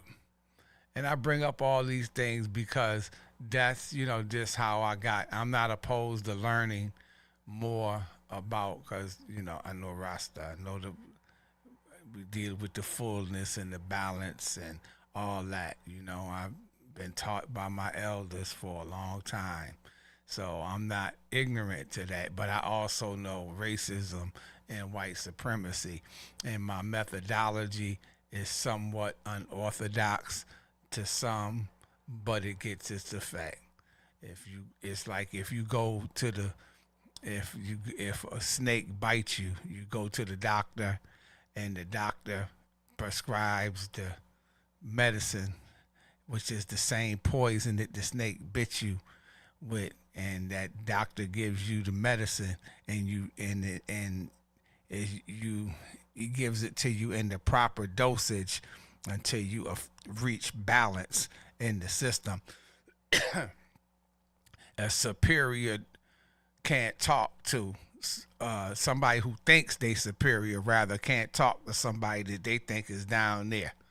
And somebody who don't think they have what it takes can't talk to somebody who's, big-headed and is superior. You got to bring one down, lift the other one up. So perhaps at a certain point, we start a dialogue, and begin to talk on a real level. And Von did that, and that's the purpose. That's that, what I mean, for dealing with, hard, crucial teachings, is sometimes when you're dealing with a proud, arrogant people who do not want to, acknowledge their wrongdoing.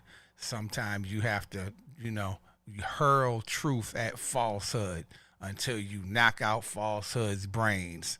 Falsehood, they guys got brains, so it's the methodology. I don't know why I'm going here, but the methodology that is used, that I was taught to use, to be able to do that. A lot of people don't agree with the way my methodology, and I don't mean to come on here and be brash. You all know normally I just let people go ahead on and say what they gotta say, and I don't hog the mic. That doesn't mean I don't have a mic. That doesn't mean I don't have a mouth to speak. That doesn't mean that I can't speak and can't articulate myself. It just means I'm not tripped out about that. Brother Baba is not no type of person that, I'm not the articulate it. I'd rather embody it for you rather than to just articulate it. I show you better than I can tell you. But on that end, Bambu King, if you could just talk and just add on a little bit about our little experience at the Black Cat. Oh, oh yeah, Black Cat. Yeah, I believe that was 2003. It was either 2002, 2003. Yeah, they had just started going to Cali and doing some West Coast shows, so they were kind of getting more blown up out there and experiencing that in a different way. But yeah, when they came back to DC, and it that was the feeling I got, like just like as much of an affinity for the fan base that they had generated and cultivated in DC. There was things about DC that they really didn't like that were there. And that was an experience. Yeah, I remember we were back there because we were like, man, it's been a minute since we seen them. We brought all the gear. I wonder if they're gonna let the books. It was actually that Black Cat show. It was the time he was like, you need to read this Ethiopic book. And he mellowed down a little bit. And we were waiting there. And we were like, yeah, I hope it's gonna be cool. We brought all this stuff, and then they showed up and fiery. Vaughn was hot. But they bigged us up, came up, linked us, and then went in there and then came like right back out. And that's when he was telling you go deal with them. And then I remember him went on to say, because the guy was wearing a shirt. He was, some kind of because the Black Cat, it's an independent music place. It's been around for 36 some odd years. It was started by like musicians and stuff to have local rock and punk and different indie acts and stuff like that. So it's synonymous with having smaller bands, not like big headliner, big concert hall headliners. It's like more for independent artists and stuff. But either way, whoever they had working there that night really got under Vaughn's skin and came out and said that, yeah, tell him something about, he ain't no white faggot on a cross in a nightgown. You let him know. You let him know who Jesus really is. That's what he said. You let him know who Jesus really is. And then he went on to talk about how he was raised like some kind of boy with Illuminati show, because he had the pyramid with the eye that's off of the dollar bill. And we know that, the Masons crypt all that stuff from ancient Egypt and twisted it around and turned it into something in e pluribus unum, uno secularum, and all them New World Order type of thing. So he's like, this fussy boy having some kind of Illuminati symbol, talk about New World Order, want to talk about what am I doing here? Talk about what am I here for? And everything. And he started dealing with them in that kind of way. And I was like, oh man, is this where I ask him if we can set up the books? Or I was like, damn, maybe we gotta chill with that right now. But and as hot as he was, I was just like, yo, King, we got the books. We brought the books down with this. Yeah, I mean, want to see what books you have now. what kind of books you have now? So then it was like, cool. So we got to set up the stands and everything, and it all worked out, and they crushed it, and they did a great show, and it was so good to see them again. And it was that lineup. It was that lineup, that early 2000s lineup with Bozy and Pix and Abijah. And, so it was great. It was great. And we were really glad that they were actually, they were talking about, they went out to Cali, and, some big things are going on, and, some things are happening and bubbling out in Cali. So that's good. And from the first time we really started connecting with them on a personal level, I remember one of the first things that I told them in a big, long conversation, I think it was at that SOBs show, after they kind of pulled us into that discourse that they were having with the veterans and stuff as the anomaly. I mean, we were kind of like the anomaly. Certainly me was like the anomaly in the room. And he pulled me into it, and we kind of give some unexpected answers that didn't really gel with what the veterans were trying to say. And they kind of put a grin on Vaughn's face, because it gave him that some sneak attack kind of. But then I remember about that time, I remember he sat there and was reasoning with us after Ron went out, after the band went out and started playing. Like, he literally was engrossed in conversation with us and stopped mid-sentence because they were playing the intro song on the stage. And he was like, "Awoo," and he just like jumped up and ran to the stage, and we were right behind him. He ran to the stage, jumped up on the stage, and just started singing Love Jah right then, because he was literally engrossed in a conversation with us. We snuck down there. We didn't have no business down there in the basement of SOBs in the dressing room, sitting down there on the couch when they got down there. Yeah. And they almost, Abijah, he was like, "Oh, y'all gotta go. You gotta go." And it was a couple more others down there, and they left, and we continued to sit there, and it just luckily, they let it be, and I'm glad they did, because we got a hell of a education that night.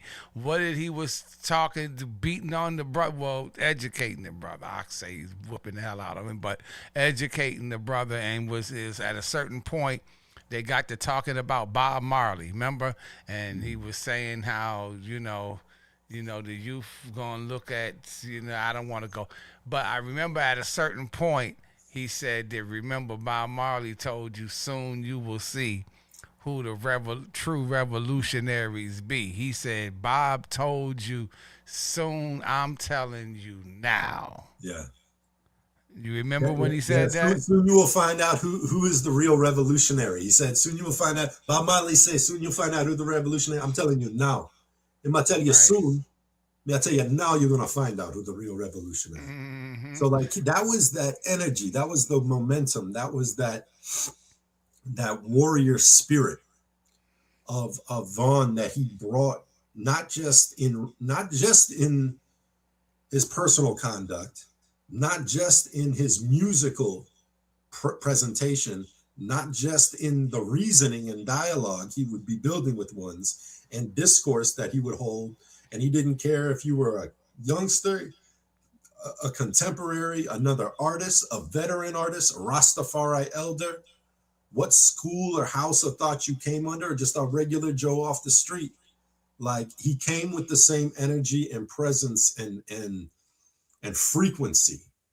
And it was always enlightening. Like, even if you didn't agree with him, you left a conversation learning something. You learned a lot.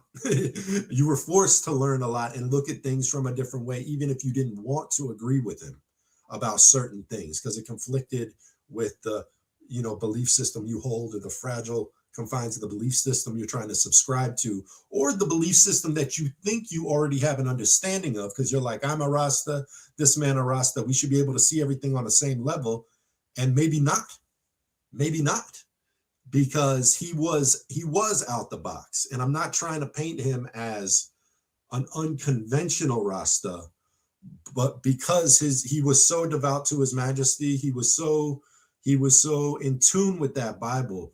But he had knowledge. He had deep knowledge of many, many, many different things, which is why I'll go on record to say I think he had more than just book knowledge and experience life knowledge. I think he was a channel vessel for a higher intelligence, a divine intelligence, his cosmic consciousness and connection to the Akashic record, and synonymous with the realm of the Egun, the pool of the all soul, the encompassing knowledge of those who have come before. He had access to that. And he utilized his presence on stage and in the studio to be a conduit of that. You heard Derma Hussey kind of reference like the stream of consciousness that was a uniquely creative and unorthodoxly different presentation of reggae music, which could be why some people don't feel it, because if you don't feel it, you don't feel it. If you're not intrigued by it, there's a lot of people who think they're intrigued by it because it's sonically different and it's unorthodox, but they still don't know what he's saying because he spoke with a very strong dialect at the same time. And the further away he got from those early albums, the stronger he just let the dialect come on, and the more rapid fire he let the lyrics become. And with like increasingly different verses, every verse. I remember hearing Tippy talk about sometimes the man didn't even want to do a chorus. Sometimes I had to talk him into coming up with a chorus because he just wanted to do straight verse the whole way through. Just never repeat nothing. Just whole stream of consciousness the whole way. You kind of need chorus, man, to break it up a little bit, you know? But that's how he was. And one reason that makes me think that more so is because when you hear Tippy and other producers talk about his creative method when it comes to recording albums, obviously, if you've seen him live, certainly if you've seen him live often or seen a lot of videos of them live, you've never seen the same performance twice.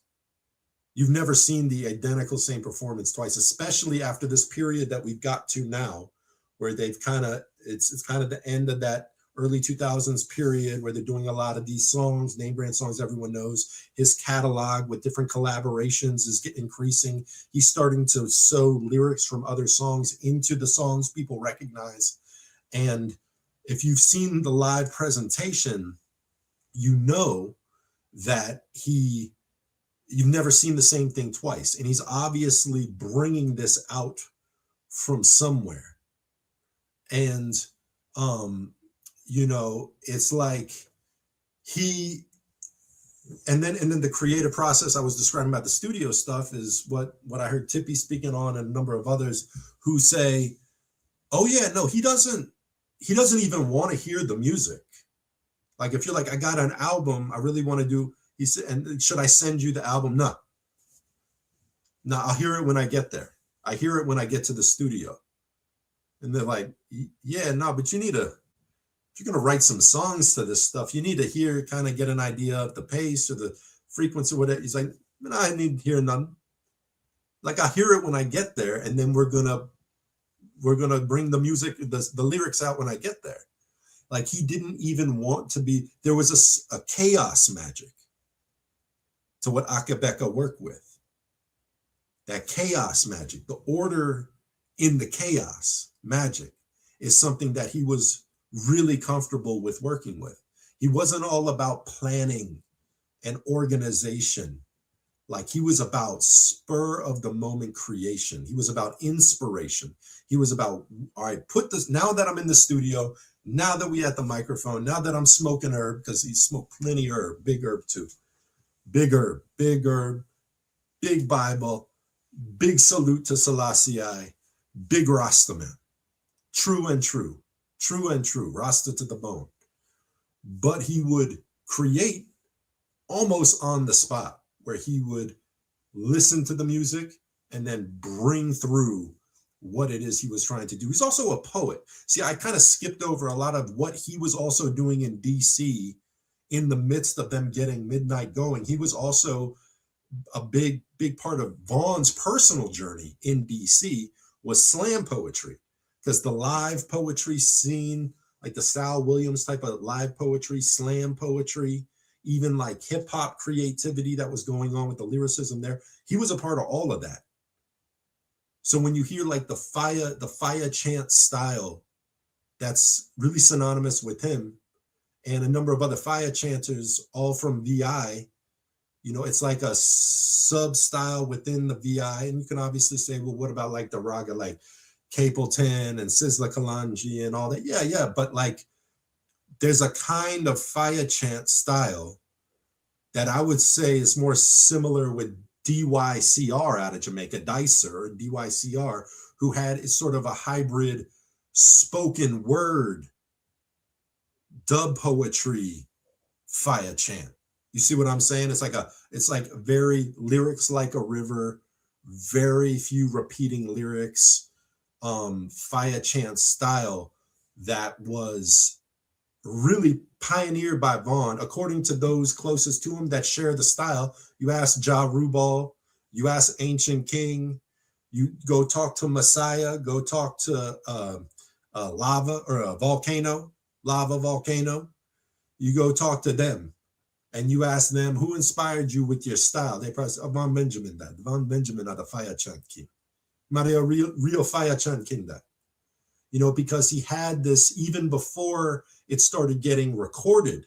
And you can hear an example of him doing it profoundly on the Raz L Productions. We're about to go through all these albums, don't worry. The Raz L Productions, and Raz L was a producer and musician who ended up playing with Midnite and Akae Beka for a long stint. But he was already making productions early 2000s in St. Croix, very digitally based, almost like a hybrid of a kind of a crossover, like digital roots dance hall kind of crossover type of production, and grimy type of roots, digital roots production type of thing. And the albums that Vaughn did with him, like True and Through, and Full Cup being the first one. If you listen to Full Cup, True and Through, Masiana, another one with Razel production. These showcase a different kind of side of Vaughn's style that was very influential to a whole slew of artists in the Virgin Islands. And honestly, I would be remiss, and I would be doing many artists, including Ancient King. Salute Ancient King, big up Xavier. Enough respect to not still into Ancient King. Was one of Vaughn's close brethren who wouldn't have it any other way than me to say, you don't talk too long, and you never hail up His Majesty enough, and you never say how the whole of the VI movement influenced and generated from Vaughn. Akae Beka, I do all them thing. Before Akae Beka, there might have been some artists, but nothing really gained traction. No one really getting tours in the United States. No one really making big album. None of them thing. Like, it was because of Midnite, in particularly Vaughn Benjamin, who not only influenced a lot of people's style, but like mixed the kerosene and the gasoline and threw it on the Virgin Island reggae scene. The Virgin Island reggae scene, St. Thomas, St. Croix in specific. And as well as, you failed to mention a lot of Guyanese, failed to mention a lot of Trinidad influenced by everyone. We got to remember that Midnite was a contemporary of the reggae revival movement of the late 90s. You know, the last half of the 90s was a reggae revival music where things were moving away from the early dancehall of the Shabba Ranks and the Mad Cobra and the Terra Fabulous and the Super Cats of the late 80s, early 90s, digital era, Guan dancehall era. And now what you're having, even with just identifying the migration of Buju Banton from a more slack dancehall artist in the mid-90s to Till Shiloh, when he making a more profound change into conscious Rastafari reggae music. Even now Lotion Man, when Capleton, Almshouse, with the going from a dancehall style, Shabba type of dancehall style, to the Prophet, the I Testament type of thing. Sizzla Kalonji taking the world by storm in the mid to late 90s. So with Exterminator being at the forefront of a lot of the productions, Luciano and Sizzla Kalonji and Coco T holding firm, and with conscious Rastafari reggae music, it was sort of a fusion of the dancehall style with conscious Rastafari influence, raga roots dancehall music, which not only was becoming popular, but it was a revival in the world of reggae music to bring it back into the consciousness of the masses, you know. And Midnite was a contemporary with this movement, but even with Exterminator, it was slightly more roots than the dancehall production, but it was still very much digitally produced, digital drum tracks for the most part. It had horns in it, which was a nice thing, but you know, but like there was a lot of dancehall influence within the production. It wasn't really, you know, I mean, I'm not giving all the credit to Midnite, but their sound, their rugged roots Rastafari, roots reggae, stripped down, akin to like Roots Radix type of sound, who Vaughn expressed he loved Flabba Holt and Styles Scott. Sometimes listen to Roots Radix, just listen to the bass, just listen to the drums. That very stripped down, simplified, deep, rich, syncopated style was very influential for his musical development. And I think Midnite bringing that in the late 90s had an impact, along with, like, at the same time, Morgan Heritage going from the more digitally produced stuff in the mid 90s to Don't Have to Dread being a delineation line in the sand to, no, we're going back to real instruments. We're going back to a band. We're going back to roots reggae played with real instruments and a band. We're going back to that, because the only ones that were doing it were the veterans.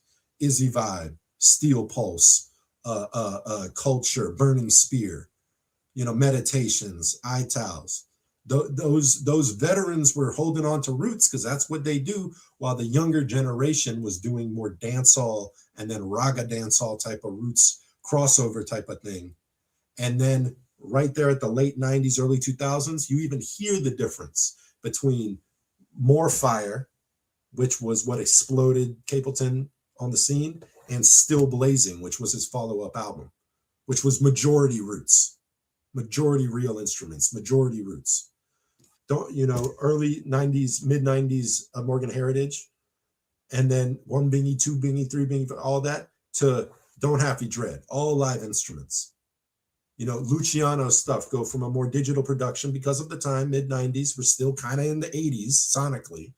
And now we get to the late 90s, and now it's like roots reggae. So Midnite was a contemporary of all of that, and I know they were all hearing it. Even if people like Jamaica, I don't know why they never got a black. I don't know why Jamaica. I know. I don't want to put people's names out there, but I know for a fact that there were some veterans of that age who were instrumental in saying, I first heard about Midnite. I couldn't stop playing Midnite. Jamaican reggae artists in that genre, in dancehall, in reggae. And they're like, once I got a hold of that Unpolished, Luton Fire, one of them. Big up Luton Fire.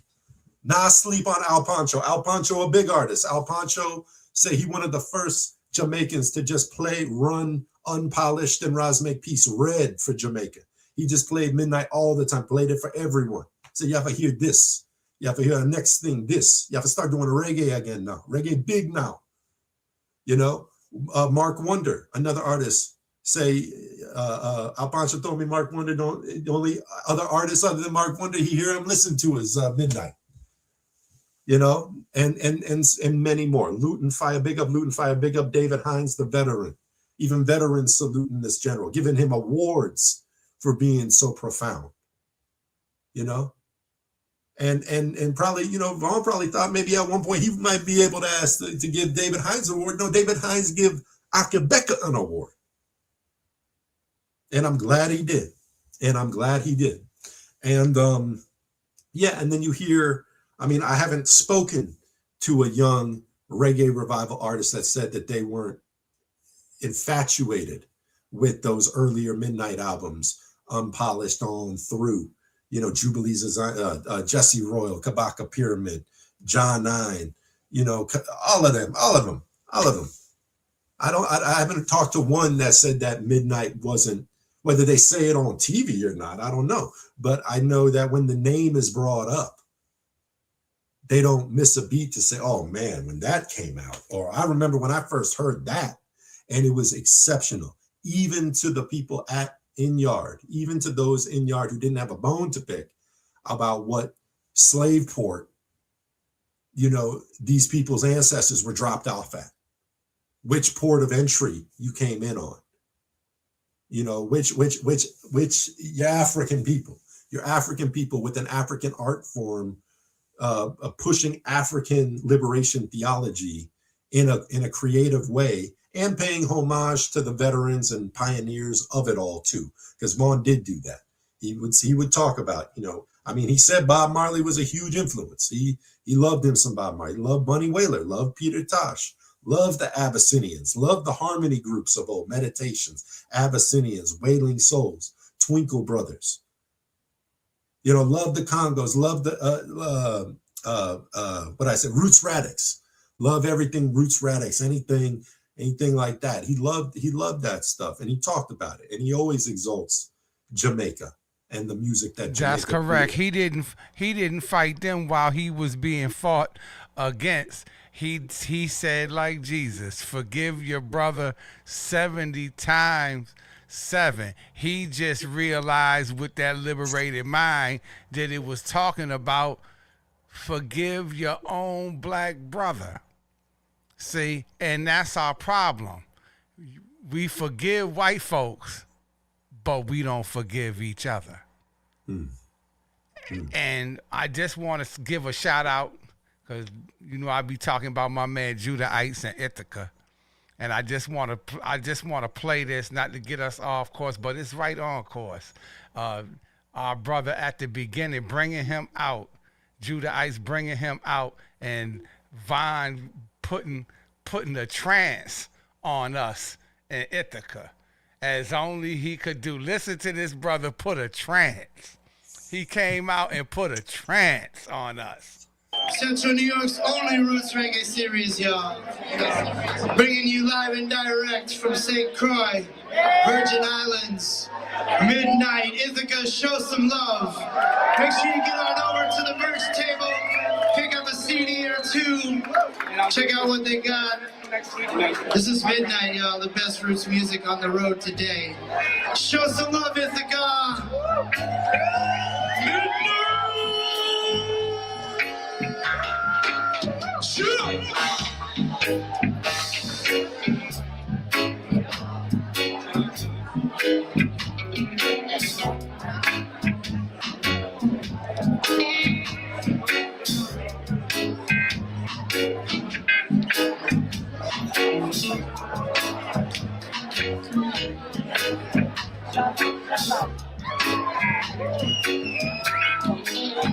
Go ahead, Vaughn, give it to him, baby. Ooh, ooh, ooh, ooh, ooh. Yeah. I said you love John, I am my love John,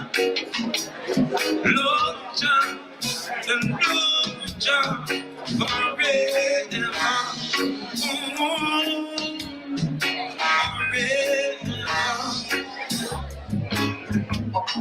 I say love John, never forsake, love John forever.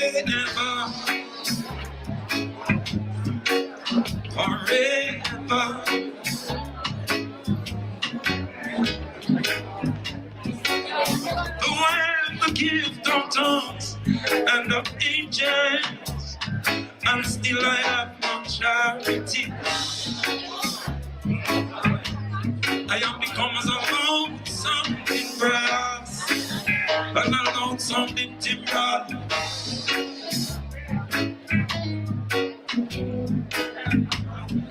Lord, I bestow my gifts to thee, the poor, and I have no charity.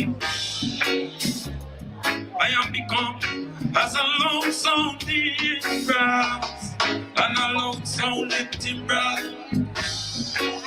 Yeah, hey, Rasta man no be with no one. Rasta man no be with no one. Rasta man no vegetarian. So Rasta man no be with no one. Man praise Jah upon the cymbals and chant, yeah.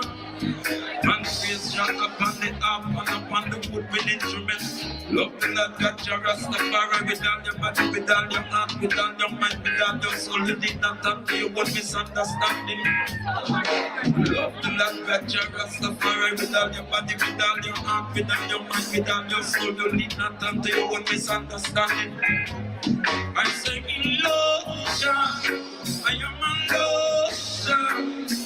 love Jah, never forsake forever,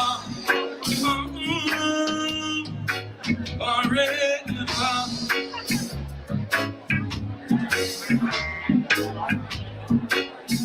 Of the night, of the night, of the night, of the night, of the night, blue lotus of the night, water lily,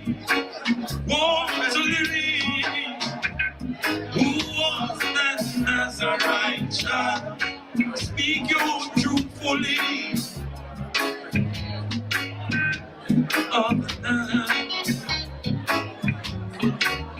of the night, of the night,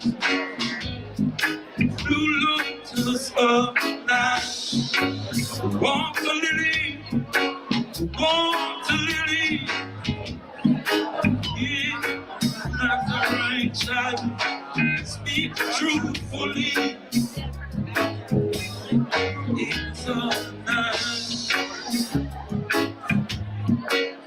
of the night, he was of the night, of the night, of the night.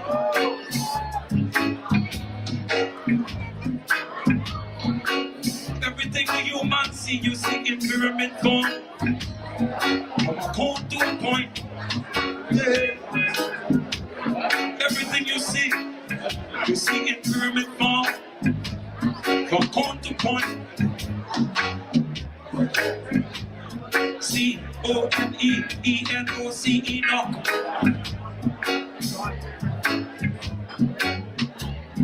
Everything you discover, everything you think you found, has been around. Is it Buddha or Judah? Is it Adonis or Adonai? Is it Tammuz, Tula, Asphaisis, Zarathustra? Everything you discover, everything you think you found has been around.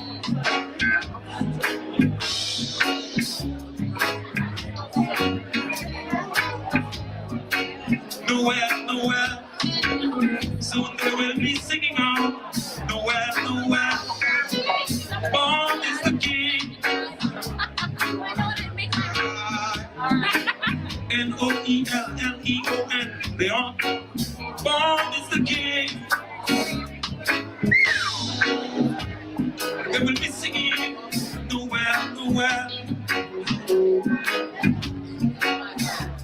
Born is the king. The king. Born is the king of Israel.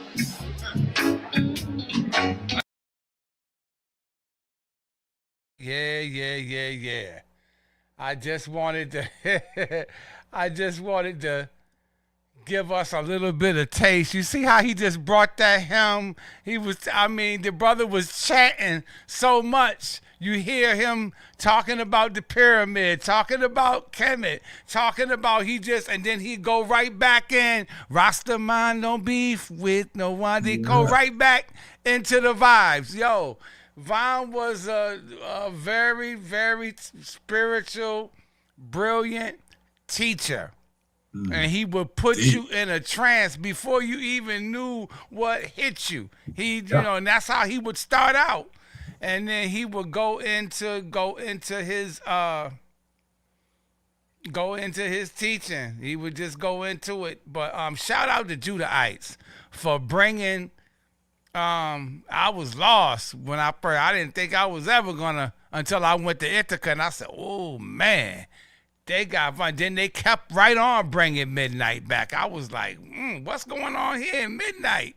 These folks here, they got a little heart here. They got a little testicular fortitude to be able to bring the real, authentic roots reggae." And I've been in love with Ithaca ever since. Yeah.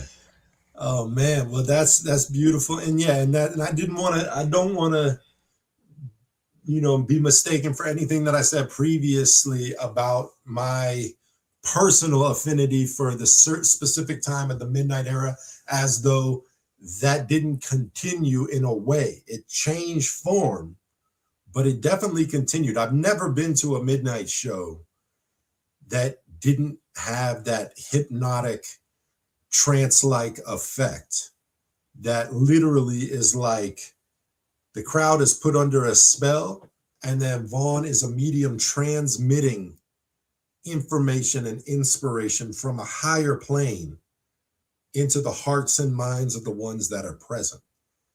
That has been a constant. That has always ever been a constant with Midnight and Akae Beka.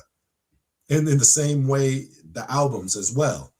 I mean, things are always different live, and there's always a connectivity frequency that you don't get with like just listening to recorded music. But that's very much a part of his thing, is basically the freestyle, freeform aspect of it. And it has always been like that. It's just, when he was younger and had a ton of energy and they were really hungry as musicians and just like climbing up the hill with every grip, and also maybe it just reminds me of being young at that time too, which is why I have such an affinity for it. And it just seems so strongly opposed to conformity and mediocrity and whatever else everyone was doing. It was not that, almost to the point to where, no, we're not going to change to fit into the standard that's present. We're going to force the standard that's present to change to conform to us. And that's how I remember those early Midnight times and those 2000s Midnight times and all that. And I do think that they had a huge influence on the change of reggae production in Jamaica in the early 2000s, late 90s, early 2000s, especially, where you could see it manifest, and certainly were a catalyst to the explosion of reggae artists coming out of St. Croix and St. Thomas, which, probably be a good time to mention some of them, because where we're at now, and I know we're trying to break a new record with how long we going on this one, and we pretty much got to the point 2005 to 2007, and I wanted to read the change of the guard from when Dion and Pix and Abijah stepped down, and those roles were filled by different people. And I'm going to go through it real quick here, because I have a punch list of all the changes. I'm just going to go through it real quick so we can get up to the next step of this presentation.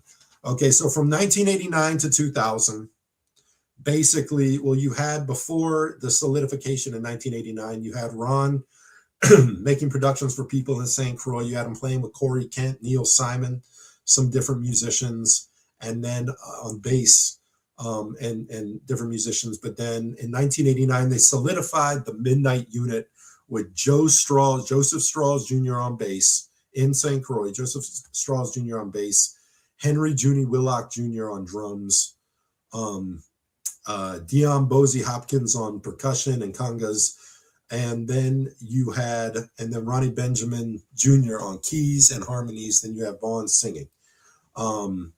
Then once they went to DC, 94, drumming switch from Junie to Ambrose Connor on drums, Ambrose Ambi Connor on drums. That was the major shift. They acquired Chris Ithaca as a guitarist for a little bit, had features from Juicy Carter on sax. This was like this is like 95, 94, 95 era with Ambrose Ambi Connor. And then in 96, Dion Hopkins, who was playing congas, took role of as the actual drummer replacing Ambi. And then the unit from 96 through 99 or 2000 really was Dion Bosie Hopkins on drums, Joe Strauss on bass, Tough Lion on guitar in 97 on through to the end of that period. And Ron on keys and Vaughn singing. And so in 2000 or end of 99, they relocate back to St. Croix, start African Roots Lab, do Jubilees of Zion in 2000, recruit Pix to be the bass player, have Dion on drums same way. Then after the release of Jubilees of Zion, they recruit Abijah to be the guitarist. So the unit becomes Dion on drums, Pix on bass, Abijah on guitar, Ronnie keys and harmony, Vaughn singing. That's the unit from 2000 to 2005, which is the pivotal growing legs, moving around the country, doing lots of smaller shows, doing some big festivals in 2020 or 2002, doing Brazil, doing Puerto Rico, doing different shows, and getting more satellite radio airplay, getting more recognition nationally and international murmurings of this incredible phenomenon known as Midnite. That's 2000 to 2005. About the end of 2004 to 2005 is when basically Bosie gone, Pix gone, Abijah gone, and they restructured the band from 2005 to 2007 with Ryan Wilson on bass, a different bass player. Ryan Wilson on bass. They had a couple of drummers fill in at the beginning, but that's when they got Christian Sly Molina Coret, which became the established drummer from then on.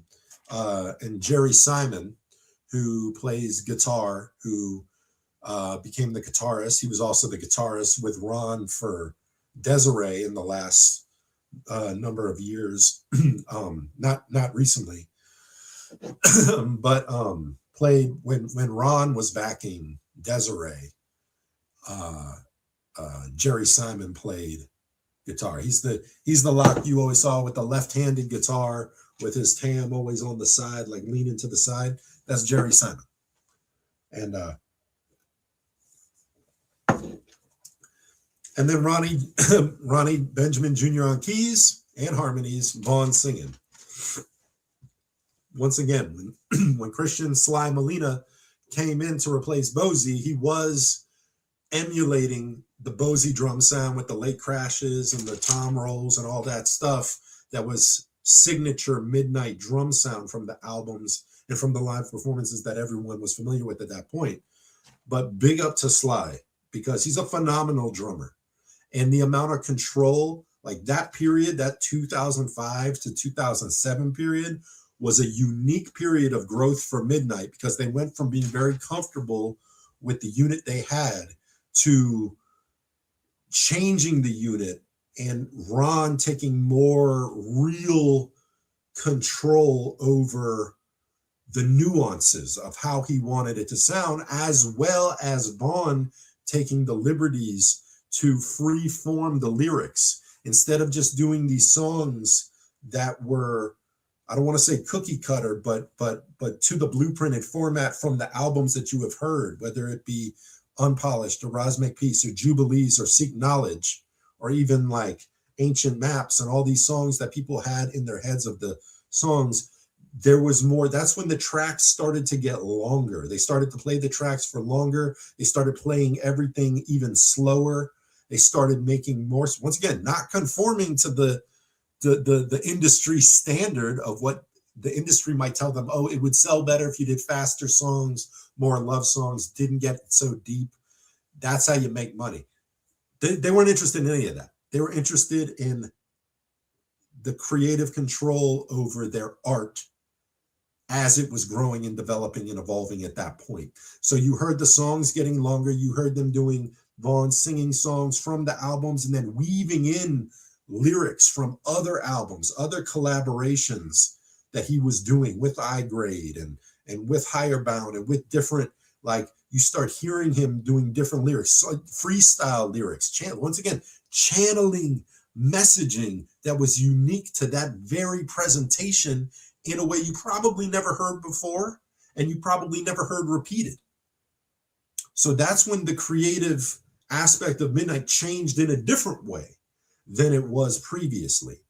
And like I said, Ryan Wilson on bass, Sly Molina on drums, Jerry Simon on guitar, Ronnie Benjamin on Jr. on keys. So that was from 2005 to 2007. That was a growth period for them where they were changing things up. Now, 2007 to 2014 was a significant, that was 2007 was a significant time because that's when they locked in the lineup that they carried through to the end of Midnight. The end of Midnight operating as a live band together and the end of Midnight operating in a production capacity together to make definitively Midnight African Roots Labs albums at the hands of Ron Benjamin.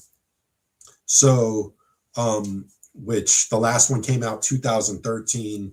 Midnight stopped playing as a band together the end of 2014. And but from 2007, the lineup changed to be this. Ron switched in the live performance from playing keys live to playing bass live, and then filled the role of keyboards to a different artist at the very beginning, the first couple years, at least the first couple years, it was as an artist from the Virgin Islands named Ankh Watep. You can go Google up some of his videos that he did with Bambu Station out of St. Thomas on Talking Roots and stuff. Ankh Watep was the name of the artist who played keys for Midnight when Ron switched to bass. They had the drums played by Christian Molina or Sly, held down the drum roll. They added guitarists. Instead of Jerry Simon, they had Edmund, and I always get his name wrong, but Edmund Fualitu. Fualitu, it's spelled F-I-E-U-L-L-E-T-E-A-U.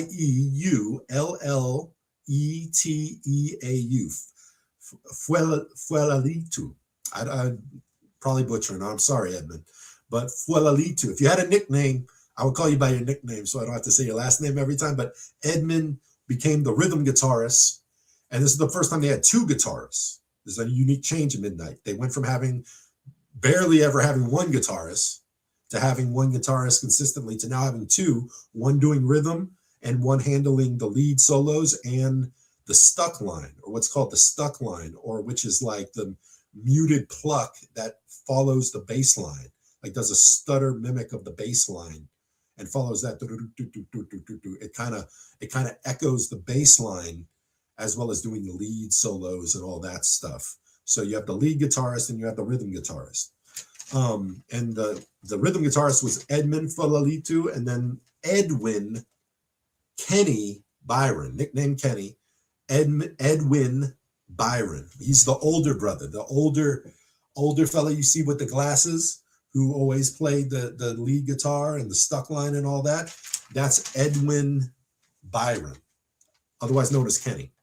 And they were the guitarists pretty much, well, certainly for all the rest of Midnight and even at the beginning of Akae Beka. And I'm not sure how long Ankh Watep stayed in that role as keyboards. I think it was a year or two. I could be wrong. But ultimately, his role, the keyboards, was replaced by the producer we just mentioned earlier, Raz Element, who's the producer and musician and engineer, owner-operator of Razel Productions, or Raz Element Productions, it's called now. And he does all sorts of stuff. Just came out with a Came out with an Akae Beka album, came out with an Abja album not that long ago, has released tracks by Desiree. He was one of the earlier producers in the early year 2000s, actually, with his more digital production for some Virgin reggae artists. If you don't know him, check him out. Sista Joyce,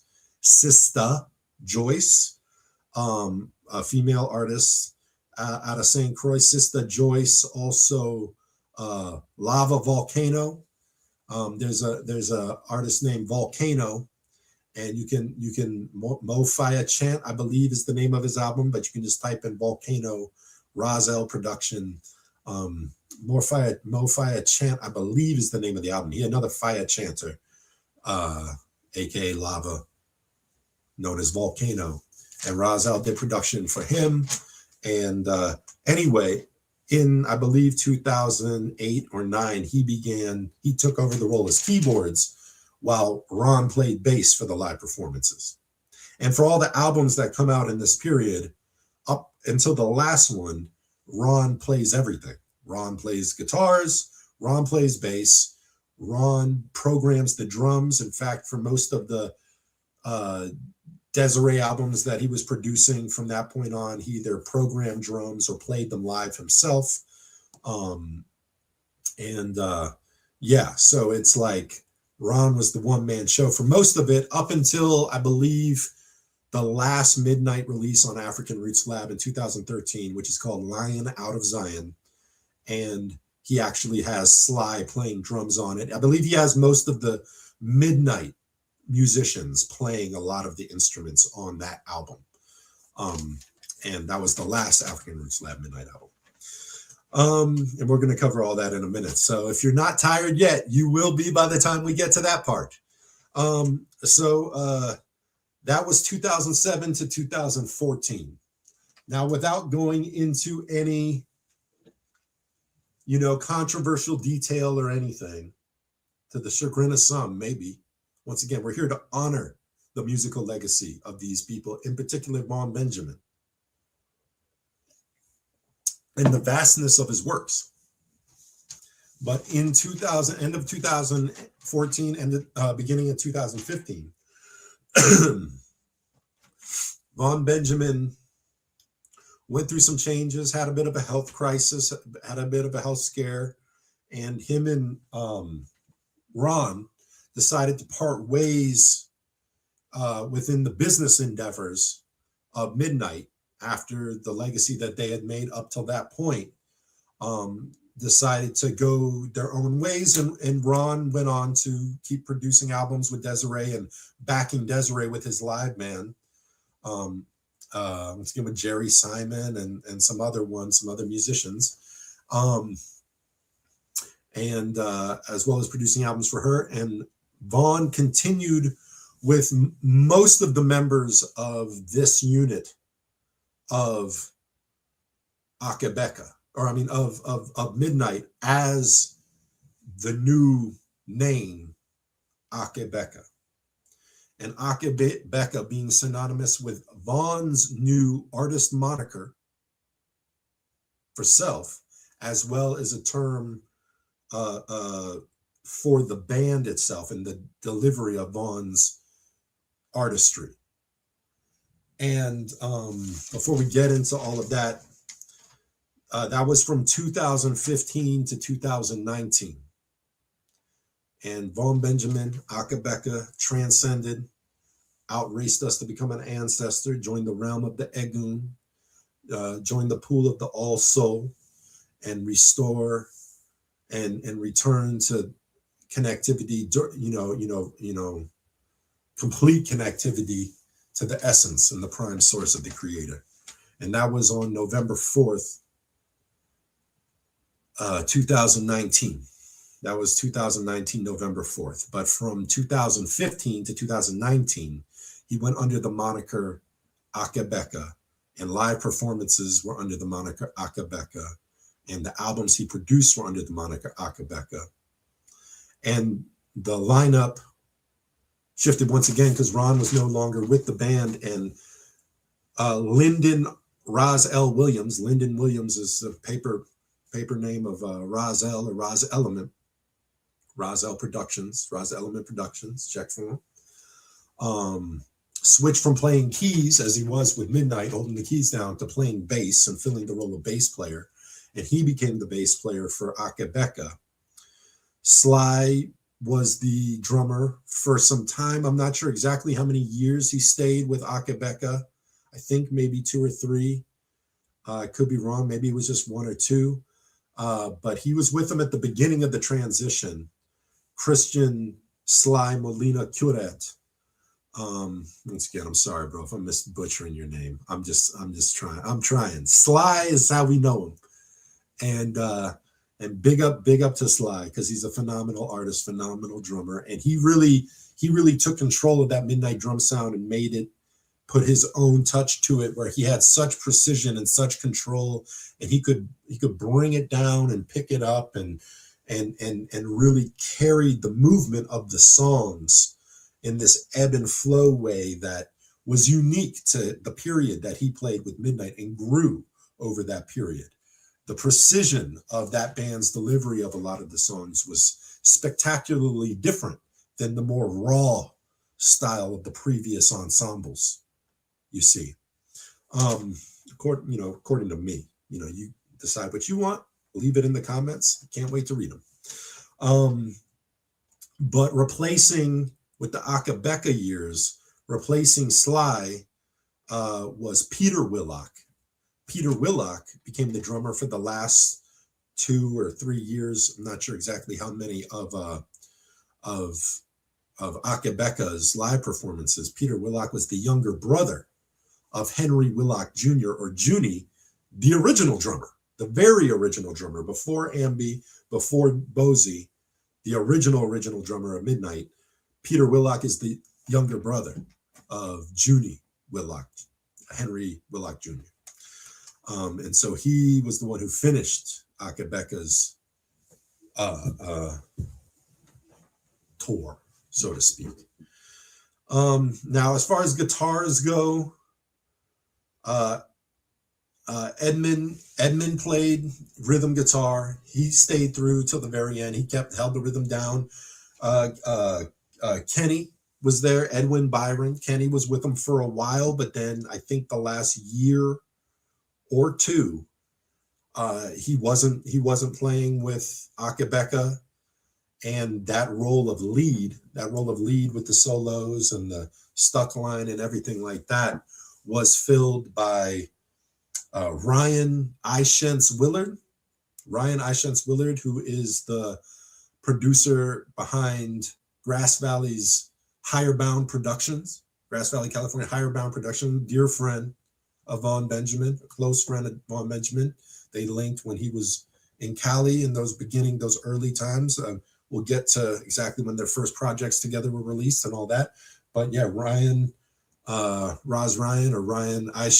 Willard is, he was filling the role of guitar, I think most in the West Coast. And then I remember seeing videos from SOBs and some in New York of those later Akae Beka shows that last year, where Andrew Moon Bain of Luster King's production actually was the lead guitar, filled that role of lead guitar instead of Ishentz. It was Andrew Moon Bain, who's another incredible producer and collaborator of Vaughn, 1/3 of the Zionite Kings, roots and culture super team, some of the best productions in the world today, as far as I'm concerned, for roots reggae music.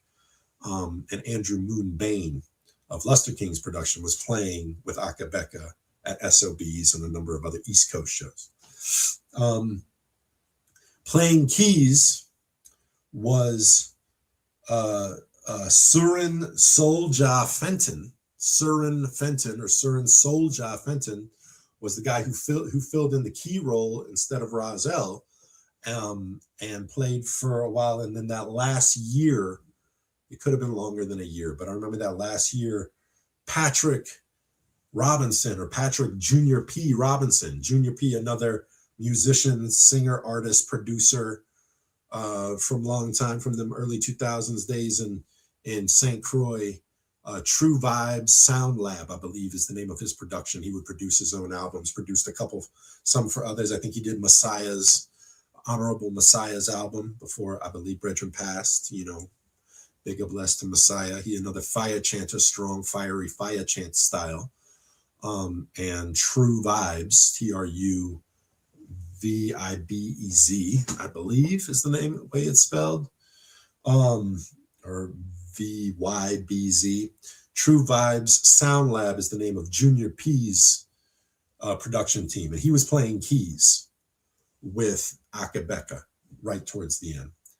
And so that is the total synopsis of the lineup of Midnight, the shifting lineup of Midnight all the way through the Midnight legacy of live performance, as well as recordings, as well as the changing of the guards and the changeover to Akae Beka and who held down those roles through the Akae Beka periods.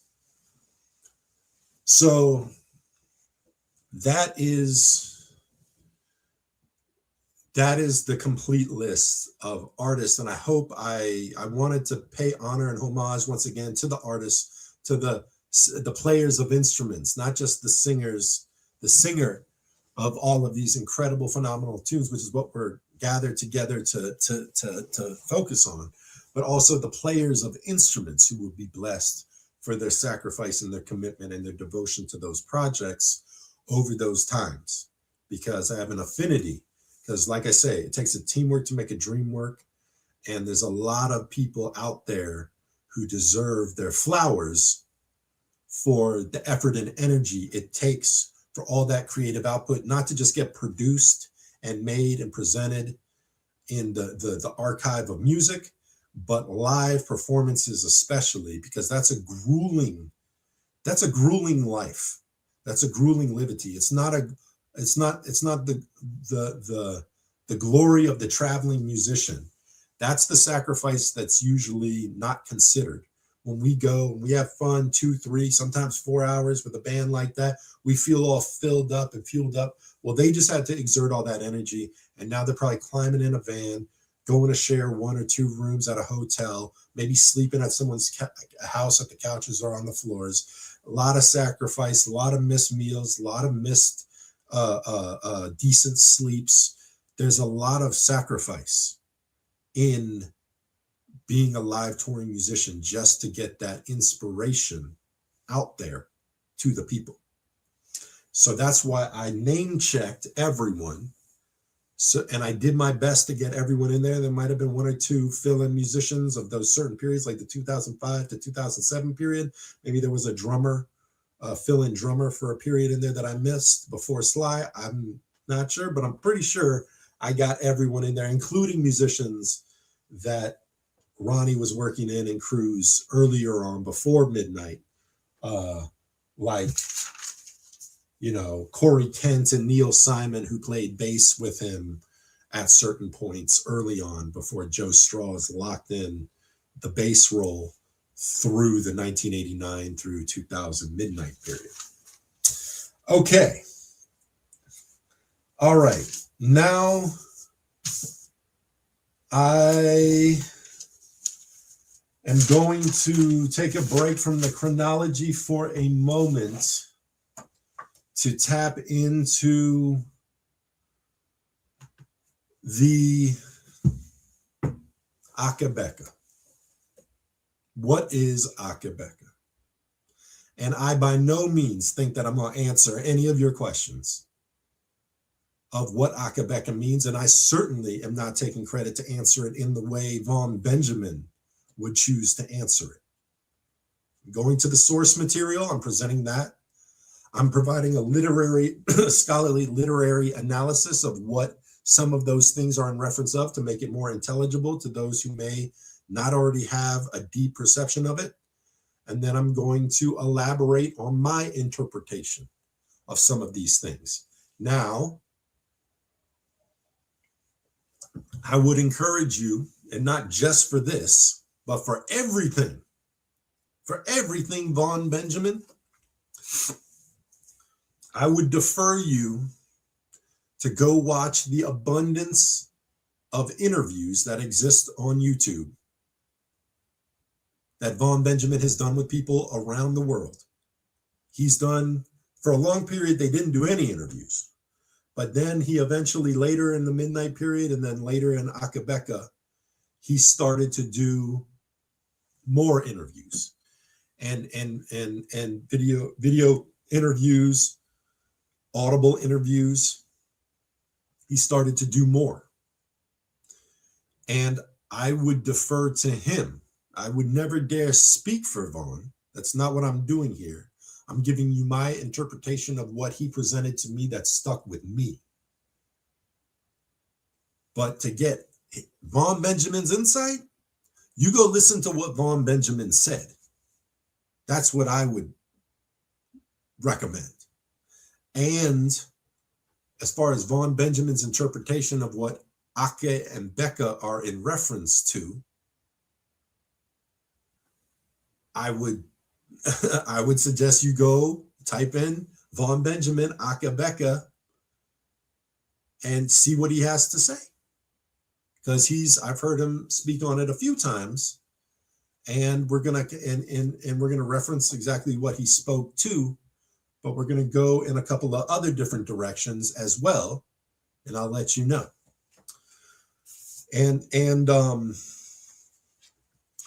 So Akae and Beka, first of all, Akae and Beka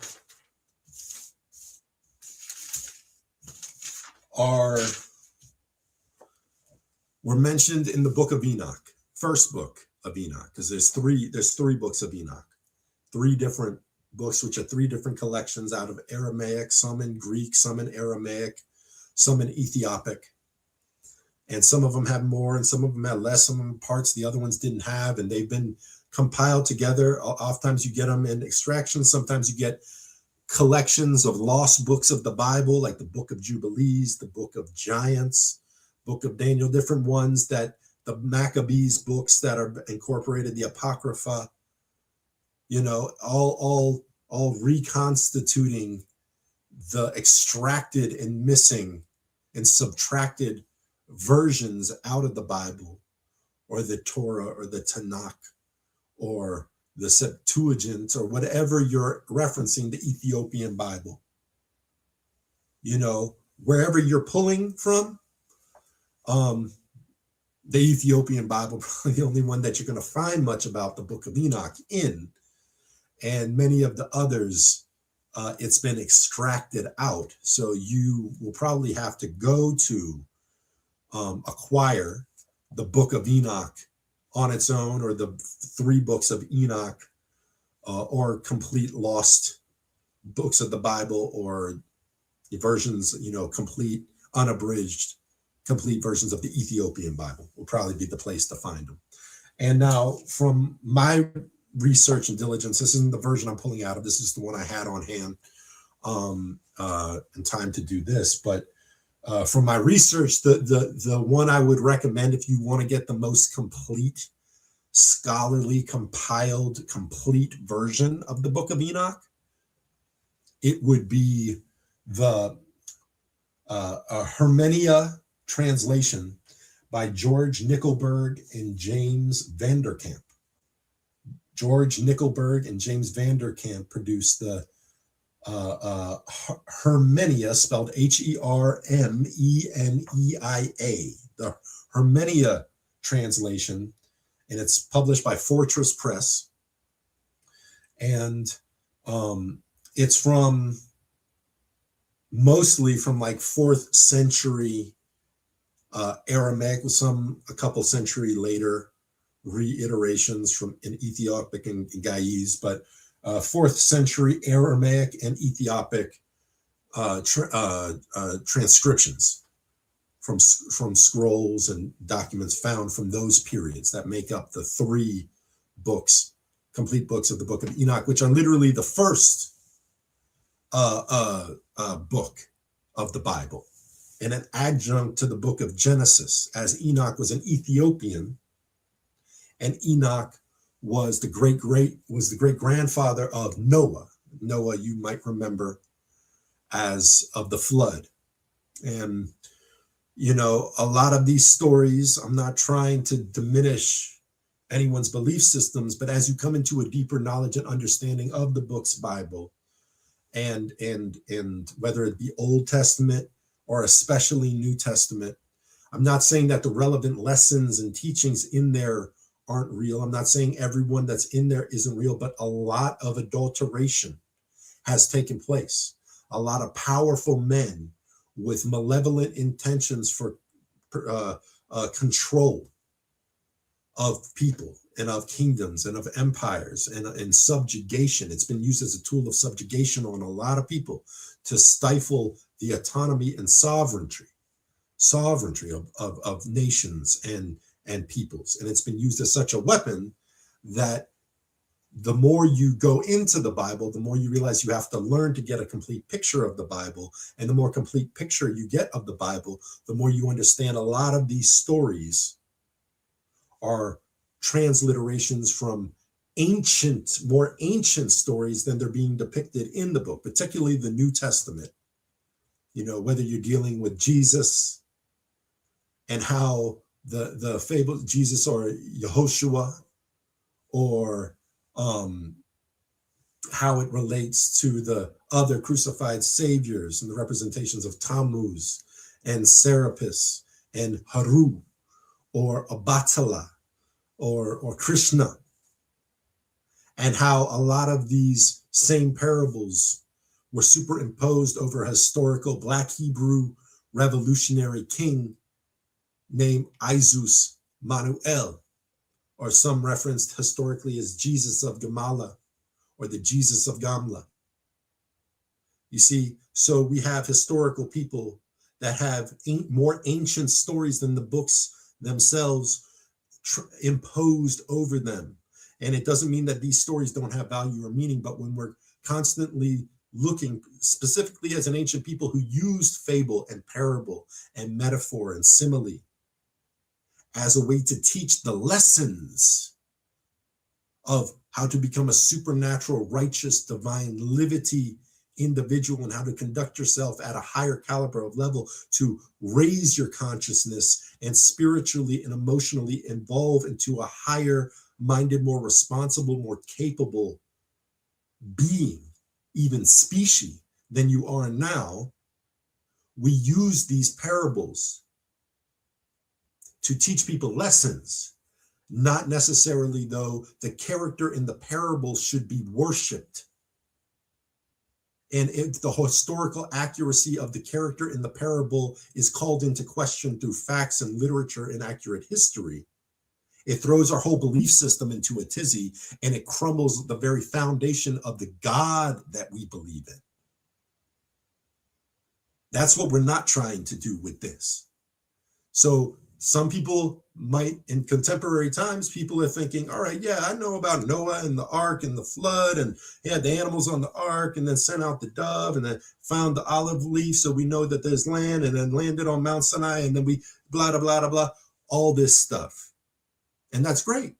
A lot of people don't know about the Epic of Gilgamesh and the Great Deluge, and the hero of the Epic of Gilgamesh called Utnapishtim, who a lot of the allegory about Noah was actually based upon.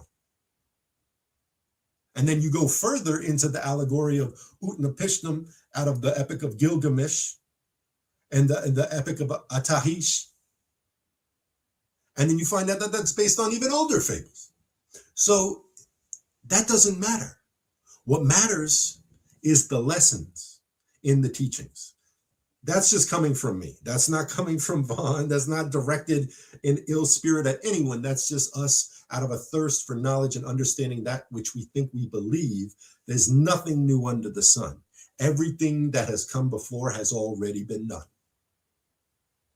And we give thanks for that.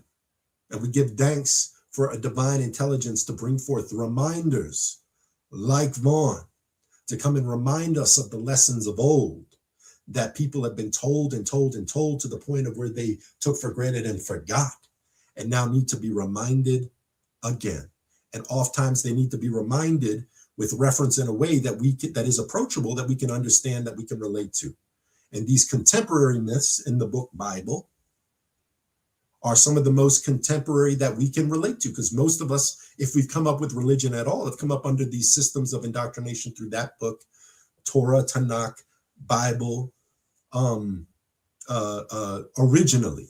So coming into a spiritual form of knowledge, we usually come at it from a religious perspective. And then we build on that religious perspective with a deeper insight and knowledge, so we can understand where some proverbs and psalms come off of the coffin text and the pyramid text and all of these scrolls from Kemet and all of these scrolls from Sumer and the Numa Elish and the Book of Inanna and the Epic of Gilgamesh and the Epic of Atahis and on. You see, in the Book of Ifa, the Book of Ifa.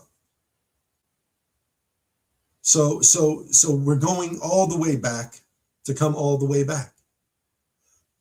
But towards the end, the last few years, and like I told you, 23, 24 years ago, Vaughn told me, read this book.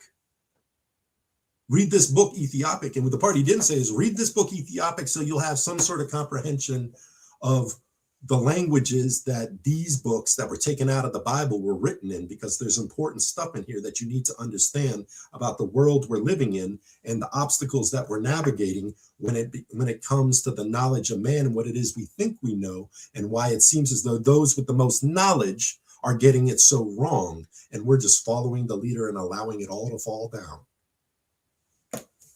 I didn't know that when he told me read this book. But I'm learning more every day. Something Vaughn also told me early on was this, that I was going to say earlier, but I digress. Over the years, I got to know him.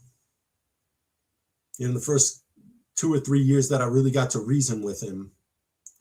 And I would say at the very beginning, I say, I don't know what it is I'm going to do in life, but one of the things, I love reggae music and I love to play reggae music for people. I love turning people on midnight.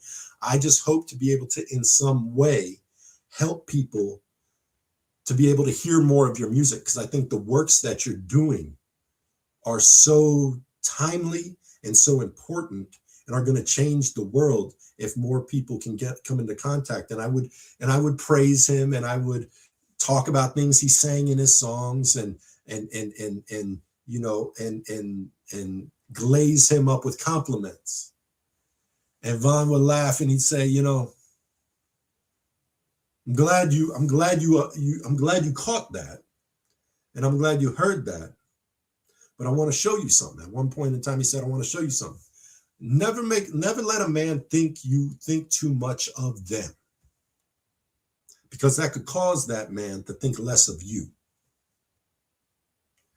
And I didn't quite know what he meant by that.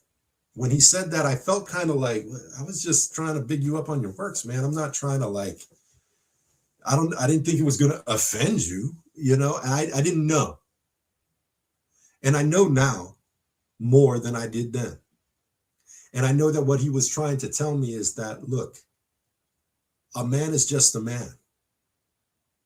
I'm glad that we're vibrating on a kindred frequency on certain things. I'm glad you feel that. I'm glad you're not threatened by that. I'm glad you're not shutting down because of some of them things.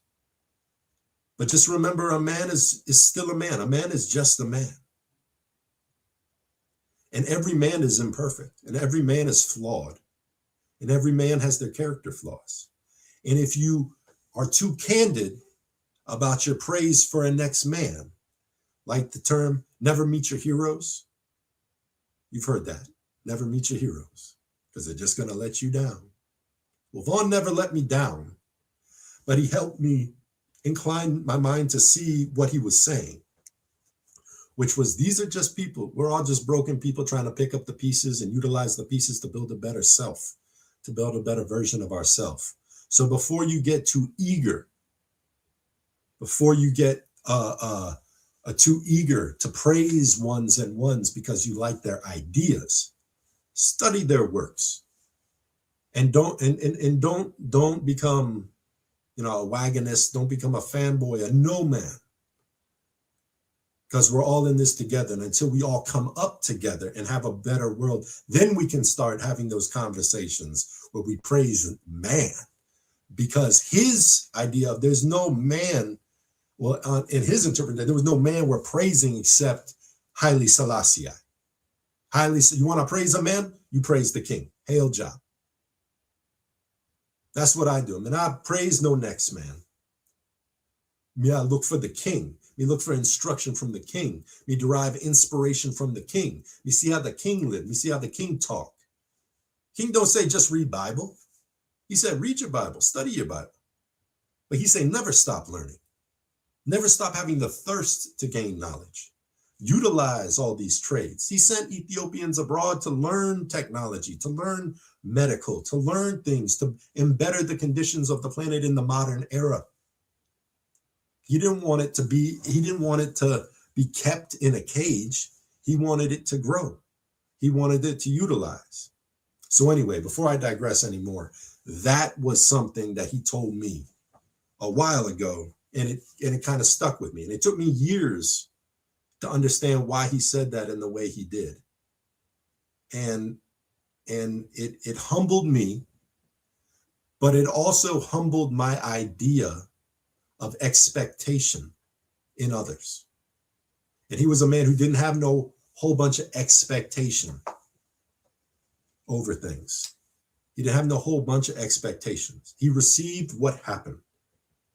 He acknowledged what happened and how things go. He didn't build a bunch of fictitious expectations about how things should go, and he didn't get let down when things didn't go the way he had planned, which kind of lends credence to how he did albums and how he pursued shows. And it might have been difficult for some of these other musicians when it's like Jah is at the wheel. You know, Jah is my co-pilot. Jah is steering the ship. I'm going to sit here and let Jah steer the ship. And that might have been difficult for some, but I can understand the humility and the sense of presence and being present in the moment and not having woe and worry of the past and not having fear and dread of the future. It's just being one in the moment. All you have is now, in a now.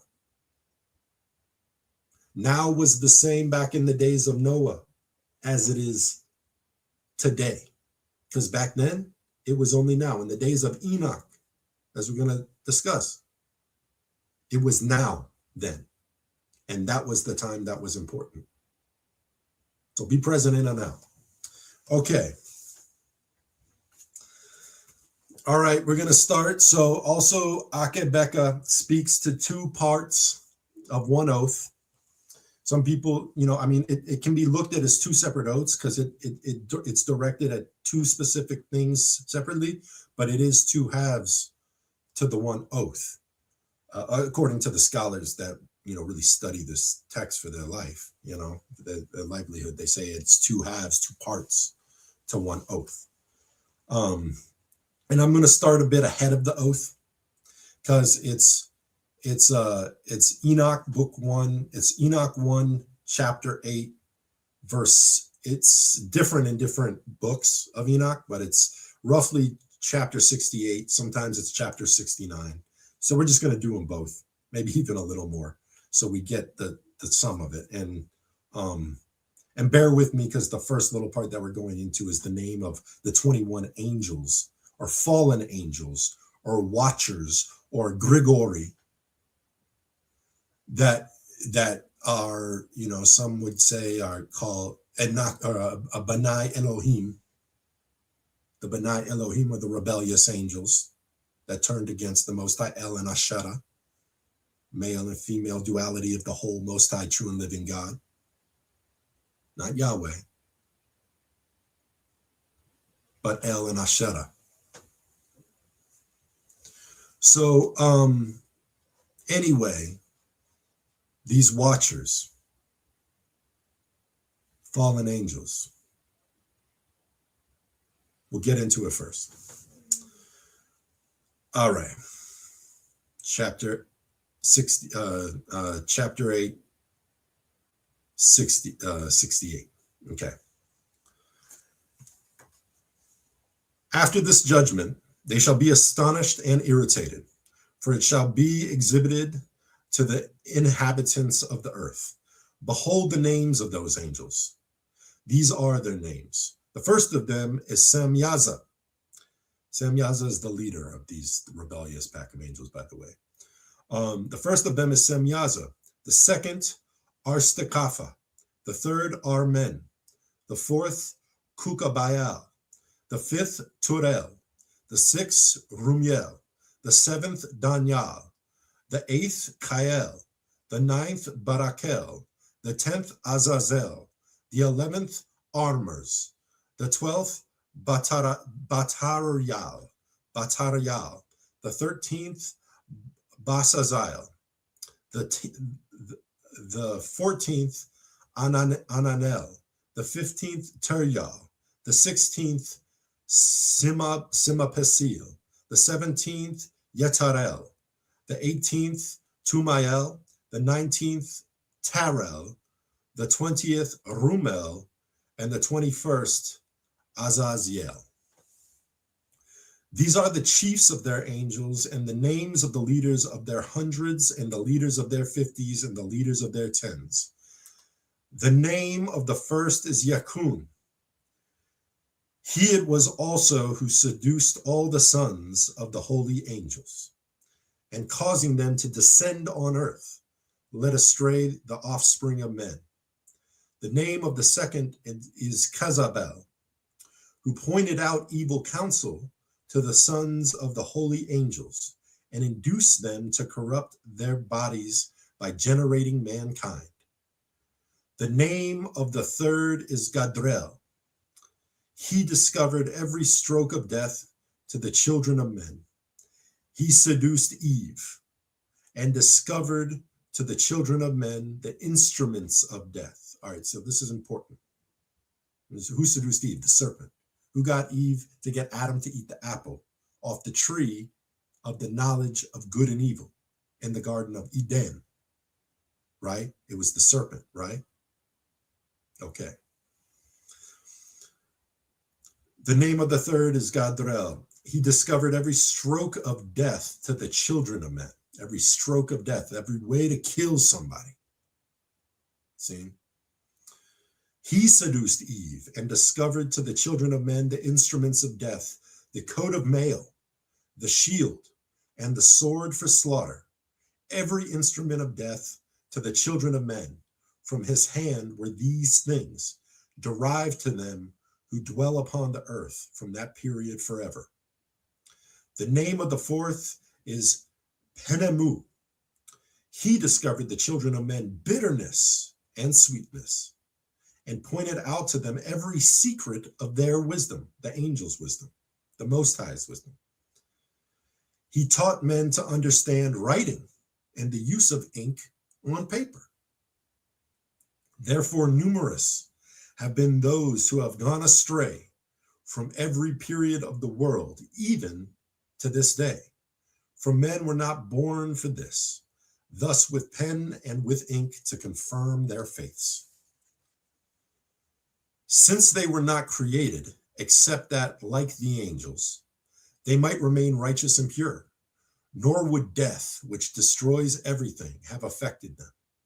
But by this their knowledge they perish, and by this also its power consumes them. The name of the fifth is Keziade. He discovered to the children of men every wicked stroke of spirits and of demons. The stroke of the embryo in the womb, to diminish it. The stroke of the spirit by the bite of the serpent, and the stroke which is given in the midday by the offspring of the serpent. The name, which is Tabayet. This is the number of the Kezbel. All right, start paying attention now. This is the number of the Kezbel, the principal part of the oath, which the Most High, dwelling in glory, revealed to the holy ones. Its name is Beka. He spoke to Holy Michael to discover to them the sacred name, that they might understand that secret name and thus remember the oath, and that those who pointed out every secret thing to the children of men might tremble at the name and that oath. This is the power of that oath, for powerful it is and strong. And he established this oath of Akae by the instrumentality of the holy Michael. These are the secrets of this oath, and by it were they confirmed. Heaven was suspended by it. The very heavens are suspended by this oath, in the knowledge of this oath. Heaven was suspended by it before the world was made forever. By it has the earth been founded upon the flood, while from the concealed parts of the hills and the agitated waters proceed forth from the creation to the end of the world. Before beginning, past the end.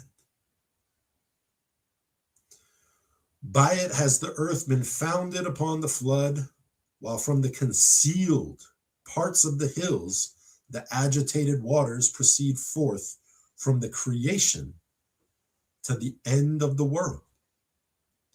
By this, the oath, the sea, by this oath, Akae, the sea has been formed, and the foundation of it, the sea and the foundation of the sea. During the period of its fury, he has established the sand against it, the sea, the sand against the sea, the beach, which continues unchanged forever.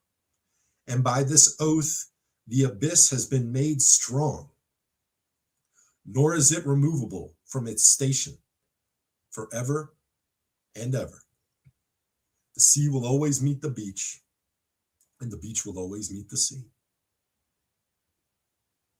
Forever and ever. By this oath, Akae, the sun and the moon complete their progress, never swerving from the command given to them, forever and ever.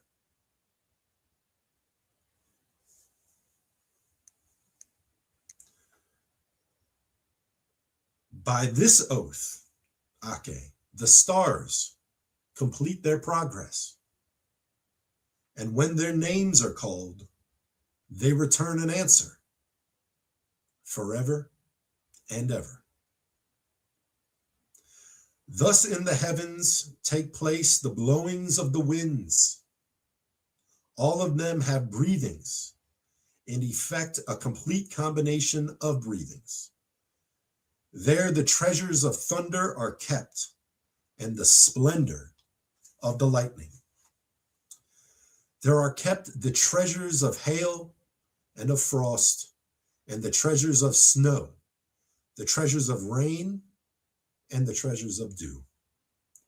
All these confess and laud before the Lord of spirits. They glorify with all their power of praise, and he sustains them in all that act of thanksgiving, while they laud, glorify, and exalt the name of the Lord of spirits forever and ever. And with them, he establishes this oath, by which they and their paths are preserved, nor does their progress perish. Great was their joy. They blessed, glorified, and exalted, because the names of the Son of Man were revealed to them. He sat upon the throne of his glory, and the principal part of the judgment was assigned to him, the Son of Man. Sinners shall disappear and perish from the face of the earth, while those who seduced them shall be bound with chains forever. The watchers he's talking about, those who seduced the sinners, who led mankind astray. They shall be bound with chains forever. According to their ranks of corruption shall they be imprisoned, and all their works shall disappear from the face of the earth, nor thenceforth shall there be any to corrupt, for the Son of Man has been seen sitting on the throne of his glory. Everything wicked shall disappear and depart from before his face. And the word of the Son of Man shall become powerful in the presence of the Lord of spirits. This is the third parable of Enoch. And to put a happy end on it, we're going to read this last chapter since it's so quick. After the name of the Son of Man, living with the Lord of spirits, has exalted by the inhabitants of the earth. It was exalted in the chariots of the Spirit, and the name went forth in the midst of them. From that time, I was not drawn in the midst of them, and he seated me between two spirits, between the north and the west, where the angels received their ropes to measure out a place for the elect and the righteous. There I behold the fathers of the first men and the saints who dwell in that place forever. So that's the chapter, and a little bit before and a little bit after that refers in particular to the oaths of Akae and Beka, or the two halves of the one oath. The Beka, to bind the watchers and the fallen angels for their sin against the divine intelligence, for sharing with a underdeveloped man or son of man, human being, a spiritually and mentally unprepared, underdeveloped, irresponsible human being, the deeper sciences of the angels, the deeper sciences of nature, teaching them the ways to hack nature, how to frack nature, how to manipulate nature for selfish reasons, maybe without that intention. Maybe they want mankind to be wiser. Maybe they want us to develop. But we're spiritually irresponsible. We're spiritually inept. We're spiritually underdeveloped. We're not ready for these sciences yet. So there was an oath that was given to hold these fallen angels accountable for sharing that with man that should have remained unrevealed until a point where human beings had proved themselves to not use science to destroy each other, to only use science to embetter the lives of humanity, the vitality of the planet, the protection of all living things on it, to do no harm. Isn't that how the oath goes, the Hippocratic oath, to do no harm? Then and only then, maybe, are human beings eligible to be given more knowledge of what to do with these deeper sciences that allowed us to extract and refine things out of nature to develop commodities or tools and build industries and innovations and technologies. Should we use them to help one another? Yes. Should we use them to inspire and teach one another? Yes. I believe that's what Haile Selassie referred to through most of his journey as a leader. I believe that's what he encouraged even the peasants to gain more education. That's why he made schools available. He didn't keep women out of them. He started schools for the girls because he saw the trends of religion. He saw the trends of Islam and Christianity had on the subjugation of the feminine principle and females in specific in the world, and knew that that wasn't a part of the true Christianity. That wasn't a part of true Islam. Knew that was an aberration of what these spiritual systems truly had at their core, which is ultimately the understanding of the Ola Dumare and the Ola Rune of the two halves to the one perfect circle in union, man, woman, child. sun, moon, star. So the watchers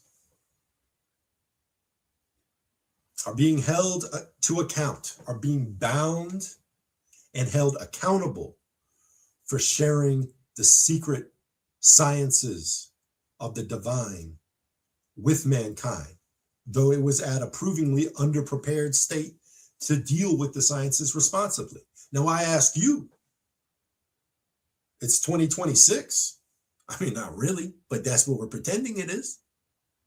It's far enough along from the days of Enoch and any last flood we may have had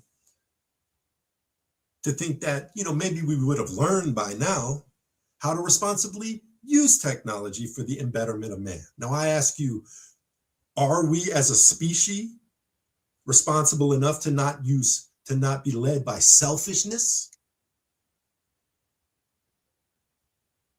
Because remember, the path of the righteous man is beset on all sides by the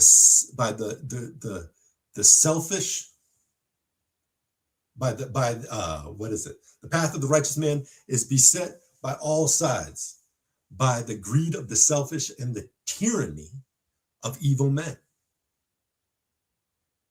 And blessed are they who shepherd the weak in the valley of the darkness, for they are truly the brother's keeper and the finder of lost children.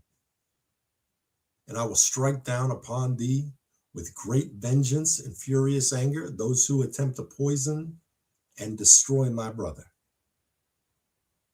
And you will know that my name is the Lord when I lay my vengeance upon thee. And that was out of Ezekiel. That's one of the later, and it's a modification. It's a modification. It's a paraphrased version. But that's what we're surrounded by. We're surrounded by those who, out of their greed and selfish and the tyranny of the evil and their desire to control and their obsession with full spectrum dominance, to utilize technology and science, even medicine, even nutrition, even food, to be weaponized against their fellow man. It seems like the work of a fallen angel to me. And it seems as though that the oath of Beka is needed now more than ever. Now, Akae, the Akae Beka. Akae is an acknowledgement of,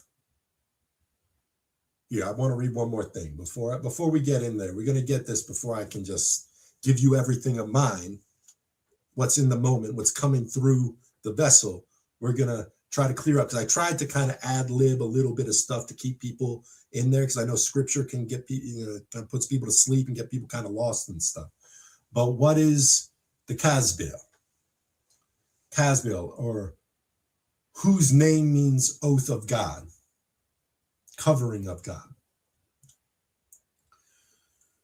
Kasbil is an angel given the responsibility of two oaths, or two halves to this oath, two oaths in the second section of the book of Enoch, what we just read, the third parable of Enoch.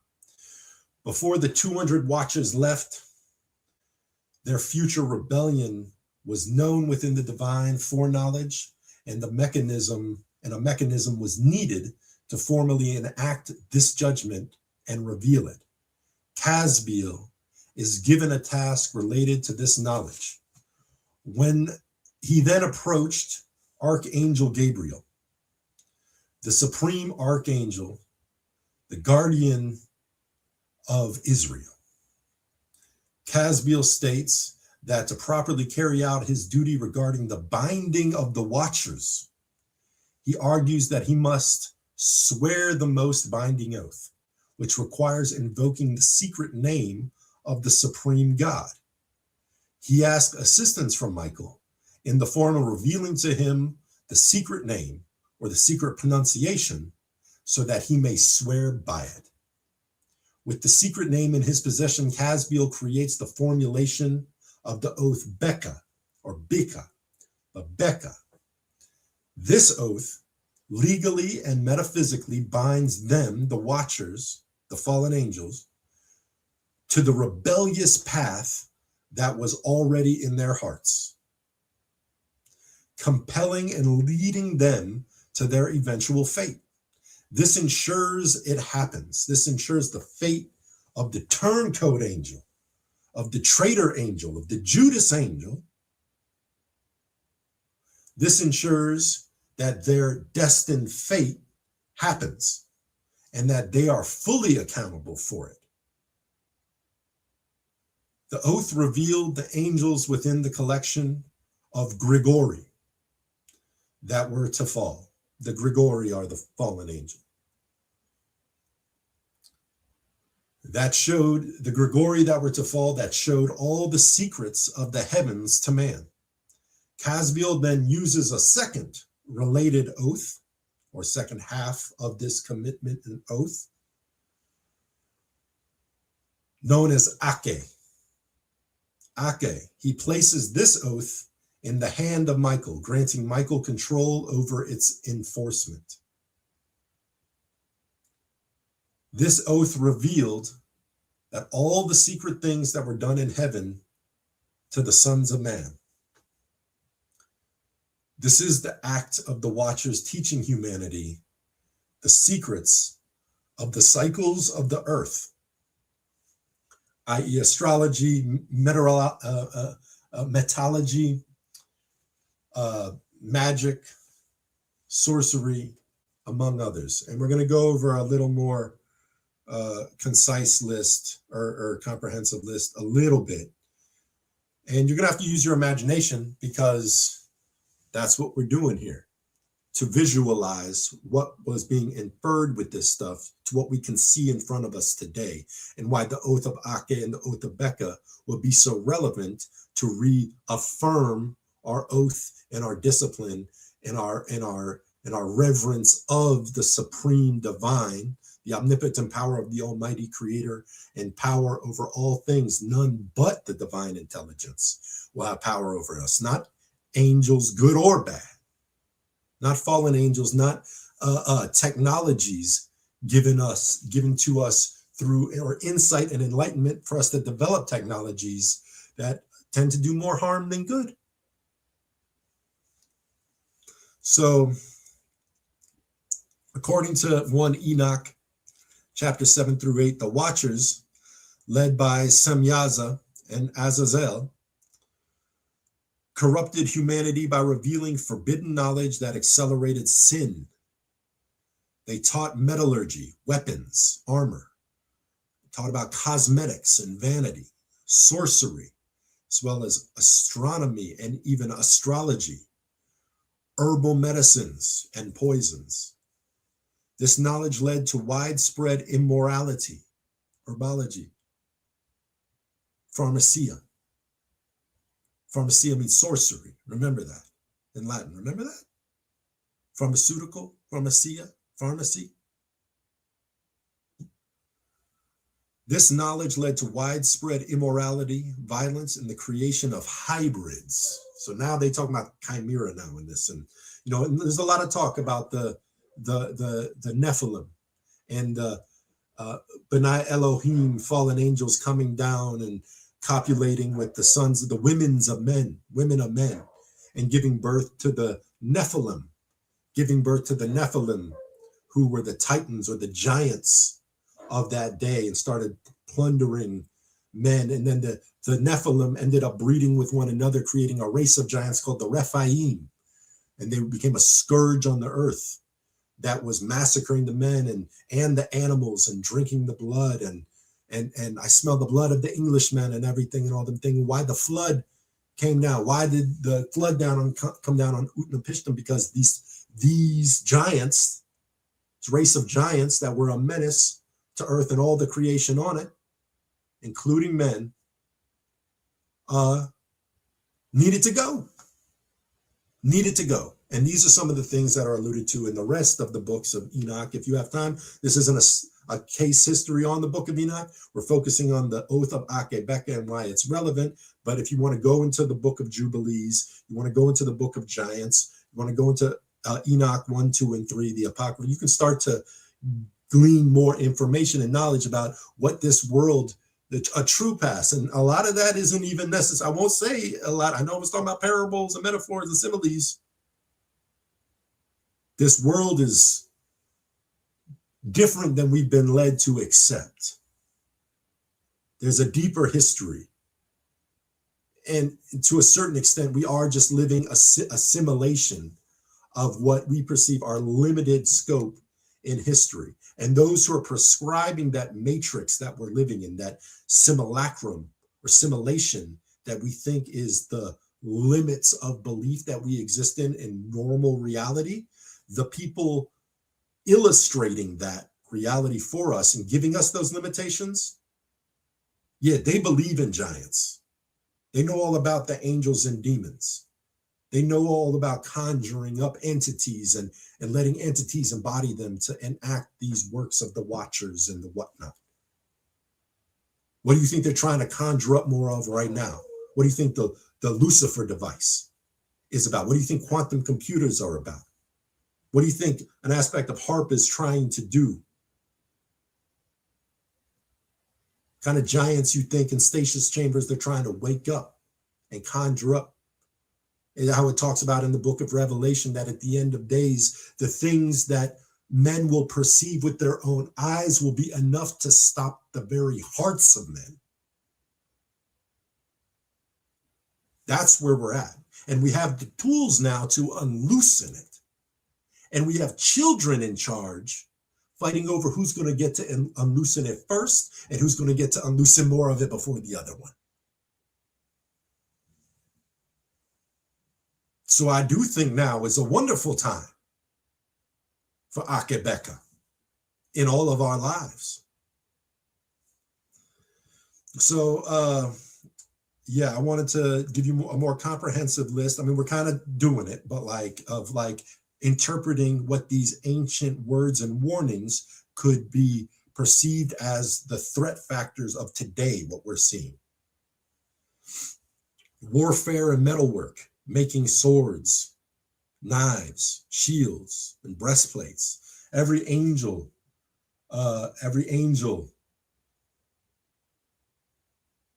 Azazel taught men to make swords, knives, shields, breastplates, and armor.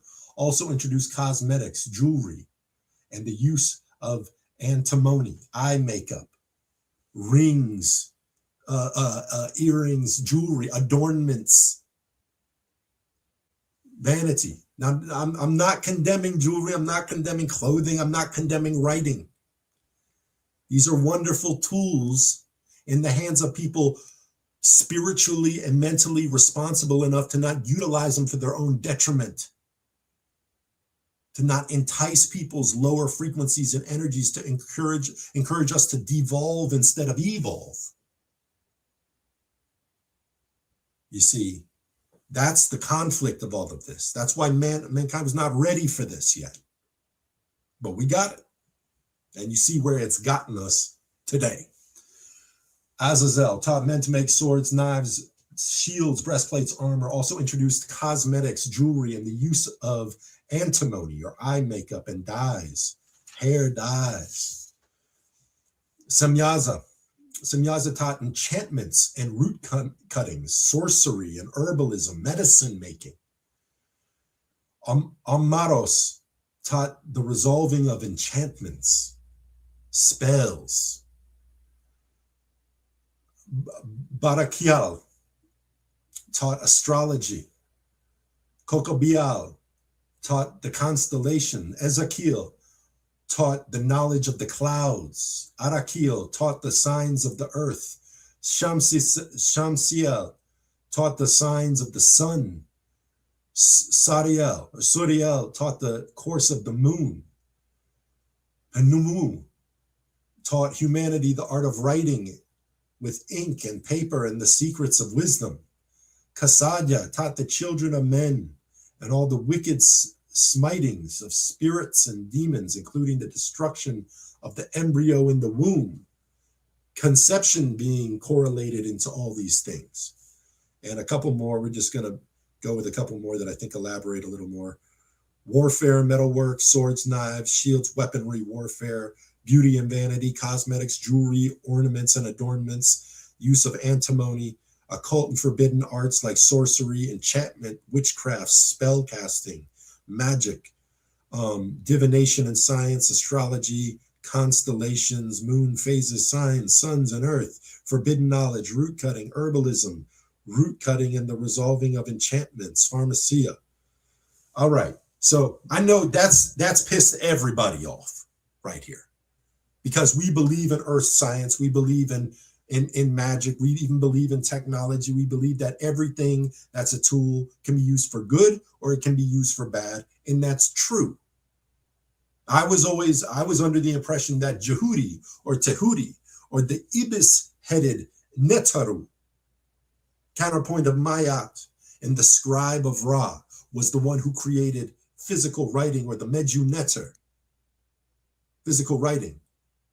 And as the story goes, according to Tahuti Sa Nevichur, is that the man sitting on the beach, sitting on the bank of the Nile, was sitting there and wondering how he could transmit intelligence, not just to someone through audible speaking, but actually, so generations later, this ancient knowledge can be preserved and transmitted. And he saw an ibis bird. He saw an ibis bird on the bank in the sand and putting its little feet in the sand and scraping with its beak at trying to get the bugs out of the sand. And he went over and looked at it, and he saw these things that look like cuneiform prints and looks like symbols and signs and swoops and slashes. And he said, we need to create a written language. We need to develop written language so this knowledge can be preserved and can be handed down to the generations without it just being an oral tradition. So it can stay the same. So I still think writing's a good thing. But as we can see how every technology, every innovation, every industry, everything human beings have done to make the job of existence in life and to sustain life and to make life more hospitable for proliferation and having more and more human beings more comfortable and doable, you develop technologies. And through those technologies and sciences, you develop industries. And through those industries, you develop pursuits of distribution of commodities. And then you end up with haves and have-nots. And then what you end up with is the haves who want to extract everything from the have-nots. And the have-nots have less. And the haves have more. And through controlling that disproportionate equilibrium of haves and have-nots, the few have everything and the majority have nothing. You have to stoke war. You have to build weapons, and you have to spread weapons amongst the poor so they take their animosity out on one another. You have to create armies of hundreds and fifties and thousands to wage wars with one another so that the soothsayer can put mixed messages or send with writing mixed messages to neighbors to cause them to become enemies. People in the same families fighting over tribalism, fighting over which island you ended up at instead of the oppressor, instead of fighting to get free, to liberate yourself from bondage. Now you're slaves to a system where you're strategically designed to have less and less and less of the things to make your life more comfortable and beneficial, while the rich has more and more and more of that which they do not need. You see, so the oath of Beka was confirming the deviation of the rebellious angels, confirming the rebellion of the fallen angels or the watchers or the Grigori. Some people would say the Anunnaki.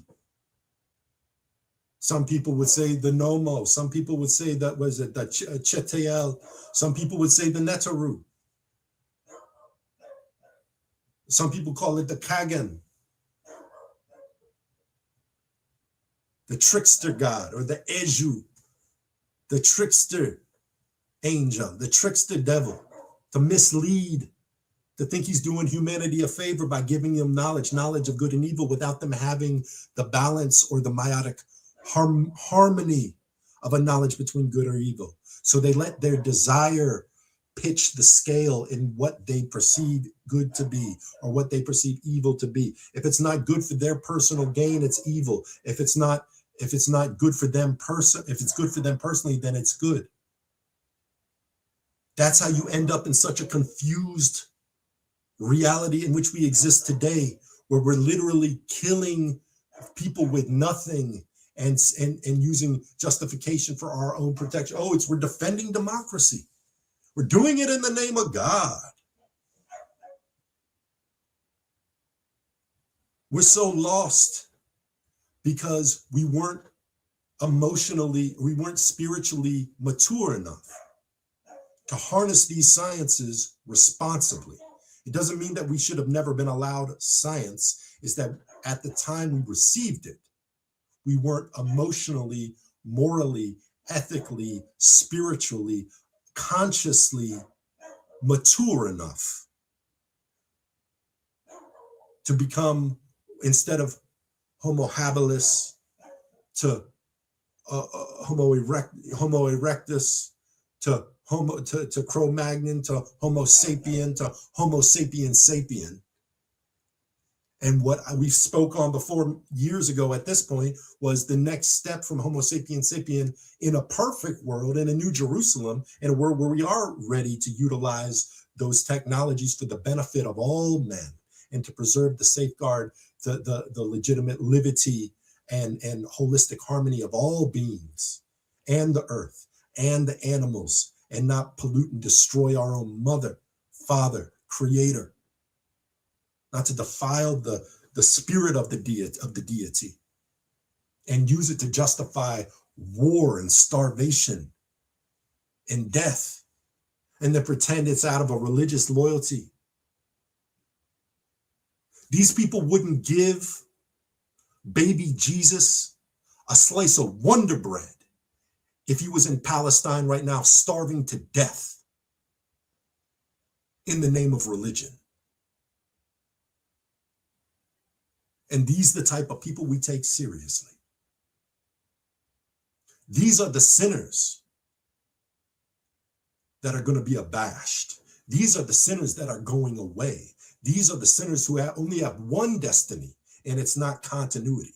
It's not into infinity. It's oblivion. They're trying to obliviate humanity and the world as we know it before they're obliterated. Because you will know the Lord when he lays his vengeance upon thee. So they're trying to outrace the divine deity, the divine intelligence that is bringing back into balance through the oath of Akae and the oath of Beka. So we've just focused on the oath of Beka and how it's holding the watchers accountable, and the whatever you want to refer to them as, the rebellious teachers of humanity. And you can find parallels in whatever faith system you've learned from. You know, there were some angels that were giving humanity all these insights, and somewhere along the way it went kind of pear-shaped. So there was part of the oath, which is the Beka, was holding those angels accountable by El and Asherah, or by Anu, or by Amun and Amunet, or by Ola Dumare and Ola Rum,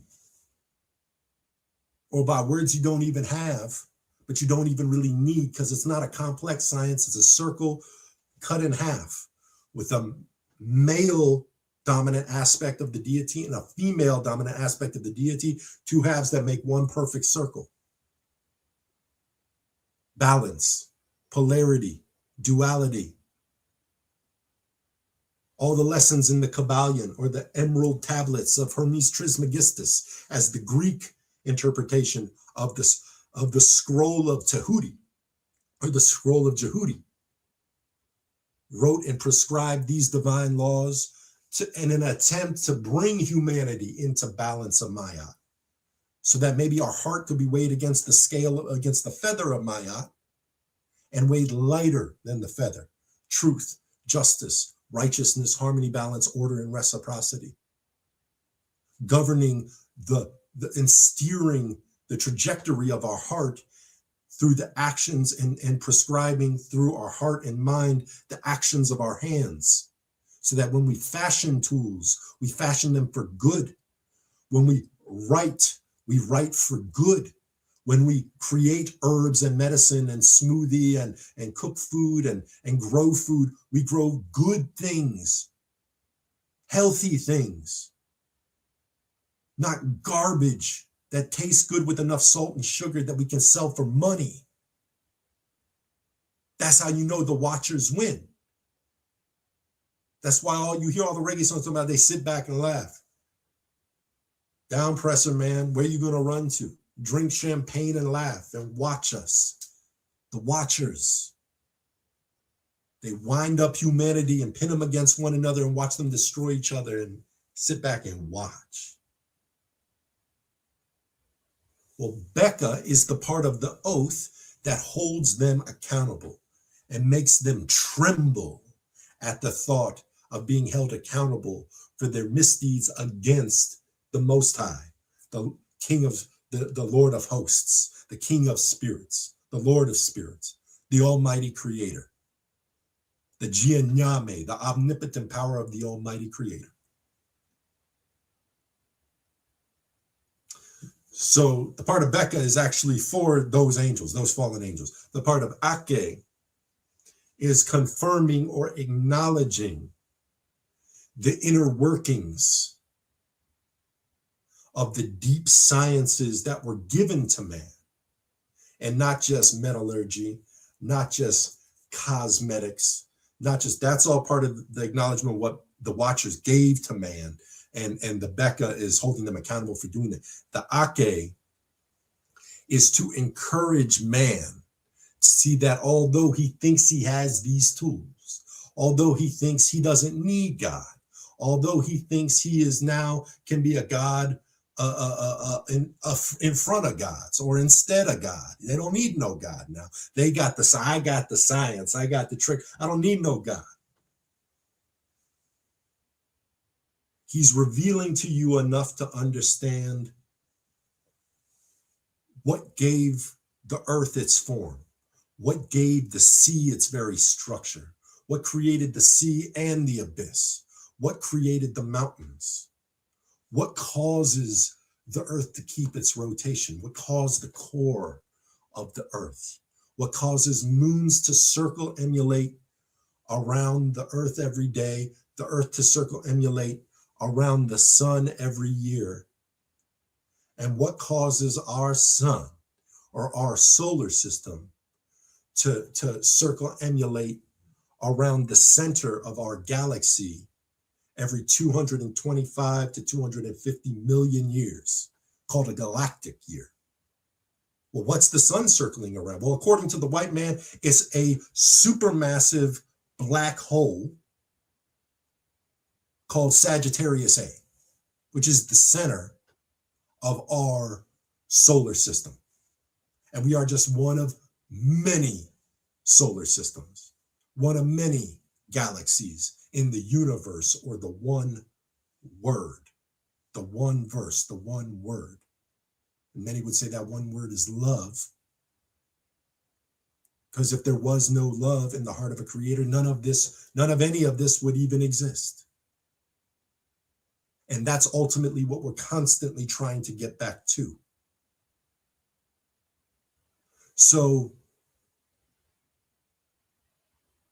what is it that prescribed, that everything bows to, that the blade of grass bows to in following its process? How does the spider know how to build a web?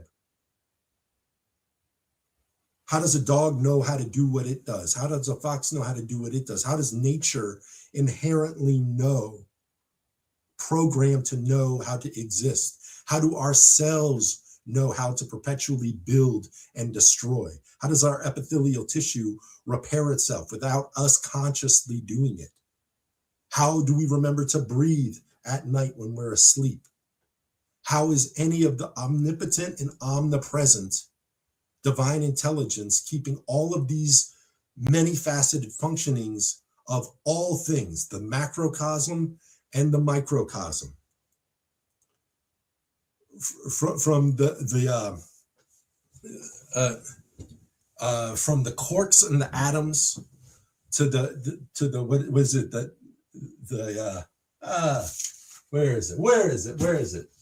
I lost the word, Baba. I lost the word, and we're gonna find it because I think I wrote it down somewhere. No, I didn't.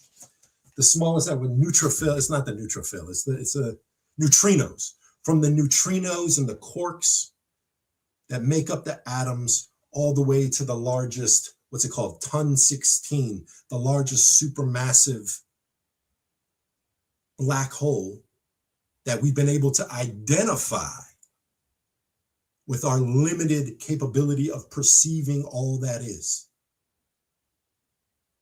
You realize that what makes up the tangible physical reality that we can even see, that we can even study, that we can even measure, the tangible matter that we can actually measure, that's not invisible to us, makes up 5% of the universe.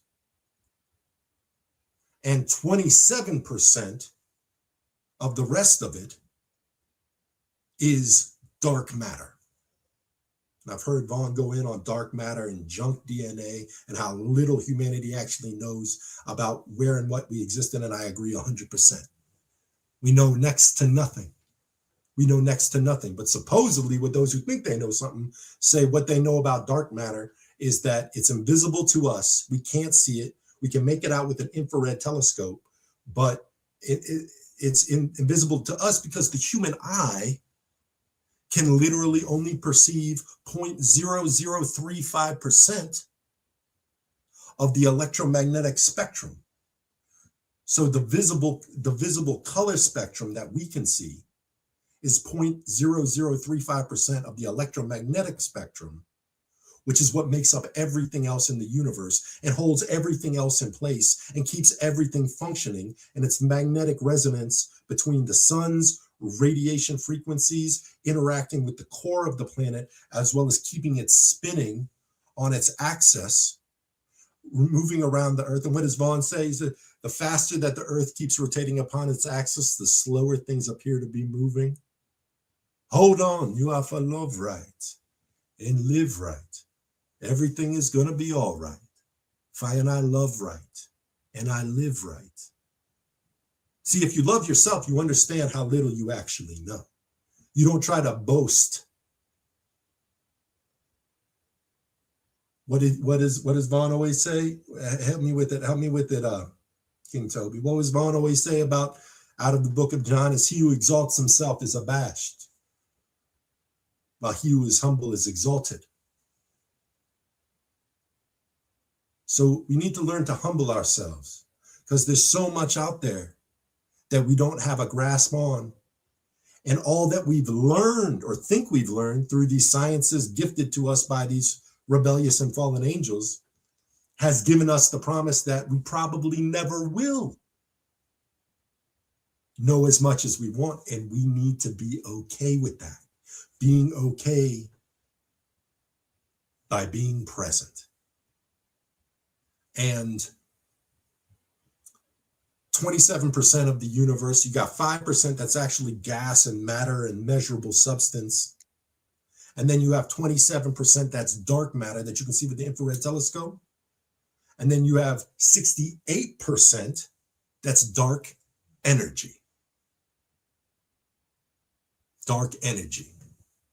And what the difference between dark matter and dark energy is dark matter has an attractive quality to it. It's what's pulling planets together. It's what's making meteors come together. It's what's pulling suns together. It's what harnesses solar systems together and galaxies together and keeps them together while the pressure of the dark energy is the repulsive energy for infinite expansion of the universe, so that the universe is perpetually infinitely growing. So it's the perpetual tug of war of the electromagnetic matrix of the universe that keeps planets rotating around the central star that they're around, that keeps the central star rotating around the supermassive black holes. The black hole, not the white hole, the black hole. Black is absorption of all light and color. Out of blackness came the light. Black is the color of the whole universe. Did not your morning start with darkness? Did not your morning start with darkness? Well, so does tonight. So does tonight. So midnight was a glimpse. The name Midnight was a glimpse at what the oath of Akae is confirming the existence of and acknowledging the existence of, and humbling man who got too much knowledge too young, too immature, too irresponsible with the knowledge they got, and humbling them to see the vastness and the gravitas and the omnipresent, omnipotent power of the Almighty Creator and the central divine energy of electromagnetism that keeps all things spiraling in continuity. What it say? How it keeps the moon and the sun to complete their progress. How it keeps all the stars to complete their progress, and the stars call out. The stars call out in thanksgiving for the divine instruction and programming. Out of all of these structures, through the frequency, the electromagnetic frequency of dark matter and dark energy, it creates the matter in which we exist. We're just a limited fraction of the universe. And with our round eye, this one's going out to all them flat earthers out there, with your round eyeball that you want to say, I look, I go outside and I look across the hill and it look flat to me. With that round eyeball, understand that that round eyeball can only see 0.0035% of the electromagnetic spectrum. And when you start to understand, when you start to get into deeper knowledge of how the universe it runs, that's why I love this symbol, Baba, which you're wearing on your, ironically, we didn't talk about that. I'm just so glad because you're so in tune and you keep it right there on your pineal gland, the first eye that is the number one receptor for all of this energy, the conduit for all of these things. You got the Jianyame, the omnipotent power of the Almighty Creator. I had a bookmark here to share with everyone. That's the black hole. That's Sagittarius A. That's what's at the center of our galaxy and many, many, many others. And chances are all those galaxies are going around another super, super, super massive black hole, which is like the pineal gland of God. If we need to simplify it into that type of term, because we have to personify everything. We can't have, we don't have the percent, just like we can only see 0.0035% of the visible light spectrum, of the electromagnetic spectrum of physical light. We can only perceive but so much when it comes to spirit. We can only perceive but so much when it comes to the omnipotent power of the Almighty Creator, except God, none but God. Symbol of omnipotence or omnipresence, the immortality of God. Except God, I fear none. Jianyame is revered as one of the highest Akan spiritual systems. It is a symbol that has several interpretations, except God, none but God. simply means that one recognizes the supremacy of God, and in essence, one is not afraid of anything except the supreme being. One should always have confidence in one's ability to do things and should not be hindered from doing anything except what God forbids. Jianyame also means that one recognizes that God is omnipotent and omnipresent, that God is above all. The supreme being is the creator of the world and all things that are in it. The supreme being controls all things in the world, as well as the powers that operate within the world.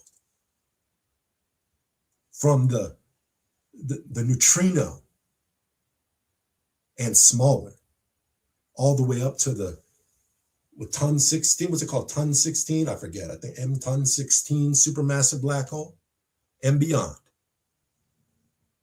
The divine, the omnipotent power of the divine intelligence of the almighty creative energy of the universe. And we really have to simplify it down for human beings to understand, because like the oath of Akae and Beka are telling us, human beings weren't ready for most of what they received. So of course we got to simplify it down.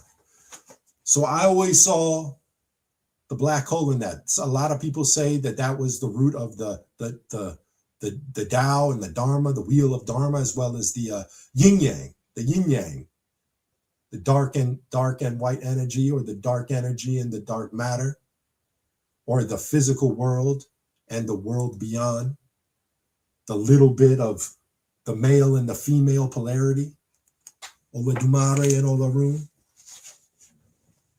the tug of war. I don't like that term, tug of war, because it's absolutely essential. It's the friction between those two energies that keeps everything in order. It's the chaos of I'm pulling this way and you're pulling that way that keeps everything perfectly still, while we're actually flying around the universe at hundreds of thousands of kilometers an hour and everything like that. So how is it that we get to just sit here and talk for over 7 hours and not fall over? Unless you fell over asleep, Bob. I hope you didn't. But like, maybe some of the people on there might have. But we were going for a new record, and I think we almost got it. But I just wanted to share that about the Jianyame, because to me, that's very, very relevant and reflective of certain aspects of that omnipotent power of the Almighty Creator, and the all-encompassing power that the Akae, or the oath, Akae, is a commitment to recognition of and understanding. So not only is it supposed to embolden and help you to feel stronger, but it's also to humble you. Feel stronger because you're here. Once you realize how majestic and how incredible creation is, how lucky we are to be here, how lucky Vaughn was to be here, how lucky we were able to be here at the same time as Vaughn Benjamin to get this insight and inspiration. You know, who knows how many times we came here before, who knows how many times you're going to have to come back to get it right. We give thanks for being here.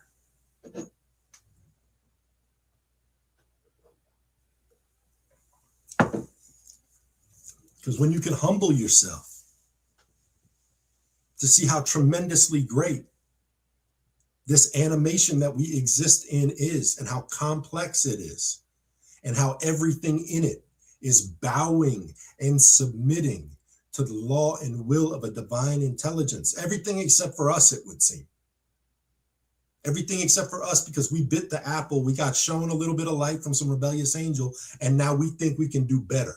Now we think we can do better than God. So ultimately, Akae encourages discipline. Akae encourages humility. Akae encourages a renewed devotion to the Creator. And coupled with the Beka, it's holding those accountable. Michael is the archangel that smote the dragon smote the deceitful lying dragon, the serpent that lied to Eve, the reptilian, the reptoid. Beware the reptoid. They are not as they seem to be. Isn't that what the crop circle told us? When they deciphered the crop circle of the disc, beware the reptoid. They are not as they seem to be.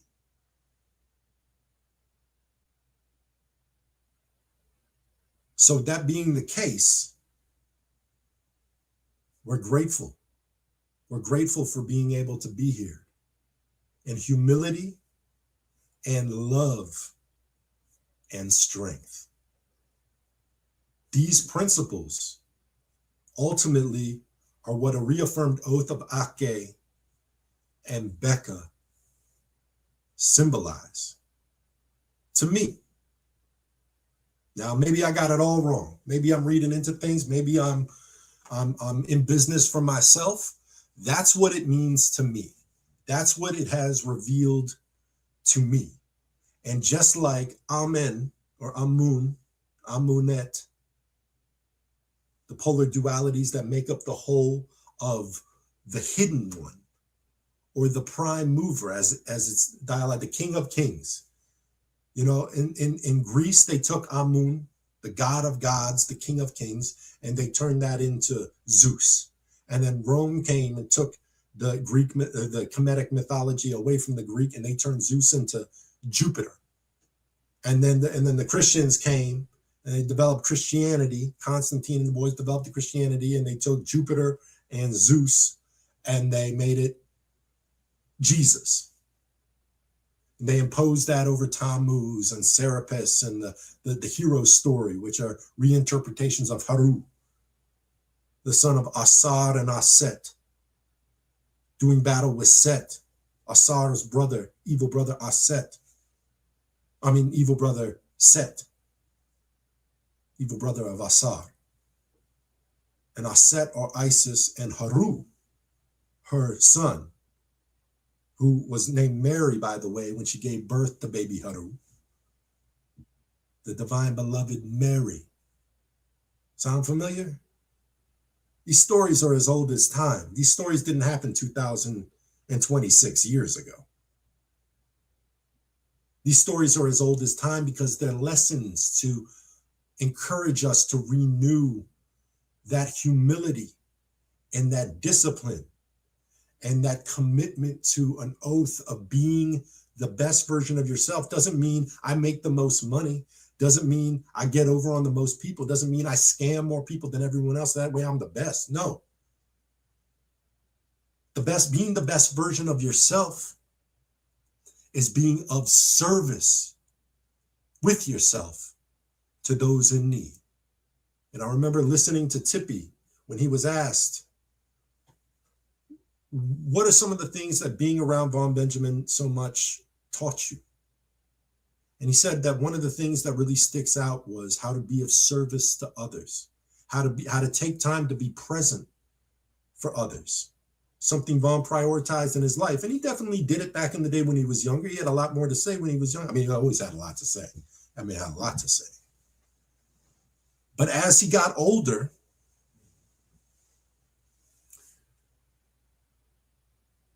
he stayed vigilant about being present for people. And he went on to talk about how, it's not just the show, it's not just the performance. If he was able to, with the schedule he had take time and space after the show to sit with ones who were willing to stay there and build and reason, that was just as important to him as the show, because you're able to connect with people in a deeper way. And you might have been there, whether he was on his porch in St. Croix, or he was on the road doing show after show after show, or he was on the radio with someone interviewing him, asking him the same 5 questions again. He was present for it. He was there for it. He was in service to those who needed his grace and his presence in their affairs. Maybe he was the catalyst of inspiration that could have put that person on the right track. Maybe it was a word of encouragement that could have kept that person from taking their own life. And you never know these things. And what's the scripture? Be careful entertaining strangers, for you may be entertaining angels unaware.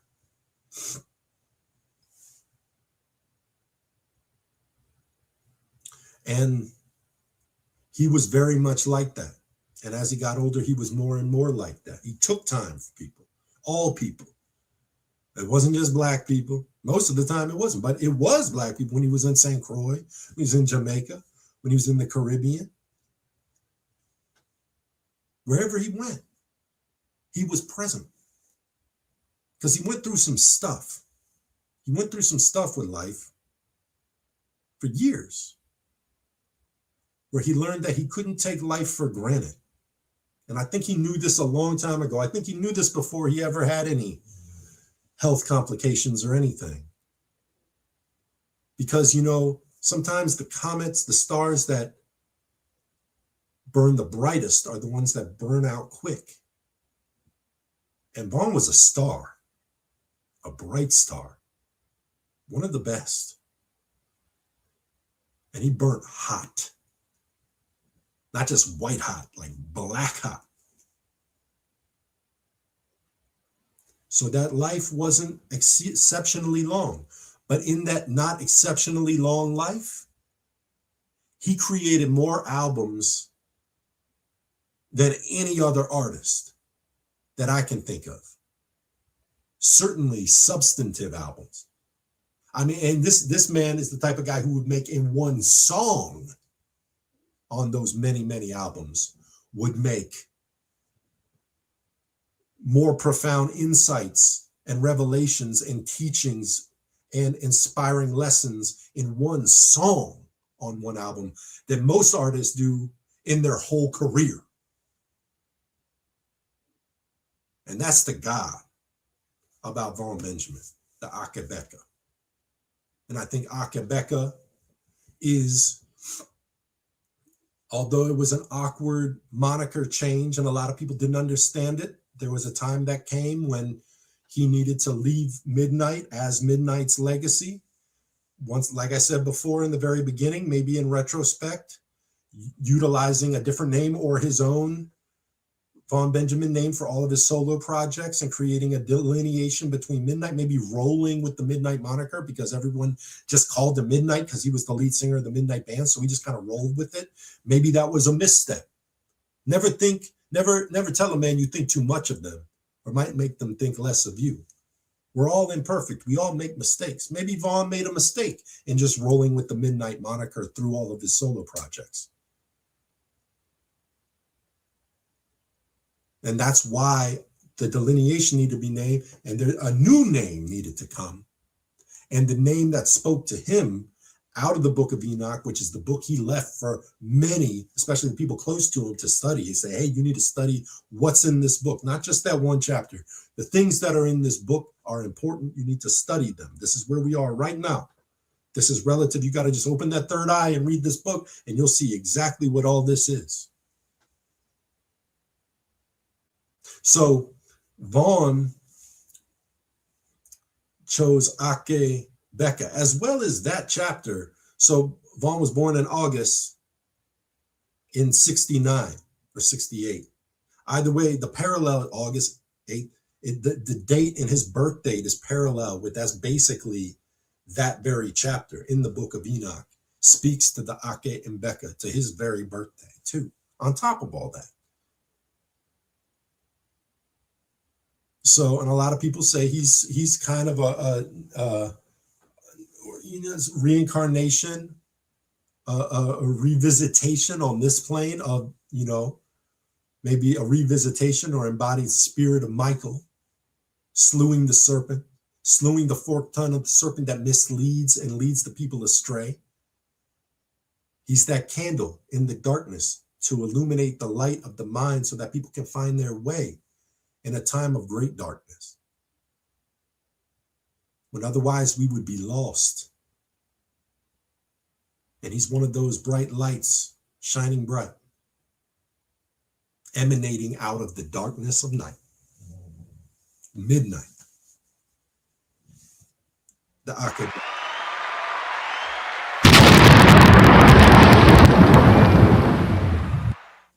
So Baba, I think before I become any more redundant, maybe we should, because I still got something that I wrote down that I spent a lot of time on that I wanted to share, and I know we've gone well over what we anticipated, but I do have something that I can breeze through since all the heavy lifting has pretty much been done on the legacy and the history and the lineup, the switch of the lineup and everything, and my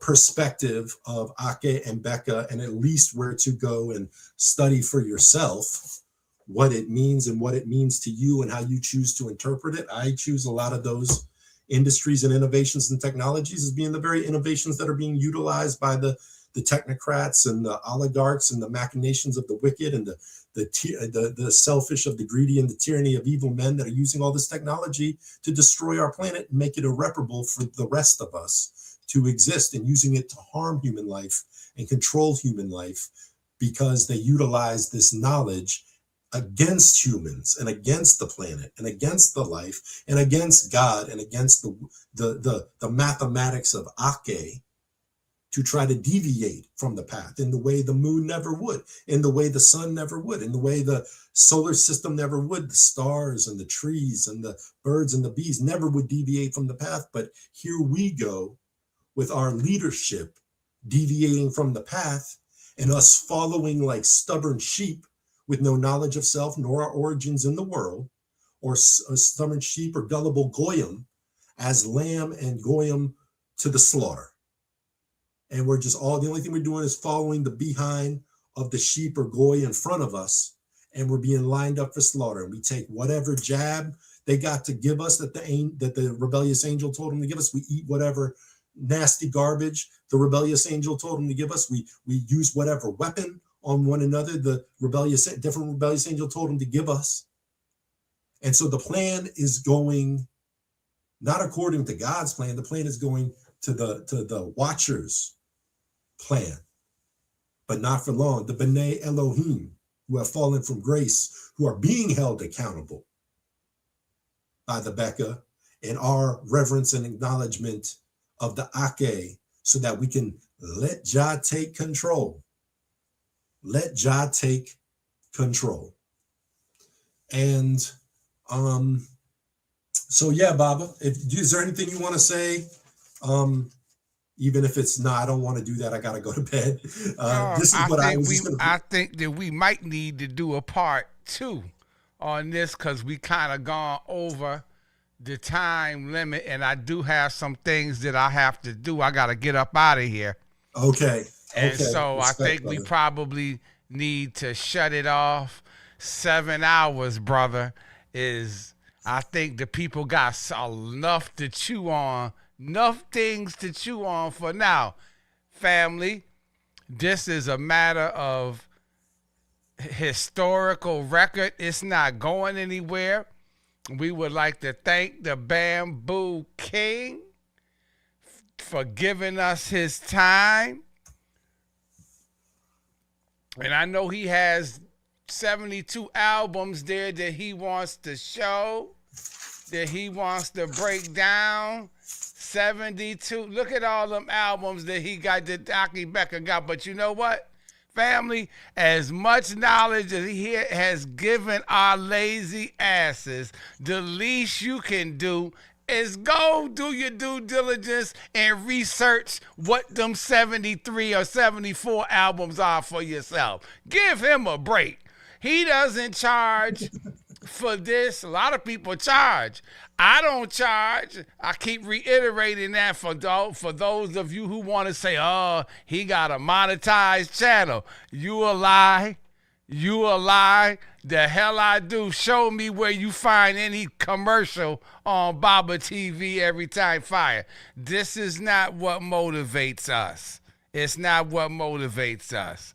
There's something deeper there, and you're gonna have to bring what it is to the logical conclusion rather than to think that it's some money. We would be dumb to think that money is gonna solve our problem. Money ain't gonna do it. I already got money. I get up and go out and get them and work just the same way you do. to get money. So with that being said, I do have something that I want to share at the beginning. It's kind of something what you were saying about the one drop, the brother with the one drop. Yes, the brother with the one drop. Yeah.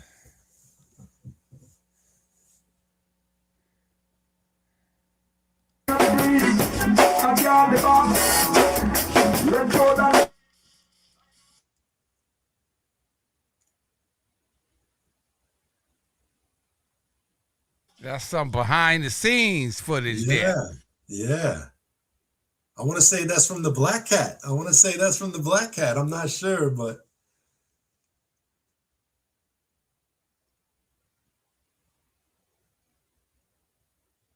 did it cut off the audio? I don't know why.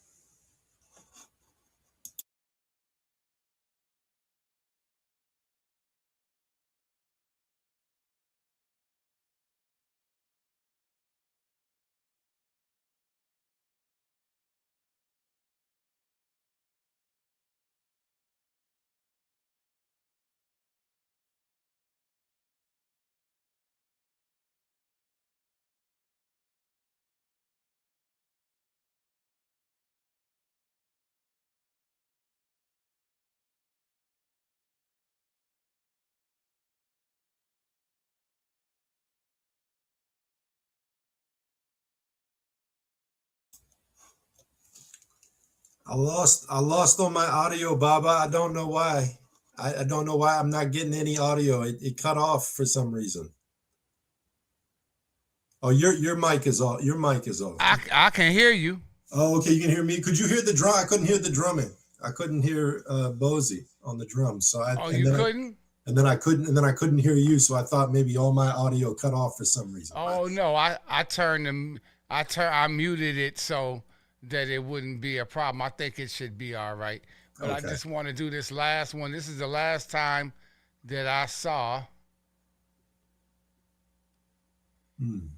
Von. He was home here in Washington, D.C.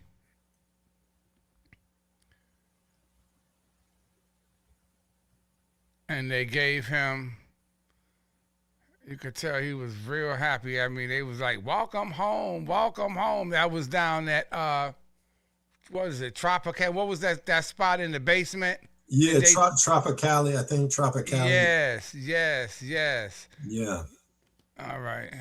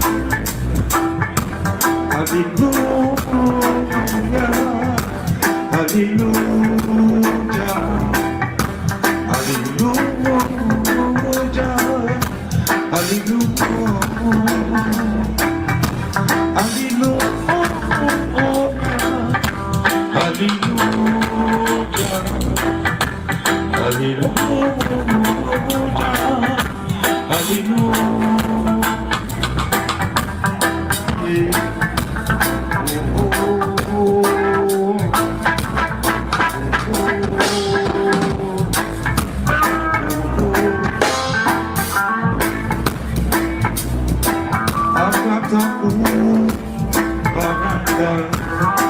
making fight questions and I answer. Ooh, Miranda. Love is my subliminal remember. Genetic code from my ancestors. Mystical original stargazer. Oh, oh, oh, oh.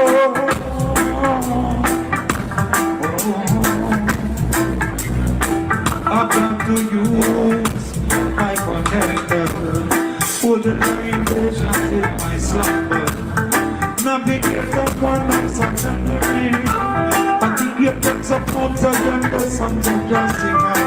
Even the stone trace of the greatest majesty, the king of the kings. Hallelujah, hallelujah, hallelujah, hallelujah.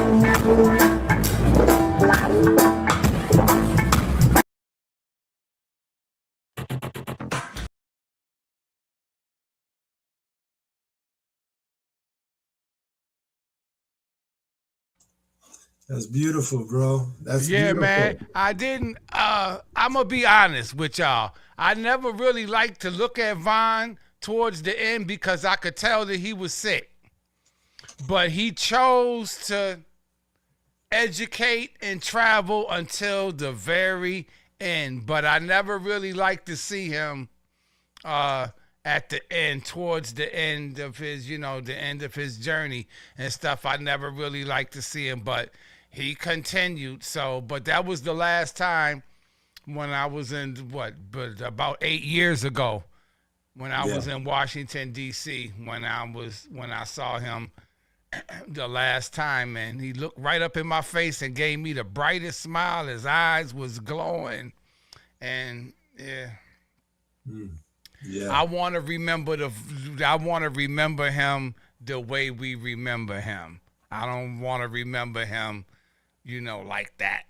But I did want to, because that was the Akae Beka. That's when he, made his transition. The group changed and, everything. But, enough respect to Von Benjamin.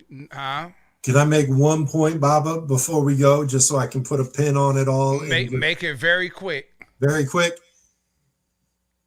Everything Vaughn did for the majority of his archive of the 74 albums that he's come out with was solo works with other producers, except for the works he did as Midnite, the studio works I'm talking about, and live works that he did under the name Midnite with his brother. His brother did 9 full-length albums with Vaughn as Midnite, 1 dub album, and 1 live recorded album. Those were the African Root Labs productions, and the first couple weren't African Root Labs, but that was Midnite.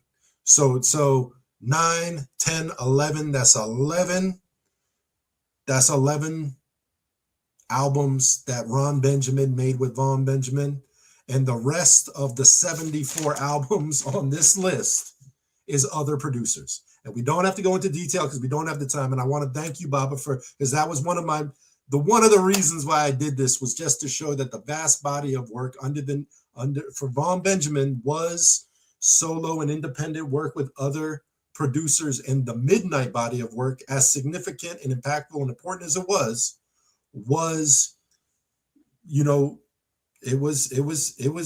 9 full-length albums and a dub album that was Ron's and a live album that was the live show, and so everything else, I would say in retrospect, was Vaughn, i.e. Akae Beka solo works of those 74 albums. And those are including dub ones and stuff like that.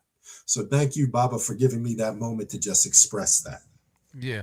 Well, free up all of them. They all belong to Von. Free up the rest of them goddamn albums. Free up the albums. Free up Unpolished. Free up the rest of them goddamn albums, because they all belong to our people. They all belong to Von Benjamin.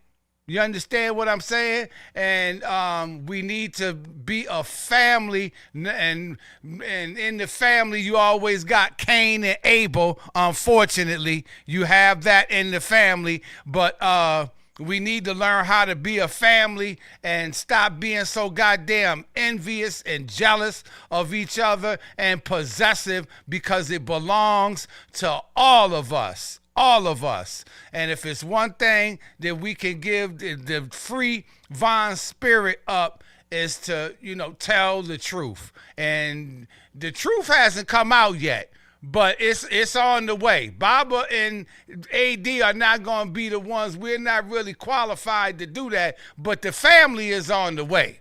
The family is on the way for you. The Akae and the Beka is on the way. Trust me, is on the way. On that note, I want to thank you.